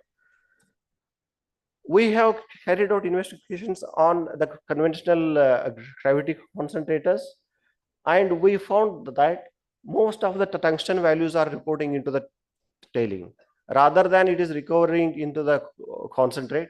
It is recovered, I mean, rejected into the tailing. Then we have developed a combination of the fluidized bed concentration and ultrafine size concentration in the Falcon. It requires to change the design of the centrifugal concentrators to recover the ultrafine size particles. By doing so, almost about 10 times, say 5 to 10 times enrichment in the tungsten values we could able to achieve, and recovery of tungsten about 83.8% we achieved it in the initial stage. It's a pre-concentration stage, and this concentrate further we subjected to the flotation investigation. Of course, these are some of the characteristics of the gravity concentrate. Mostly the scheelite values are liberated, and the flotation, initially we have done the sulfide flotation followed by scheelite, and the flotation concentrate it could able to enrich tungsten values to about 2%. Further, these 2% we have subjected it to hydrometallurgical operations to get ammonium paratungstate out of it. They are in the, say, laboratory scale experiment, but up to the beneficiation concentrate, it's a pilot scale experiments, almost about 100 tons of tailings we have processed in this. Well, based on the investigations, this is what the flow sheet we have developed, and about 100 times enrichment in the tungsten values achieved in the beneficiation circuit. With that, in fact, I'll just touch upon some of our work in the processing of carbonatite ores. We worked on Hevatur deposit RE carbonatites. Of course, RE is associated with mainly in the carbonatites of Shung Valley, Hevatur, Ambadongar, and Khamtai. And some of the RE is also associated with Bastar, Malkankiri, and Marlagalla of Karnataka. The one what we have studied, it was having a pyrochlore, say niobium values of about 0.06 and tantalum values of about 0.004, and it was containing about 2,800 ppm of RE. By doing the beneficiation, we enriched the pyrochlore values where the niobium oxide values enriched up to 1%, and the flotation tailing where the phosphate mineral enrichment was there, it was enriched up to 7,000 ppm. I'll just touch upon some of IMMT work on the lithium beneficiation. These are some of the areas where the spodumene is occurring, especially the blue patches, Amareshwar deposit in Karnataka, it is associated with the spodumene, and some of the green patches, they show the occurrence of lipidolite in the country. We have done the investigations on the pegmatite occurrence of this Amareshwar. And the ore is mainly associated with the silicate minerals, albite, quartz, muscovite, and spodumene. We can able to see it in the XRD peaks. And by doing the size reduction followed by beneficiation, the values enriched up to about 6.2% lithium values. Further, the concentrate has been subjected to roast leaching, and almost about 99% of the lithium values are reporting into the solution. Further, evaporation and precipitation experiments are done. And these are some of the pilot scale experiments I would like to brief on. We are working right now on the processing of PG minerals. The activity is sponsored by Odisha Mining Corporation. Mainly the PG ores are associated in the Odisha, Paula-Nosai igneous complex, and some of the occurrences in Hanumalapura of Karnataka and Sitampudi in Tamil Nadu. Of course, some small occurrences in the northeast and the Madhya Pradesh area is also available. We have done a beneficiation. So say the feed is containing something about 3.8 gram per ton and subjected to comminution and beneficiation stages. And you can see it's a chromite ore containing about 17.1% Cr2O3. Mainly the silica is the unwanted mineral associated with say iron impurities. Again, magnesium oxide and aluminum oxides are in the order of about 10 to 11%. The PG is about 3.8. Mainly the platinum and palladium content are higher in the ore. And we have developed this beneficiation flow sheet. It is a pilot scale experiment. Almost say the beneficiation concentrate is having about 180 ppm, and now we are working on extraction and refining of the beneficiation concentrate. With this, I would like to conclude the critical minerals are very important for the country's development, and they influence to some extent the geopolitical scenario of the country, and of course economy and security of the company. The government policies are required to encourage innovators and also investors in this area. Need to develop technologies in exploration, mineral processing, extractive metallurgy, and product development segments, and also need to develop supply chain management system in these critical minerals area. With this, I would like to thank for your kind patience.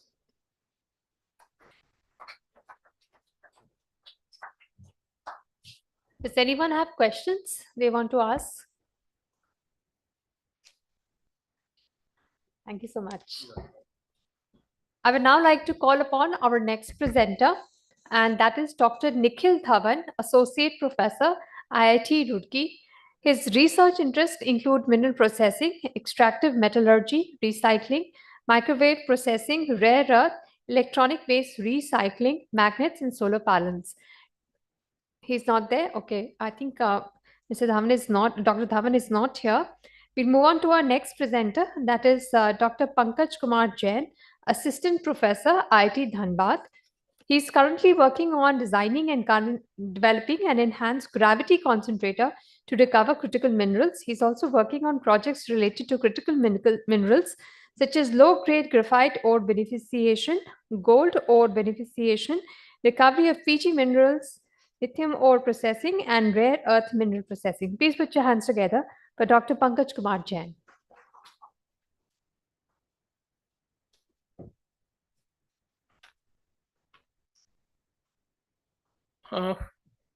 सबसे पहले तो शुभ दोपहर, थोड़ा सा हिंदी भी use कर लेता हूँ. Good afternoon. I'll first start with my introduction, brief introduction. I come from a department that is very unique. It is the only department in all the IITs which is offering BTech in mineral engineering. And in this hall, there are 3 BTech mineral engineers. Uh, our department produces the workforce directly for mineral processing industry. And all of us are familiar with the Institute, the Indian School of Mines, mainly started with earth sciences. Now it is all the streams. So coming to my department, we have full-fledged facility for mineral processing, material development, sampling, processing, including gravity concentration, magnetic fluctuation, everything. So we do now provide end-to-end solution to the problems of mineral processing industry. Coming to the research part that I'm doing, currently I'm working on low-grade graphite ore beneficiation, gold ore processing, recovery of PG metals from the gold ore. And we had recently started lithium ore processing, the research part that we have started. I've also started just in the initial stage of nickel ore processing, then rare earth minerals processing, and I've extensively worked on equipment design and development. In fact, from our department, it will be the first time when we have developed a mineral processing equipment, and the basic equipment has been developed that works mainly on gravity for fine particle processing. And I'm also working on advanced stage that is for enhanced gravity concentration. And I already applied for a patent for this equipment, because in the initial sessions, we are talking about equipment design and development. So there's a very significant development. The patent is already in the process. And possibly by the end of year, we'll be in the stage to commercially launch. First at the laboratory stage, then we'll go for the industry. In the slide, I've just given the steps that are required for developing any technology for mineral beneficiation, which includes, of course, critical minerals. So what we require is the characterization part, then beneficiation based on the characterization study. Then once you have the data from characterization and beneficiation, of course will include preliminary beneficiation, then extended beneficiation based on the results of preliminary beneficiation. Then we can develop a conceptual flow sheet. And it is just a conceptual flow sheet, because the final, the fourth stage, that equipment selection and sizing, is not yet done. It is possible that when we select the equipment and do its sizing, we may do some modification in the conceptual flow sheet. So once that is done, then we come up with the final flow sheet and we do the water and mass balancing. And I've got pretty good expertise on this subject, because I'm teaching the students on the same from last 4 to 5 years. Now, I'll be discussing in detail about the graphite ore beneficiation project that I've been doing. And I've covered the 2 stages, 2 phases I've already done on this. This project is actually sponsored by SMCL, State Mining Corporation Limited, Bhutan. And they've got pretty big deposit of low-grade graphite.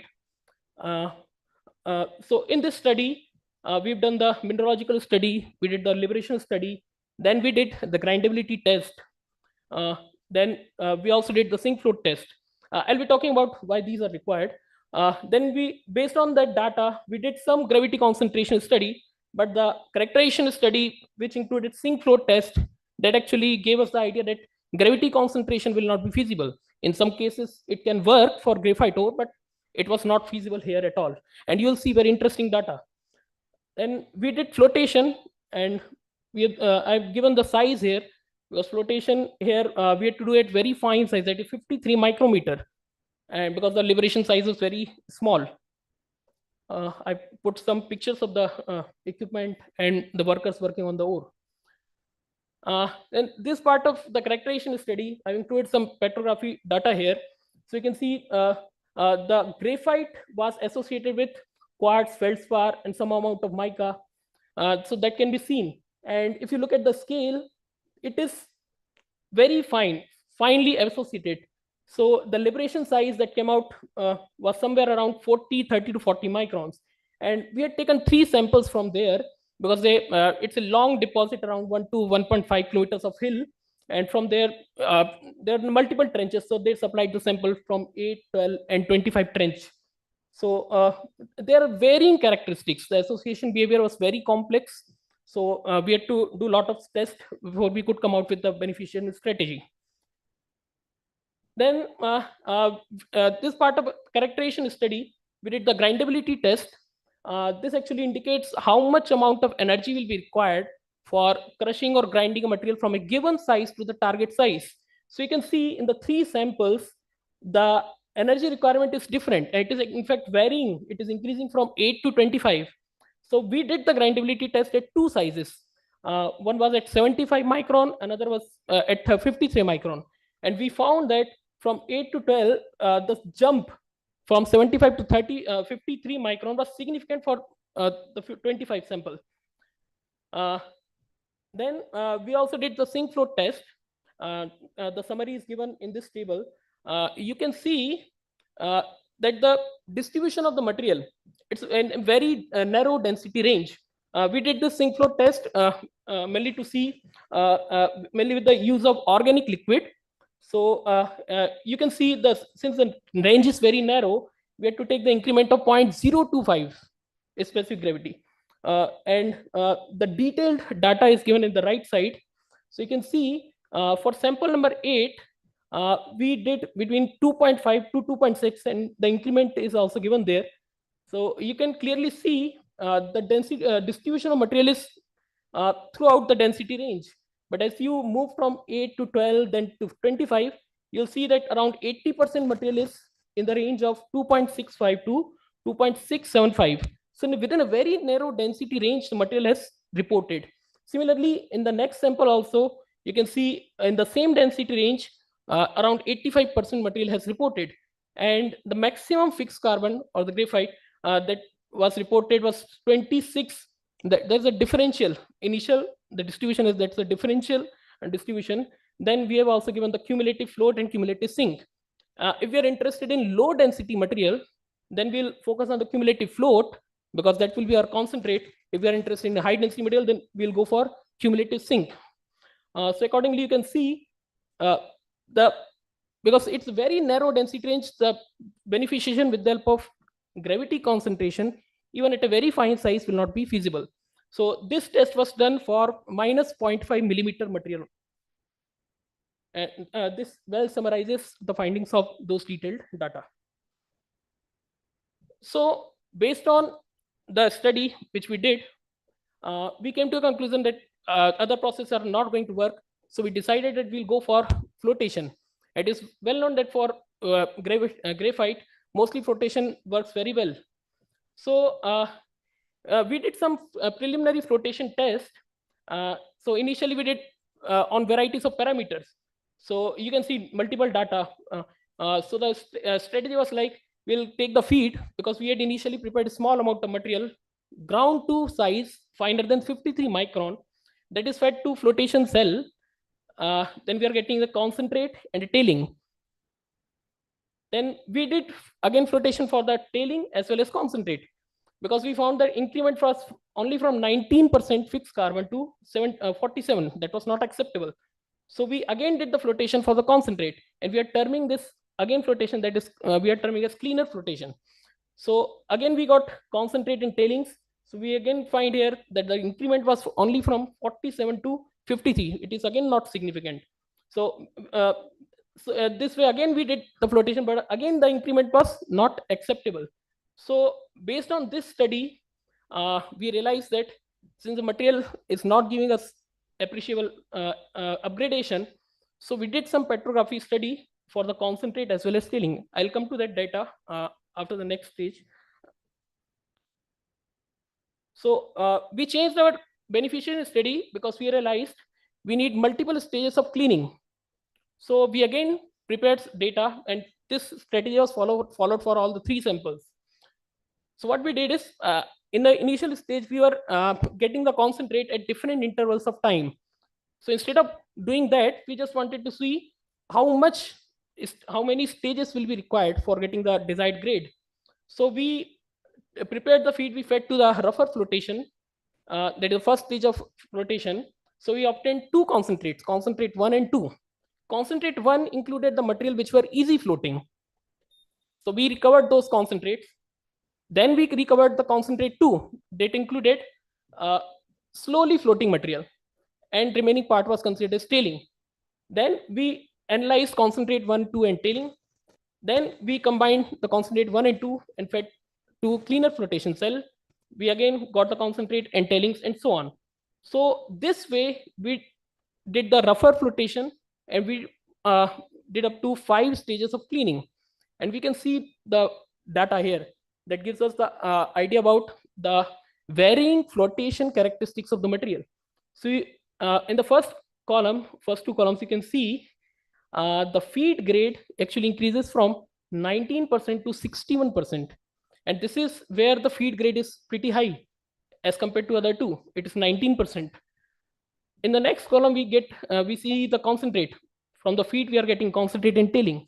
So concentrate, it is increasing from 43 to 63%. And tailing also you can see, because the concentrate grade, feed grade, since it is high, so tailing grade is obviously high. Similarly, for 12 sample, it is increasing from 9.8 to 51 in the feed. A maximum we are getting concentrate up to 54.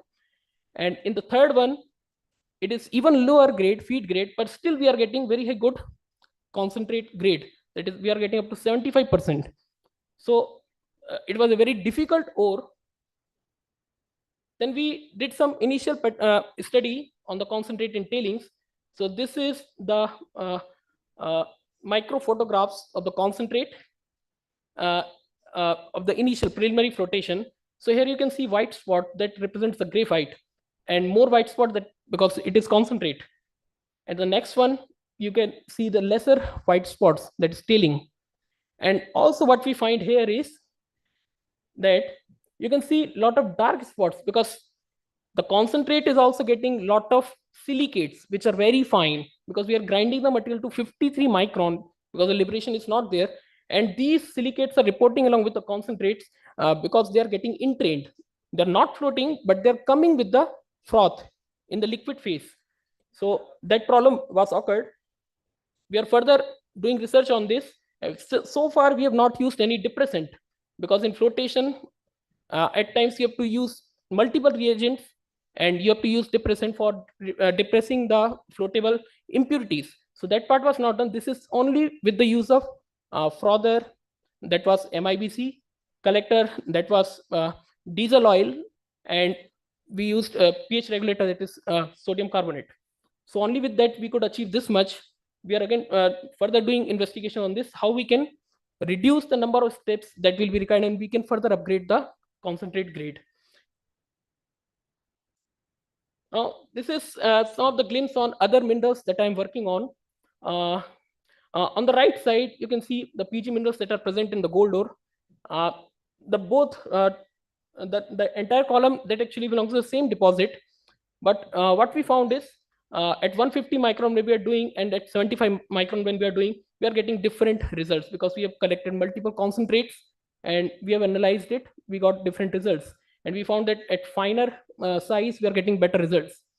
And within the same deposit, some of the pockets are there. We have found a good amount of rhodium that is also present, and we are still investigating, because we did some preliminary study and we did not find any upgradation. We are still working on them, and it's a private company, small company, and they're completely sponsoring the project. Here you can see we did some preliminary study on the lithium ore that was collected from two different areas, Chhattisgarh and Koderma mica belt, because Koderma mica belt also reported presence of lithium. So here also you can see pretty interesting results. Along with lithium, we found presence of gallium, and that is also in very good amount. Rubidium was also there, strontium was also there, molybdenum was also there. So we are still working on this, because this is just preliminary study. And the graphite ore, about which I have already presented, the tailing part which was left, we did analysis on that also. So you can see in the three deposits, three samples which I had, it also has a lot of rare earth or critical minerals, which includes gallium, cobalt, even lithium is also there. The party is not aware of this. Just there's an initial study that we have done. We'll be reporting to this to them, and we'll be taking further project so that we can recover these additional values. And it had very good amount of rubidium. So you can see this actual percentage 0.25. That was pretty good amount. It also had nickel in appreciable amount. So this is a glimpse of other additional studies that I'm working on. So that's all from my side.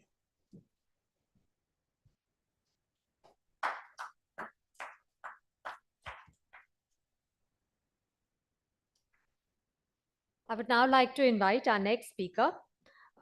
Thank you so much, Dr. Pankaj Kumar Jain, for your presentation. I would now like to invite our next speaker, Dr. Shubhankar Pati, co-founder and director R&D, Celak Power Tech. He's also an associate professor at the School of Minerals, Metallurgical and Material Engineering at IIT Bhubaneswar. Please put your hands together for Dr. Shubhankar Pati.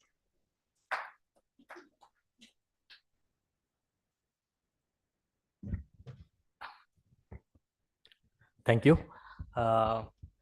Thank you, CEEW, for arranging this talk. It's always difficult to talk when Professor Bala is in the audience. He has been very critical as well as very supportive of this technology from the day one. So he knows all and everything about it. So I hope I do the justice. That's what I should start. All right.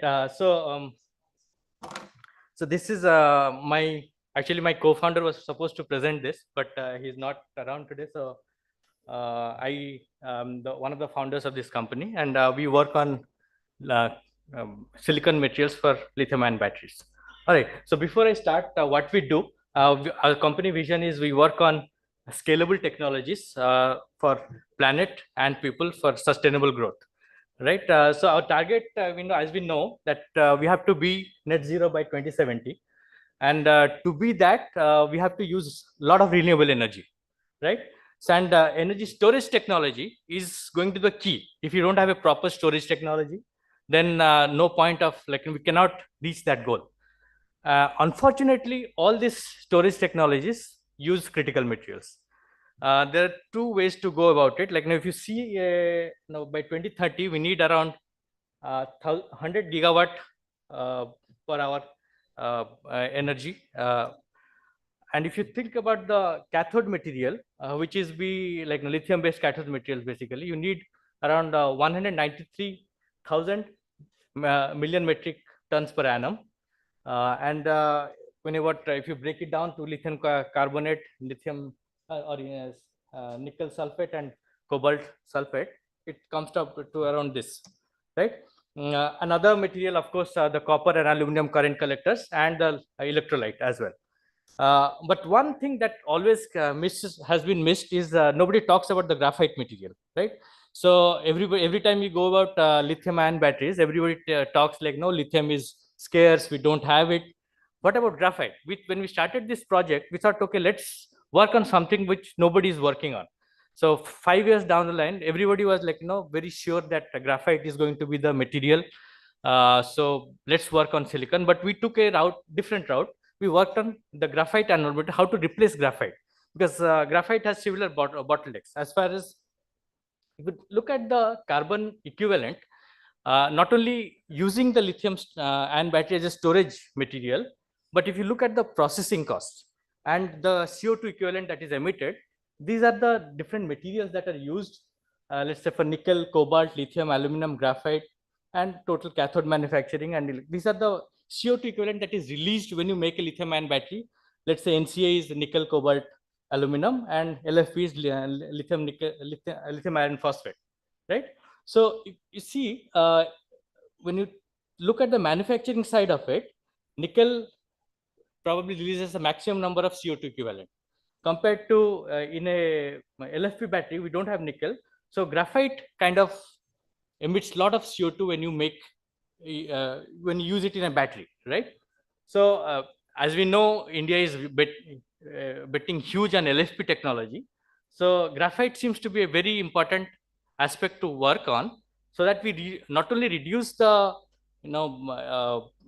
when you use it in the storage technology, but also while we are manufacturing the graphite material, right? So these are two the numbers that are emitted per kg of synthetic or natural graphite that is emitted during the manufacturing. Somebody showed the state of graphite, very nice graph that the demand is increasing, but the production is kind of step. I took it from their website also. You can clearly see the production of graphite has been decreasing significantly over years in India. Now, if you look at what is the market's share of LIB in graphite, 90% comes from China, and around 60% is from synthetic graphite and 40% is from natural graphite. Now, these are the supply chain side of it. If you see again here, I took it from the Niti Aayog's web page. See, graphite is one of the critical materials for lithium ion manufacturing. Now, these are the supply chain side of challenges with graphite. What about the technology? Right, there is also a challenge with graphite, using graphite as an anode material. What is it? It has very low energy density compared to other materials, right? And of course, I would not go to the high cost and safety issues are there, but sustainability issues are of course there because of the previous CO2 equivalents and other CO2 emissions that come along with it. Now, so what we did do, we looked around what are the alternate materials that can be used instead of graphite. Silicon is one of the material that can be used to replace graphite. But so when we developed this material, we saw that it is around 30% higher energy density, 2x times faster charging capacity. Overall cost reduction was around 20%. And of course, less graphite consumption with the material in terms of kg. Now, if you see, just I'll go a little bit in the technology so that you appreciate what it does actually in the graphite versus the silicon technology.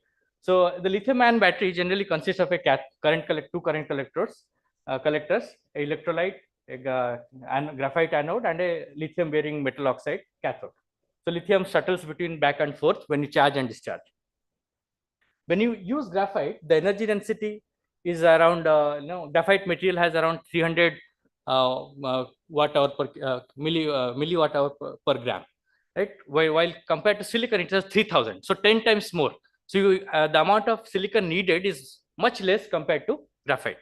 So it's basically silicon can store much more much more lithium compared to graphite. In fact, it is 10 times more. So in terms of cell capacity, it comes around to you can see it's clearly double when you consider the whole cell as a energy density. Now, but of course, it's all is not rosy. There are challenges with silicon as well. What are the challenge? The challenge is when the lithium goes inside, it expands significantly, large volume expansion, around 300% volume expansion. So imagine your battery getting swelled when the lithium goes inside. Now, when you discharge, again, it comes back. So what it does is it generates severe internal stress. When it generates this internal stress, it cracks up. So so the life cycle of the silicon anode battery would go down drastically compared to a graphite anode. In fact, graphite only swells 10%, silicon swells 300%, right? So how do we what we came across?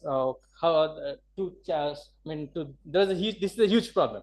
What the solution we came up with, why don't we design a porous structure, right? So when you design a porous structure, of course, the volumetric energy density will go down, but you will have ample space for the silicon to expand, right? It will act as a sponge.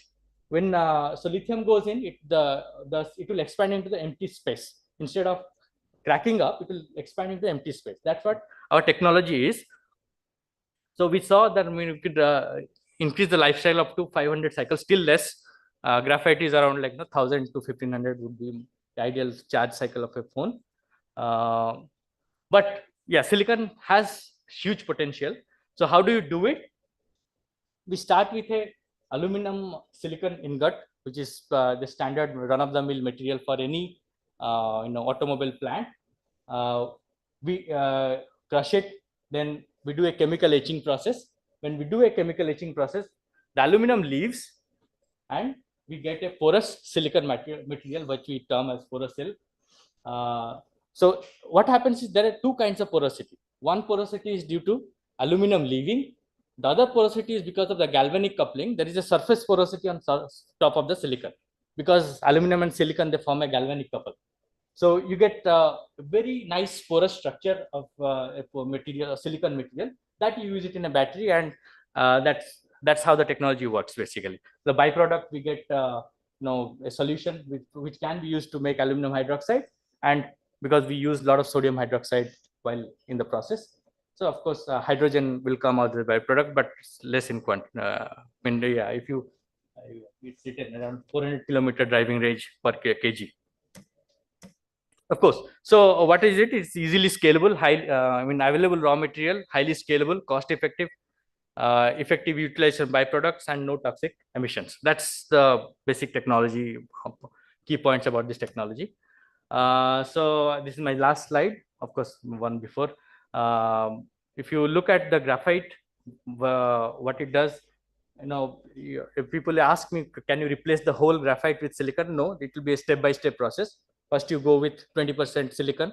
Tesla, by the way, now uses 5% silicon in their batteries. So our target is to go to 20, then to 40. That's our, we thank Ministry of Mines for supporting us in the project to scale up to 25 kg per day of this graphite silicon composite material. So with that, we aim to reduce around, so many, around 300 or 400 metric tons of CO2 equivalent. Okay, so silicon-based anode materials definitely has a future. Indigenization of raw materials, we have been talking all throughout the day. No way we are going to make cells if we are keep on getting materials from outside and making cells. At some point, we have to make our own materials. Urban mining, like Sir pointed out, it's a very important aspect of this technology, because if you go for let's say LFP technology, most of the things are available in India except for lithium. So, and if you do urban mining, we can more or less be self-sufficient, reliant, maybe a little bit of lithium oxide.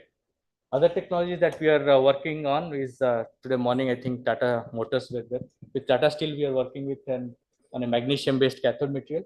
Of course, recycling, we are learning. NFTTC has a very nice technology for recycling. We are working with them to see how we take it forward. Thank you. Any questions?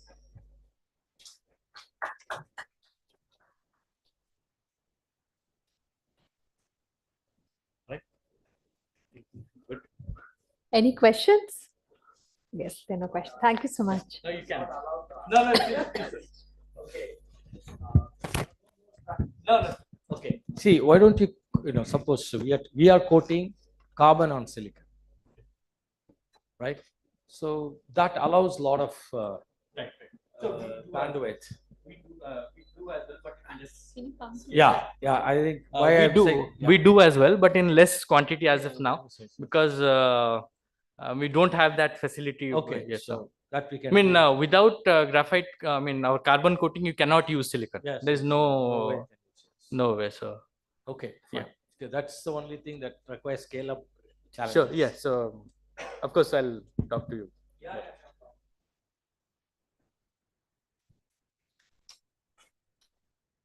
Right, please give a round of applause to Dr. Shubhankar Pati. And I would now like to invite our next presenters.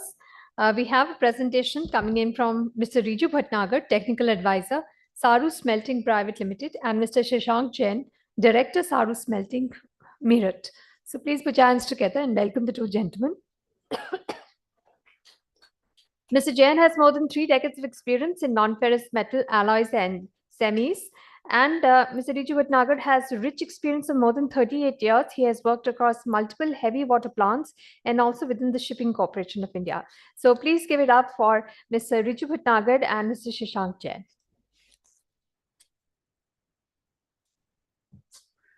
Thank you. Good evening. We will be taking turns in presenting because Riju is going to do the technical part because he is a technical expert. But I'm just going to give you a brief about our company. See, this is about Saru. We are a 70-year-old company. I am the 3rd generation there. We have traditionally been all along in base metals. We have domain expertise in metallurgy in tin, lead, zinc, copper, bismuth, cadmium, antimony, silver, indium, gallium, and their alloys. We offer a wide range of shapes and sizes of the above metals and produce bars, wires, foils, preforms, sheets, strips, tape, powders, paste, and custom shapes for various applications, whether it is for defense, whether it is for electronics, or whether it is for A&D. You have a state-of-art machinery. We have time-tested, proven quality assurance department and everything.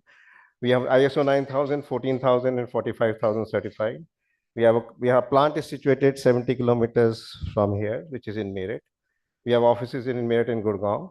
We have a dedicated technical resource center, and we have separate divisions. Besides, in the past 70 years, having spun out 5 or 6 companies who are specialized in different fields already, which is like phosphor-bronze, which is like silver brazing alloys, and which is for other master alloys and aluminum alloys. So this is just a representation physical. So we always have been working traditionally with the vision of science, technology, and innovation, and we have been using traditional methods of innovating ourselves for various products which we have done in the past. These are some of our customers. So this is again just we are involved in we have a CSR system, we have environment, health, and safety. We have a full system of working cohesively for the past 75 years. Now, what SARU going forward aims to do is to leverage its expertise of non-ferrous material science manufacturing. We also have a hang of the total supply chain as to how the materials move, where it is required to be given a certificate from a mine, not a mine, which is a registered mine and not a mine. So we are moving into high performance material solutions. So for new age critical materials, based on our experience, we thought that we require high technical innovation in process technology and materials formulation both. Process technology is one thing which we do not have. So we were looking for an opportunity for translating our deep research into end-to-end materials and product solutions. We have been constantly for the past 10-15 years working with Department of Atomic Energy Material Science, and we do liquid metals for them for different coolant reactors. Last we did was lead bismuth eutectic for them, and then they approached us for lead lithium eutectic, which forms the basis of our technology, which I'll just share with you. So then we identified a key technology which was developed by BRC on a pilot level for producing, or on a lab level for producing lead lithium. Here we thought that this technology can be taken in and leveraged to develop many more things.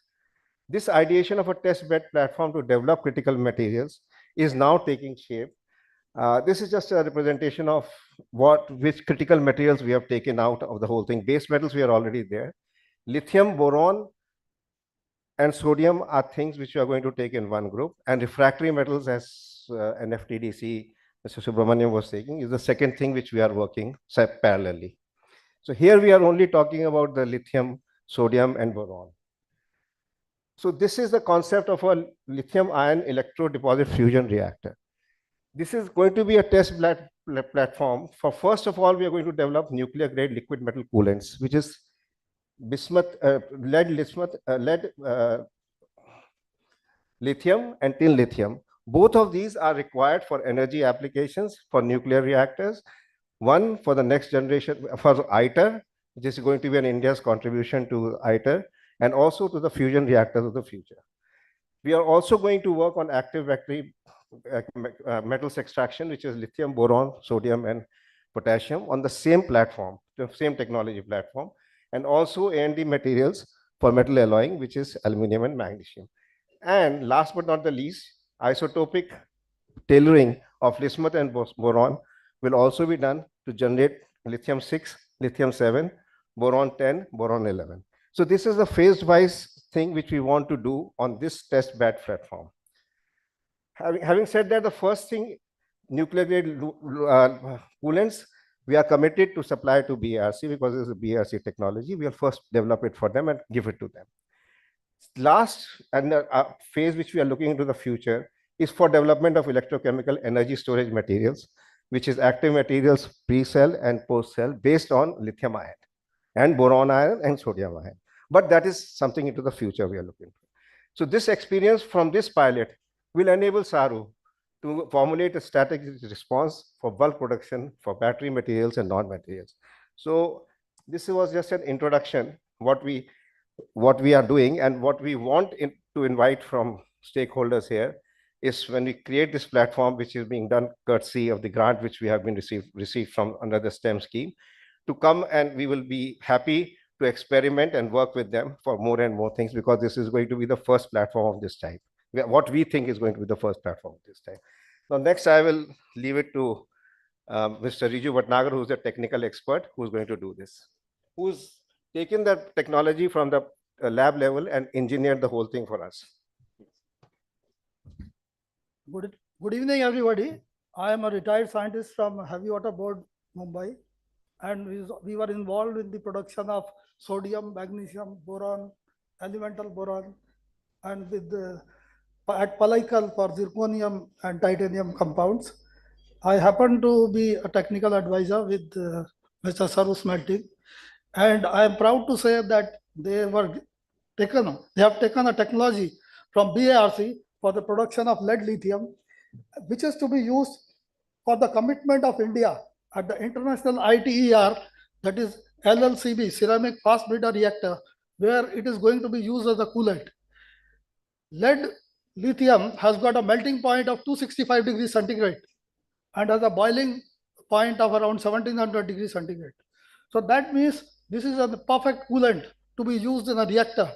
And if we are making lead lithium, lithium is a highly pyrophoric material and it will immediately catch fire. Handling lithium is not easy and it needs a special environment, that is, it should be with argon that is inert or like that. So we have developed a reactor for which we will be making lead lithium. And in this reactor, if you see,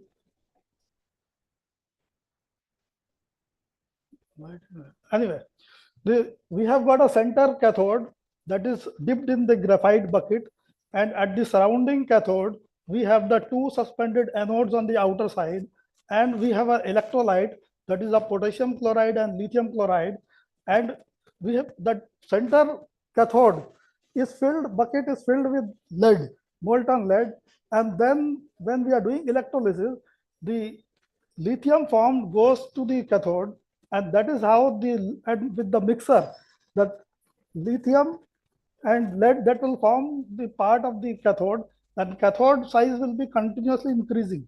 And we have to see that the anode doesn't come in way, because chlorine gas that is liberated has a property that it will try to recombine with the lithium. So for that purpose, we have to take care on that account, because that bubble theory, that chlorine rises up and creates a turbulence. So chlorine will be taken separately. So the byproduct chlorine with argon, which is used as a purge gas, we are going to use it with KOH scrubber.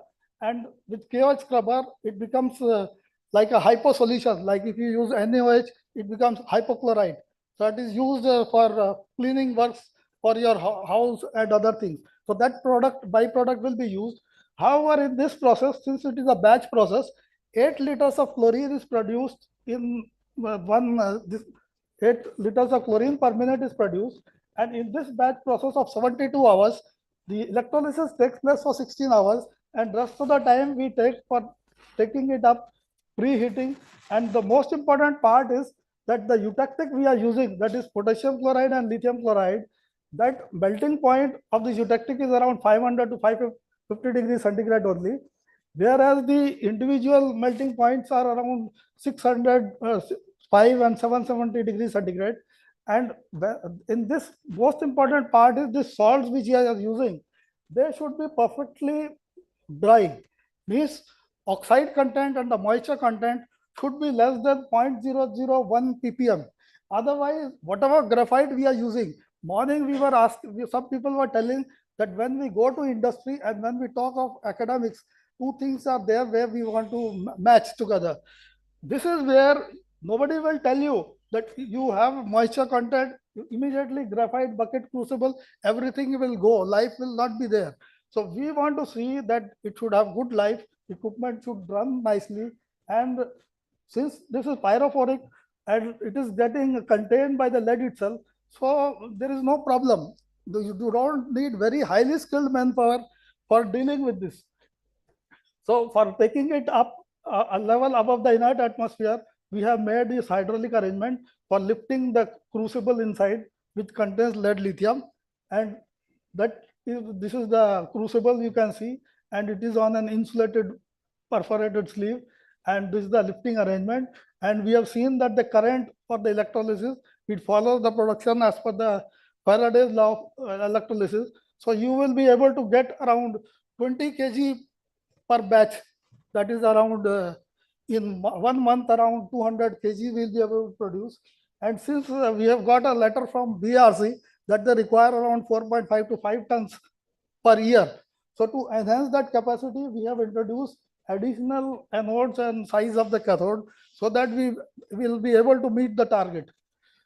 And this is how this, if you see the criticality, the clearances are 9 mm and clearances inside out between anode and this thing. So concentricity, quality, making everything, and then taking care that shorting doesn't take place even from top when we are giving the DC source is used for electrolysis and AC source is used for the melting of the electrolyte. And to take care of this impurities should not be there. We have planned for a dedicated melter, and with that melter, because minimum 8 hours in molten salts it takes to remove all the moisture content, not just 4 hours. So if we keep for 4 to 8 hours, entire moisture content will get removed. And we have a stirrer in the center. Sorry.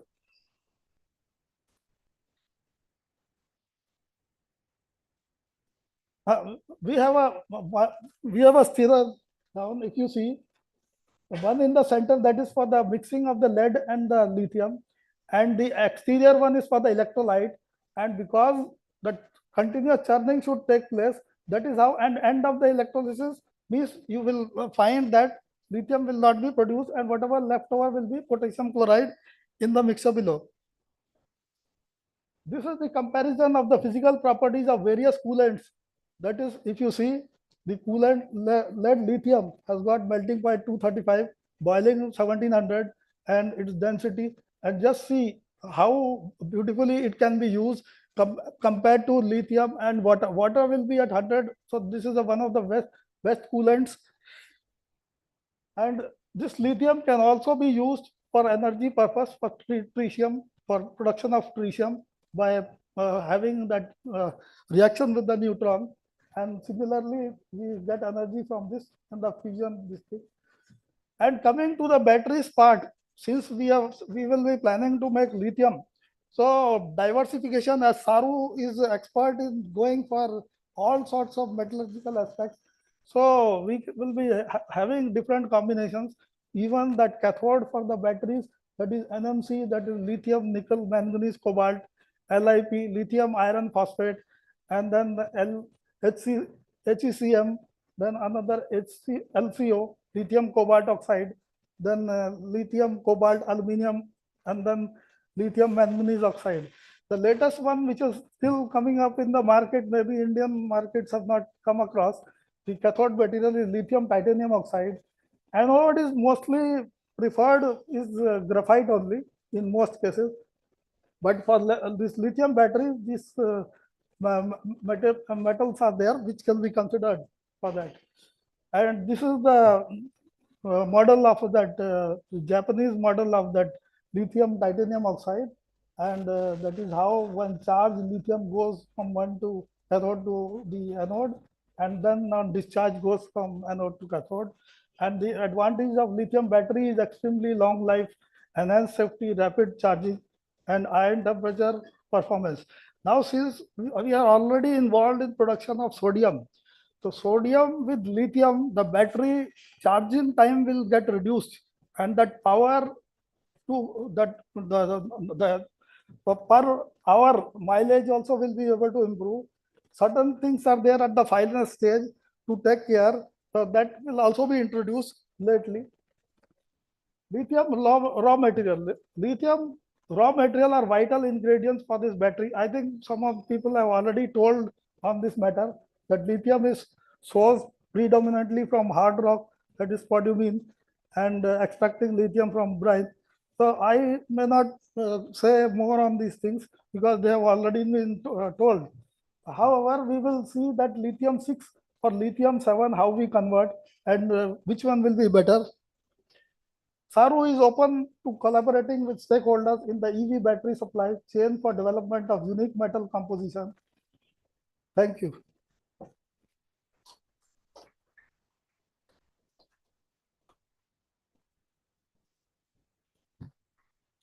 Thank you to both gentlemen, Mr. Riju Bhatnagar and Mr. Shashank Jain of Saru Smelting. Thank you for your presentation.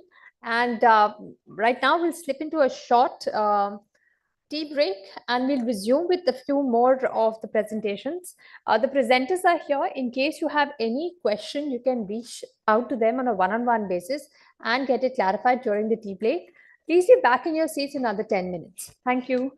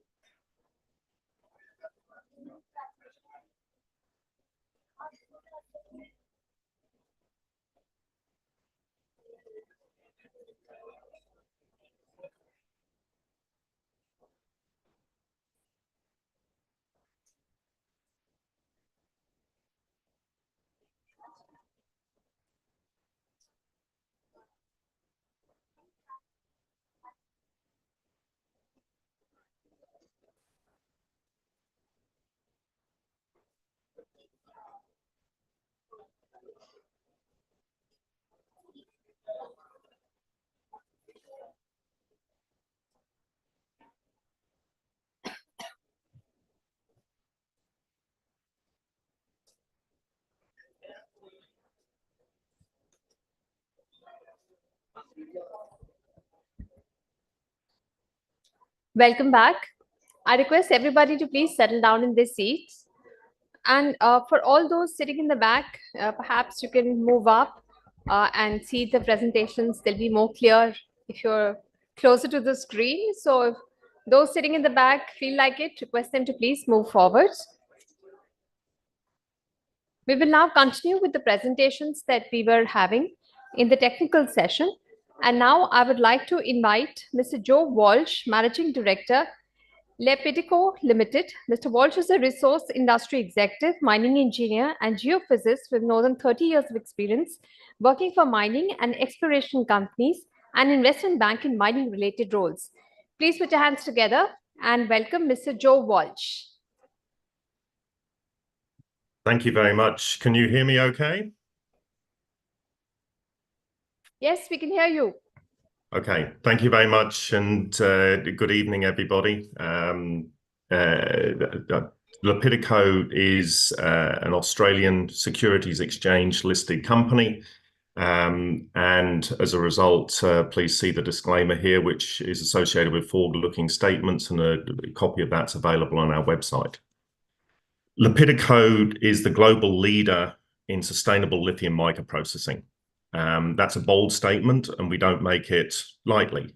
We've spent the last 12 years developing proprietary process technologies that allow us to very sustainably process lithium mica and lithium phosphate minerals such as lepidolite to produce lithium chemicals as well as a series of byproducts.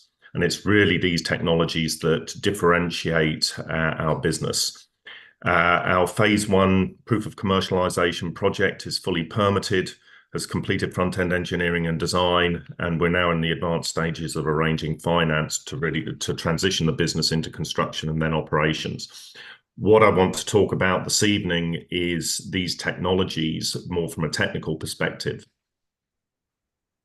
So this just outlines the basis of the phase 1 project. The upstream asset is a predominantly lepidolite mining operation in Namibia, just outside of the town of Karabib.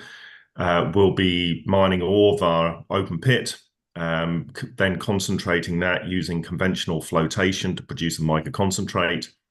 That concentrate will then get shipped to Abu Dhabi, where we'll be building the chemical conversion facility that uses these proprietary process technologies, the main ones being LMAX and LOMAX, which I'll talk about here today.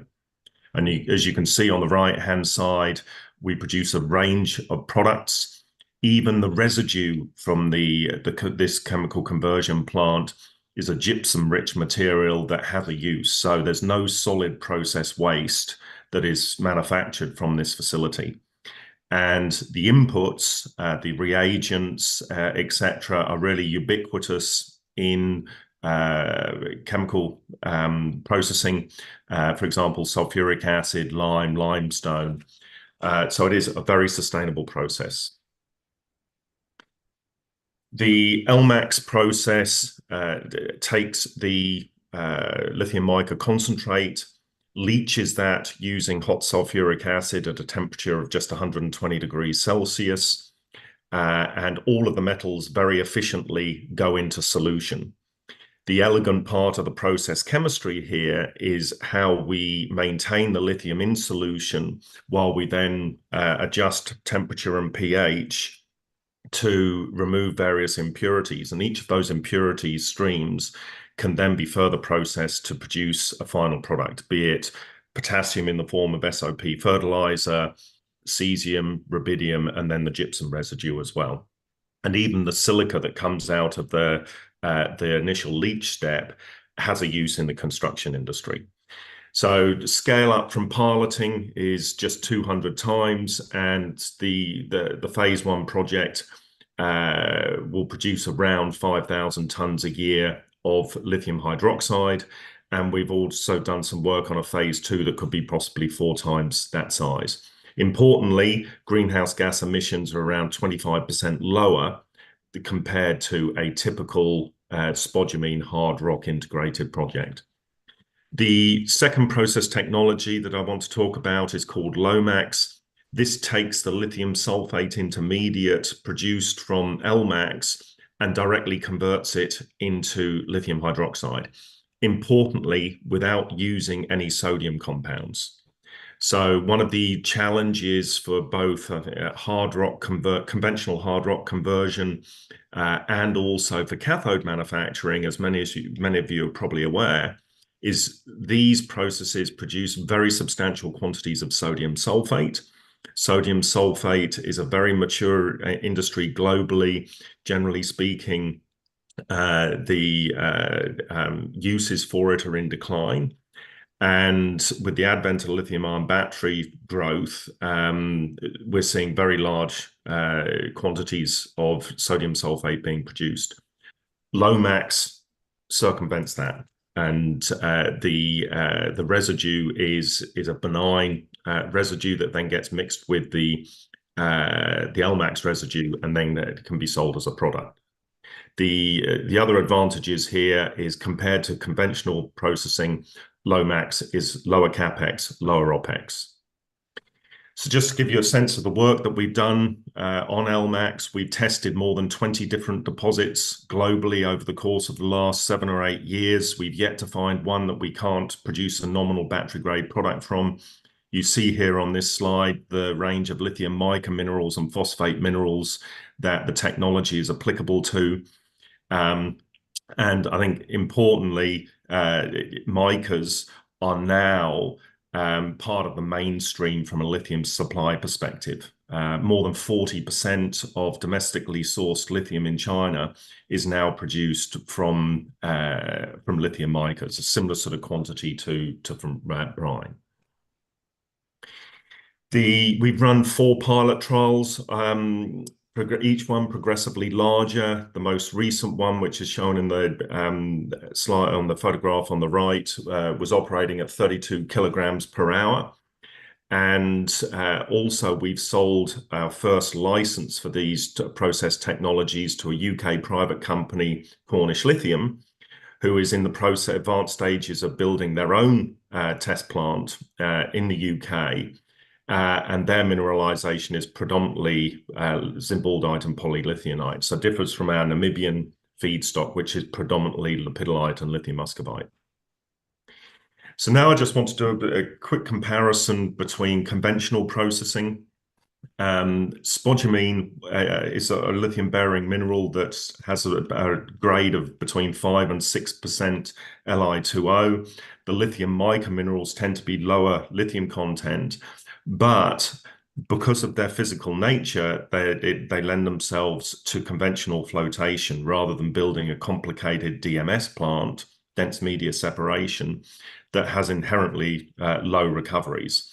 So the capex for a flotation plant is relatively competitive, and the recoveries that we get for the mineral to concentrate tends to be higher than for spodumene. Carrying this comparison on downstream to the chemical conversion step, you can see here the key steps in a typical roasting scenario, be it for spodumene or for lithium micas. So conventional processing is anywhere between 1,000 and 1,200 degrees Celsius in a roast. We don't need that roasting step. You can leach the metals out of these mica and phosphate minerals using hot sulfuric acid. And so there isn't that requirement for a roaster or a calciner, which is very large capital, energy intensive front end to these other hard rock processes. And downstream from that, the Lomax process offers an alternative to conventional processing using sodium compounds, where the conventional process, you have to heat, chill, and then heat again in multiple crystallization steps. We do not need that chiller step, which significantly reduces the energy intensity of the process and also the capital. So this is a bit of a busy slide, but provides I think a very good comparison of our technologies on the right-hand column to either conventional processing of lepidolite or spodumene. Some of the key takeouts here are using this much lower temperature, purely hydrometallurgical processes versus the pyromet gives much lower greenhouse gas emissions. As mentioned previously, there is no production of sodium sulfate. We produce multiple byproducts, and there's no solid process waste. And in the case of roasting lithium mica minerals in China, there is potential to be producing a toxic effluent. There is no effluent from the LMAX or Lomax process. There's a positive water balance. That water gets expelled from the process as steam, and all the other elements end up in the residue and are diluted as a result of that, rather than actually getting concentrated into an effluent stream. Recoveries are also tend to be higher for the purely hydrometallurgical process. So in summary, a far more sustainable solution is offered by LMAX and Lomax to conventional roasting processing. To give you an understanding of the economics, our phase 1 project has a very healthy IRR of over 25%. That's using Benchmark Mineral Intelligence's independent long-term price forecast. Operating costs are competitive. The all-in sustaining cost after byproduct credits is less than $10,000 a ton. And the project here has a life of nearly 20 years based on the current ore reserve, payback of less than 3 years. And you can see there the average annual product production. So as I mentioned previously, lithium micas are now part of the mainstream for production of lithium chemicals in China. quotes for lithium mica concentrate started to be produced the middle of last year. You can see the quotes there based on Shanghai metal mining prices. The other point to note here is typical spodumene concentrate in China is less than 2% now, Li2O, whereas the concentrate from our project in Namibia, being a higher grade lepidolite, will be 3 to 3.5% for the first half of the project life and 2.5 to 3% for the balance. Competitive on the operating cost curve. This data is from Benchmark Mineral Intelligence. You can see our project presents there on the 2030 all-in sustaining cost curve very competitively in the second quartile. And as far as other sustainability credentials are concerned, relatively low water intensity and water consumption, as mentioned previously, very competitive when it comes to carbon intensity and greenhouse gas emissions. And if we can be securing green hydrogen instead of natural gas for process heat in Abu Dhabi, our greenhouse gas emissions will drop to around 3 tons per ton, which is pretty much best in industry. Also important to note that we're redeveloping former abandoned mines here in Namibia. So it's a brownfield development context, and our land use intensity is very low as a result of that. Thank you very much.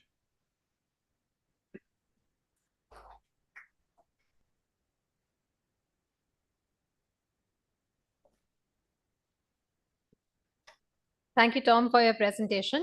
I would now like to call on our next speaker. It's Mr. Aditya Dalmia, Director Projects, India, CVMR Corporation.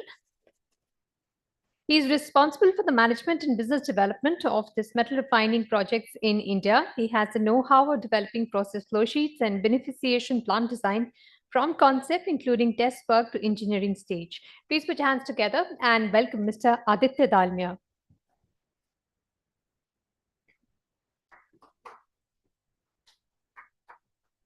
Good evening, everyone. It's been a long and interesting day. And here we come to the last presentation. So CVMR, CVMR, it's not coming here. Presentation is not coming.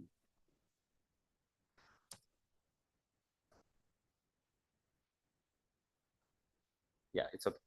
So CVMR stands for Chemical Vapor Metal Refining. So here we are going to talk about metal refining, and it's based through vaporization of metal. We have talked about refining, processing, but here we are talking about eco-friendly way of refining metal. So there was a experimental lab set up in Cretan mine in Sudbury. It's Sudbury Neutrino Observatory, wherein the experiment was to detect subatomic particles known as solar neutrons through interaction with the heavy water and 1200 very pure nickel tubes.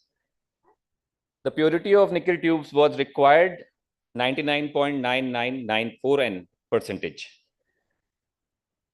to detect any minimal radioactive activity. The project was inaugurated by Dr. Stephen Hawking. CVMR Corporation, through its subsidiary CVD Manufacturing, supplied these 1200 nickel tubes. The experiment was successful, and the director of the project, Dr. Arthur B. MacDonald, won Nobel Prize in Physics for this. So the reason of explaining this experiment is the purity of nickel which was required in that project can be produced through vapor metallurgy. We do not use acids, solvents for metal extraction. No effluent toxic residue is produced in the plant. We do not melt the metals as it is done in the smelting process. We do not use cyanide or leaching for gold extraction. We do not produce greenhouse gases. In fact, we convert those gases into graphene and graphite.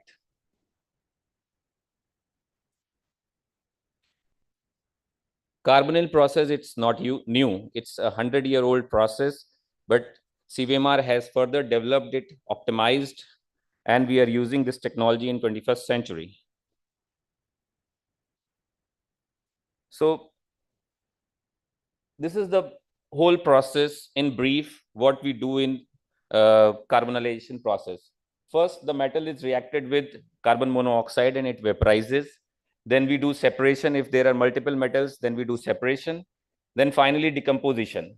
In decomposition, the carbon monoxide is released for recycling and the pure metal is deposited in the product bins. I'll just show you a video. If we can imagine an ore material coming out of the ground, we look for one or a number of metals embedded in that ore body. For the sake of simplicity, we vaporize the metal that we are after chemically. Among them, the most popular are nickel, cobalt, platinum group of metals, molybdenum, tantalum, and others.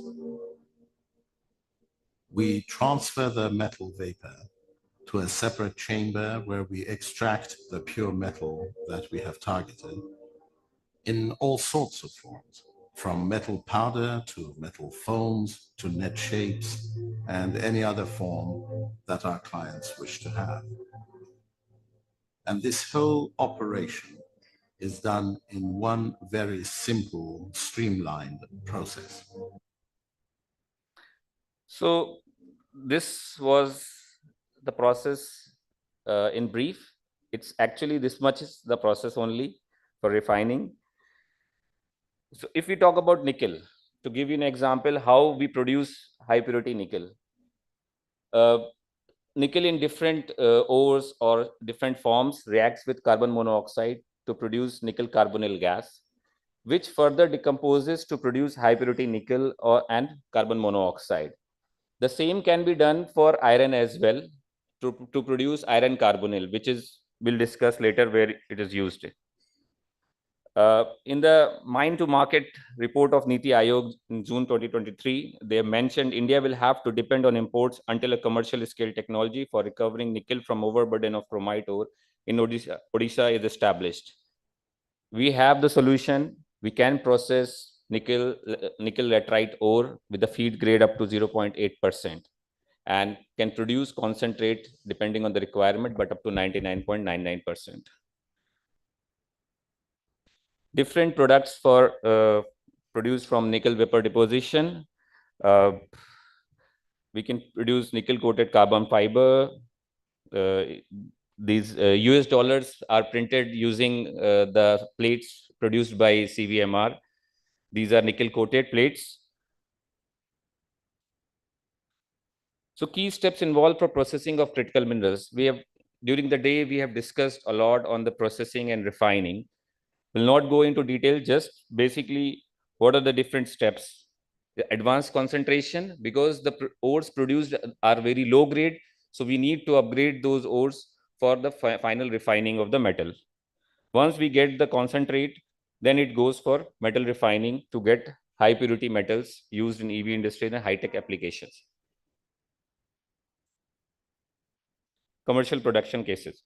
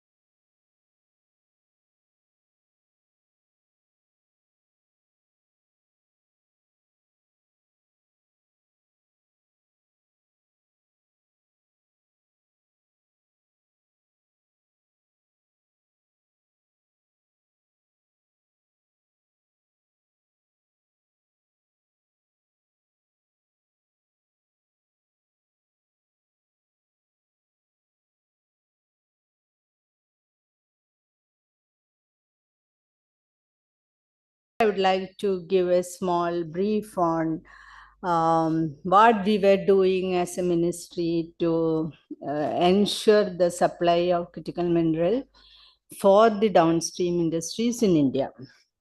So the session started today with an introductory remark by Dr. Aruna Baghosh, with whom we were associated since 2023, the G20 negotiations, and Dr. Ghosh has given an overview about the India's initiative on the G20 platform for ensuring for the gathering the support of the international the other countries in India's initiative, as well as the role of the critical mineral play in the energy transition journey. It has been a very tough journey. I can say that I have worked very closely with Mr. Rishabh during the G20 negotiations. We have been part of the energy transition working group. It was not easy for us to get the support of all the G20 countries during these negotiations, but ultimately we have come out with a good one paragraph on the energy role of critical minerals on energy transition. It was a very winning journey for India under India's presidency, and I'm really grateful to CEEW and the other think tanks during their support. So this was the initiation of Ministry of Mines into the critical mineral sector, and we worked along with CSCP and other International Energy Association and CEEW and our GSI to identify the minerals which are critical for India. And within a short time, I should say, we could identify the 30 minerals which are critical. We have taken into account the resources of this mineral available in India, India's dependency on import of these minerals, and then the role these minerals play in the emerging technology. So, and followed by that, we have done a legislative intervention whereby these minerals have been given. Out of this, 24 minerals are taken out of the 30 minerals identified, because these are the 24 minerals where we have some resources in India. And these minerals were taken into the MMDR Act, given a status as critical and strategic mineral, and then power to auction these minerals is taken to at the central government level. Say, when I say power to auction this mineral is taken at the central government level, what I mean is in India, we allowed the mineral block through auction, because I'm saying because we have a kind of mix of participants who may or may not aware of the policy regime in India. In India, we allot all the mineral concession through auction, which is one of the few countries in the world where mineral concessions are allotted through a transparent auction process, India being the leader and one of the initial country, and Brazil following. And the auction power of auction is being given to the state governments. But for the critical minerals, the power to auction is taken by the central government, and we have made an amendment to the MMDR Act in 2023. And in August, we have made the amendment, and in November, we put 20 blocks on auction, followed by another 17-18 blocks in February, and again another 7 blocks, and not another, the 7 blocks from the first lot in the month of March, before the Model Code of Conduct came into place. So within 6 months' time, now we have put 38 blocks out there in the public platform for the industries to pick and start doing the required, like they can participate in the auction, get the block, and some of them already got. We are waiting for the Model Code of Conduct to be over to announce the result. And that being the case, so when we talk about critical mineral and the vulnerabilities in the supply chain of critical mineral, what we are talking about ensuring the supply of the critical mineral, and then ensuring that these critical minerals which is made available for the industry to take having sufficient support in terms of the availability of technology, whether it is for the beneficiation, for the processing, and for going that into the downstream products. So there come today's dialogues and discussions. So what I will say is, in the whole supply chain, when we talk about domestic supply, we have to think about supply in terms of not only the domestic supply, because when we talk about domestic supply, we are constrained by the deposits, geologically available deposits. These deposits may be of good quality, may be of very high means mineral content or not. We can't do much about it. So then what are the other sources of supply? We need to go and look into the countries where these minerals are available. There come the role of Latin American countries and the African countries. But when we go to Africa or Latin America, every other country is also going to these places. It's not that India is only finding these countries are important. There is other Eastern countries, there are Western countries looking to same place. And what is the particular selling point for India or an Indian company to go there? And so that you get a preferential treatment, we get a preferential treatment. What India as a country can offer to these countries, whether it is Africa, whether it's Latin America. So there we need some kind of thought process, and maybe how well we can contribute. When we talk about Africa, how well we can contribute to the local economy, the development of the community, whether our companies have the DNA to take the community along with their development. When the company grow, whether they are ready to take the growth, spearhead the growth of the local community also. We need to think about all these issues. Otherwise, why should Congo or Zambia or Zimbabwe choose Tata or Vedanta, ignoring Vale or some other international mining company? When we go to Latin America, are we able to give ensure the high standards which they expect out of the whole production value chain? So these are the issues which come to our mind, to my mind as a person who is working in the policy sphere of critical mineral for the last 3 or 4 years. So I think I'm just placing before you my thought process. So all these dialogues which is happening today, tomorrow, and in future is all towards crystallizing what we need to crystallizing the action points or the proposal, what we need to do and what we can do, how we should do, and make it into a document which will give a direction to the government, to the research organizations, to the private sector to move forward. So I am looking all these discussions on that particular thought process, so that how well all this discussion or happening today can be integrated into a policy document.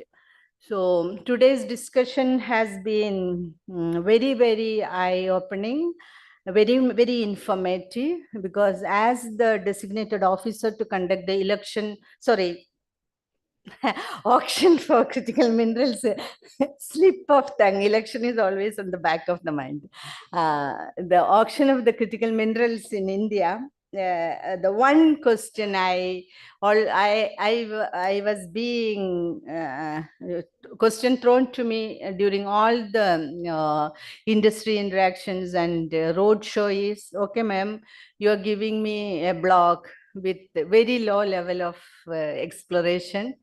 So, and also we don't know what is there in that block. Today also one of the gentlemen came and told me, and we don't know how much investment I have to do in those blocks and where is the technology. Okay. My answer to that, okay, I can ask we can means I mean the ministry can ask GSI to do further exploration and bring the block into a higher level of exploration. So, but then what is the time required? And then what is, we need to, as a ministry, we always need to see the advantage of time spent on a detailed exploration vis-a-vis the block being given to an industry who can put all their effort and do it at a faster pace and bring it into a production, because the requirement of mineral is immediate, not 10 years down the line. So we took a decision, yes, we are ready to give the blocks and you start working on it. If you are interested, come participate, work, and let us move forward. That is one approach which we have taken. And then how you can, as a ministry, can help us in getting an inroad into whether it's Africa, whether it's Australia, or to Latin America. Yes, we are trying to take advantage of the various multilateral platforms out there in the sphere. Like we have tried very hard to be part of the MSP, Mineral Security Partnership, which was being led by the United States, and we got the membership, and we got around 23 projects. We got the information about the projects which is available across the globe. We are sharing those information with the industry. And how well the industry can take advantage of that information is up to you. See, what we are offering is, say, there is a project in Malawi, where there is a project in Argentina, where there is a project in Australia. You go, you see the project, and we are trying to, all the 15 to 16 countries are trying to bring finance into that project. We have this might of 16 countries, this thing, well being or whatever be that, for the project to develop and go faster, will support, all these countries will support any problem which being faced. So you be part of the project. We are there as part of India Pacific Economic Forum, which is again another 14 countries, like on the outlines of the Pacific. And there also we are trying to give that option, like, see, these are the countries, these are the resources available in the countries, what we can as a country can offer to these countries, because we have good magnesium, we have iron ore, we have bauxite. Some of these countries are looking for that, and we have graphite. And some of those countries are looking for that. We can be a supplier to these minerals to those IPF countries. And we also are part of Quad. Also, we are trying to take advantage of the Quad platform also. And recently, the United Nations Secretary General has inaugurated or launched a panel on the critical energy transition minerals. So the launch was on Friday, and India is part of that. And interestingly, it is kind of platform where we are trying to, around 45 countries are part of that, and there are the civil society partners, producers association, all of them are part. And the concern raised in the inaugural address by the UN Secretary General is like, we need to have sustainable development of the critical mineral available in the resource rich countries, ensuring that the economic benefit of development of these minerals are shared with the countries. So, and we are trying to work high level principles on the development of the critical mineral in the resource rich countries. India is a part of that dialogue also. So what I want to say basically, why I tried to give a kind of a broad outline of what Ministry of Mine is doing is like, yes, we were a little slow, we were a little late in entering into the critical mineral sector, but last 1.5 to 2 years have been very hectic in the ministry. We were trying to catch up with the other countries. We are trying to kind of build in a system and policy in place so that India is not going to lag behind, and whatever advantages India as a country has in this sector can be well leveraged, not only to ensure the supply for the domestic industries, but also as a global supplier for these minerals, because we are a good alternative for supply of these minerals processing technology. So today we had discussions revolving around these themes. We had Secretary Mine giving us detail about the various initiatives, like his sir has spoken in detail about the National Geoscience Data Repository and the exploration license, which is being offered by the state governments, and Dr. Ghosh has spoken about G20 and other international platform. Professor Desai has spoken about the role of the critical mineral in the energy transition and the sustainable development. And then we had this building India's capability in processing and beneficiation technology. Various companies, research organizations have spoken. Those who are already there in the sector, who has set up a plant, their experience has been shared, and we had that CSIR and others research or IIT speaking about the capability which has been developed within the research organization. So listening to them, my one concern about which is being repeatedly been raised by our company is companies who are entering into the critical mineral sector is being addressed. See, there are technologies, our Indian research organizations, whether it is CSIR labs, whether it is IITs, whether it is ministry's own labs, we are capable to give the technology tailor-made to the requirement of the mining companies. So that is a very good positive development or positive outcome of today's discussion. And then we had this session on strategies for scaling processing for domestic global market. And in the introductory remark, Dr. Tom has given us an idea about the current issues, where it is the issue of concentration of the technology in a few countries, and not only the production, but also the concentration of processing technologies in a few countries. And Mr. Rajiv has given us a 9-point way forward, and Madam Dandara has given what we can do about in the sustainable mining scenario, and Christy was very vociferous about the standards and the standards. Yeah, European Union always is very passionate about the standards, and it was interesting to listen to Mr. Chatterjee from Vedanta knowing about the tailing. Yes, I missed it. Tailing is another important source for us, and after listening to CVMR, I feel that, okay, tailing also can be a very potential source for enhancing the domestic supply in addition of recycling. These are two areas which the ministry may have to concentrate in the coming months. From my understanding, that is what is coming immediately to my mind.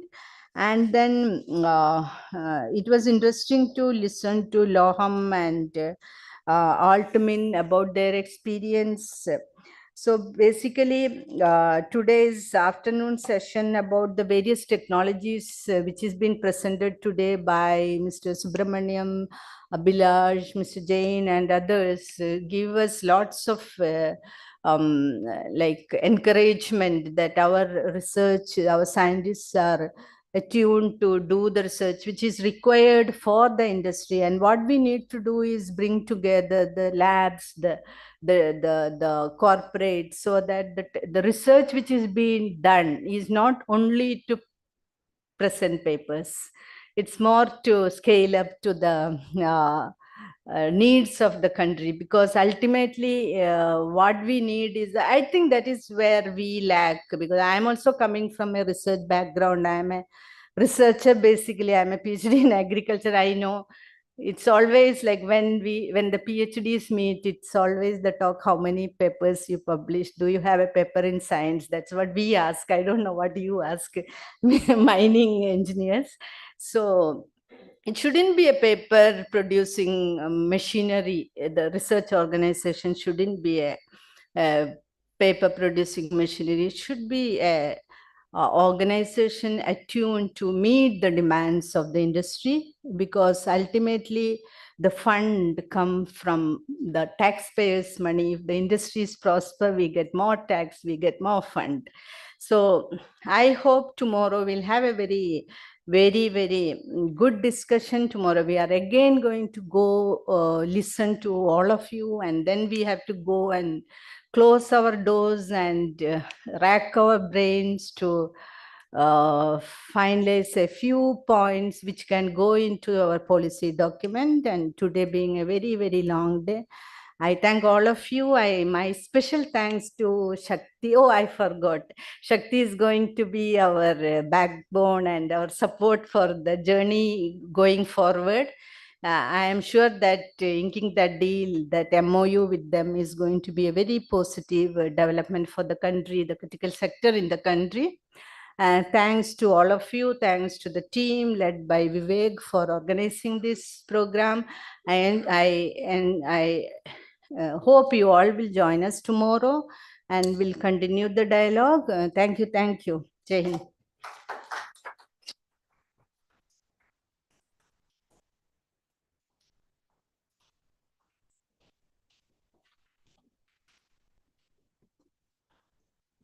Thank you, ma'am, for your address. Now, I would like to call back on stage all the presenters who gave the presentations, and I would request ma'am to please present them with a small gift. So I'd like to call on stage Mr. Dinesh V. Ganveer, Additional Director General and Head, National Mission 2, GSI, and the other speakers, Dr. K. Balasubramanian, Distinguished Scientist and Director, Non-Ferrous Materials Technology Development Center.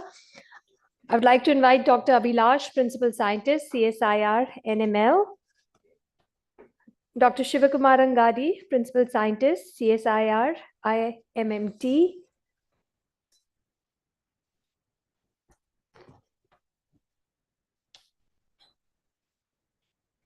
I would like to invite Dr. Pankaj Kumar Jain, Assistant Professor, IIT Dhanbad. I think Dr. Subhankar Pati is not here, but we'll send his gift to him.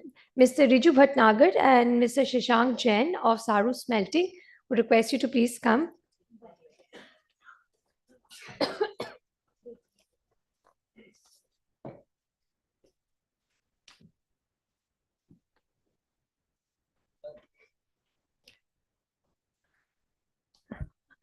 I would like to invite Aditya Dalmia, Project Director, India, CVMR Corporation. And I would request Vivek Chandran, Director, Shakti, to please present ma'am with a gift as well. We are very grateful to ma'am for patiently sitting through all the presentations, the discussions of the day today. I would request all those who presenters to please come on stage for a group photograph with ma'am. Vivek, please stay for a group photograph with ma'am.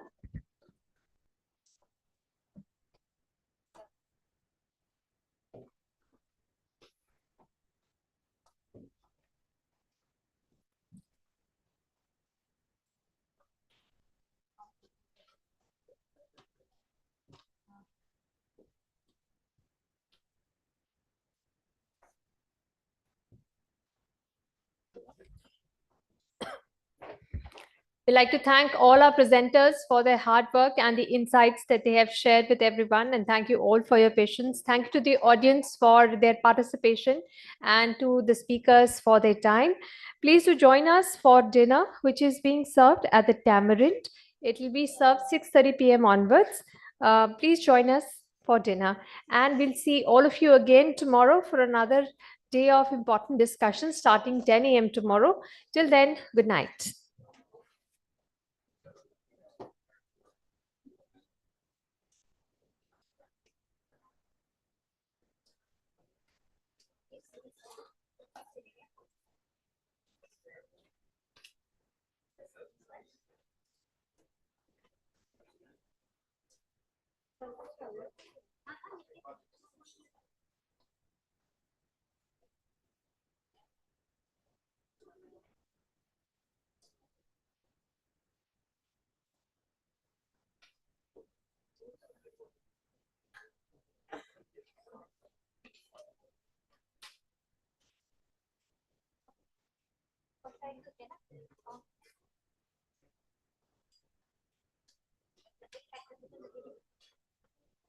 Bagus.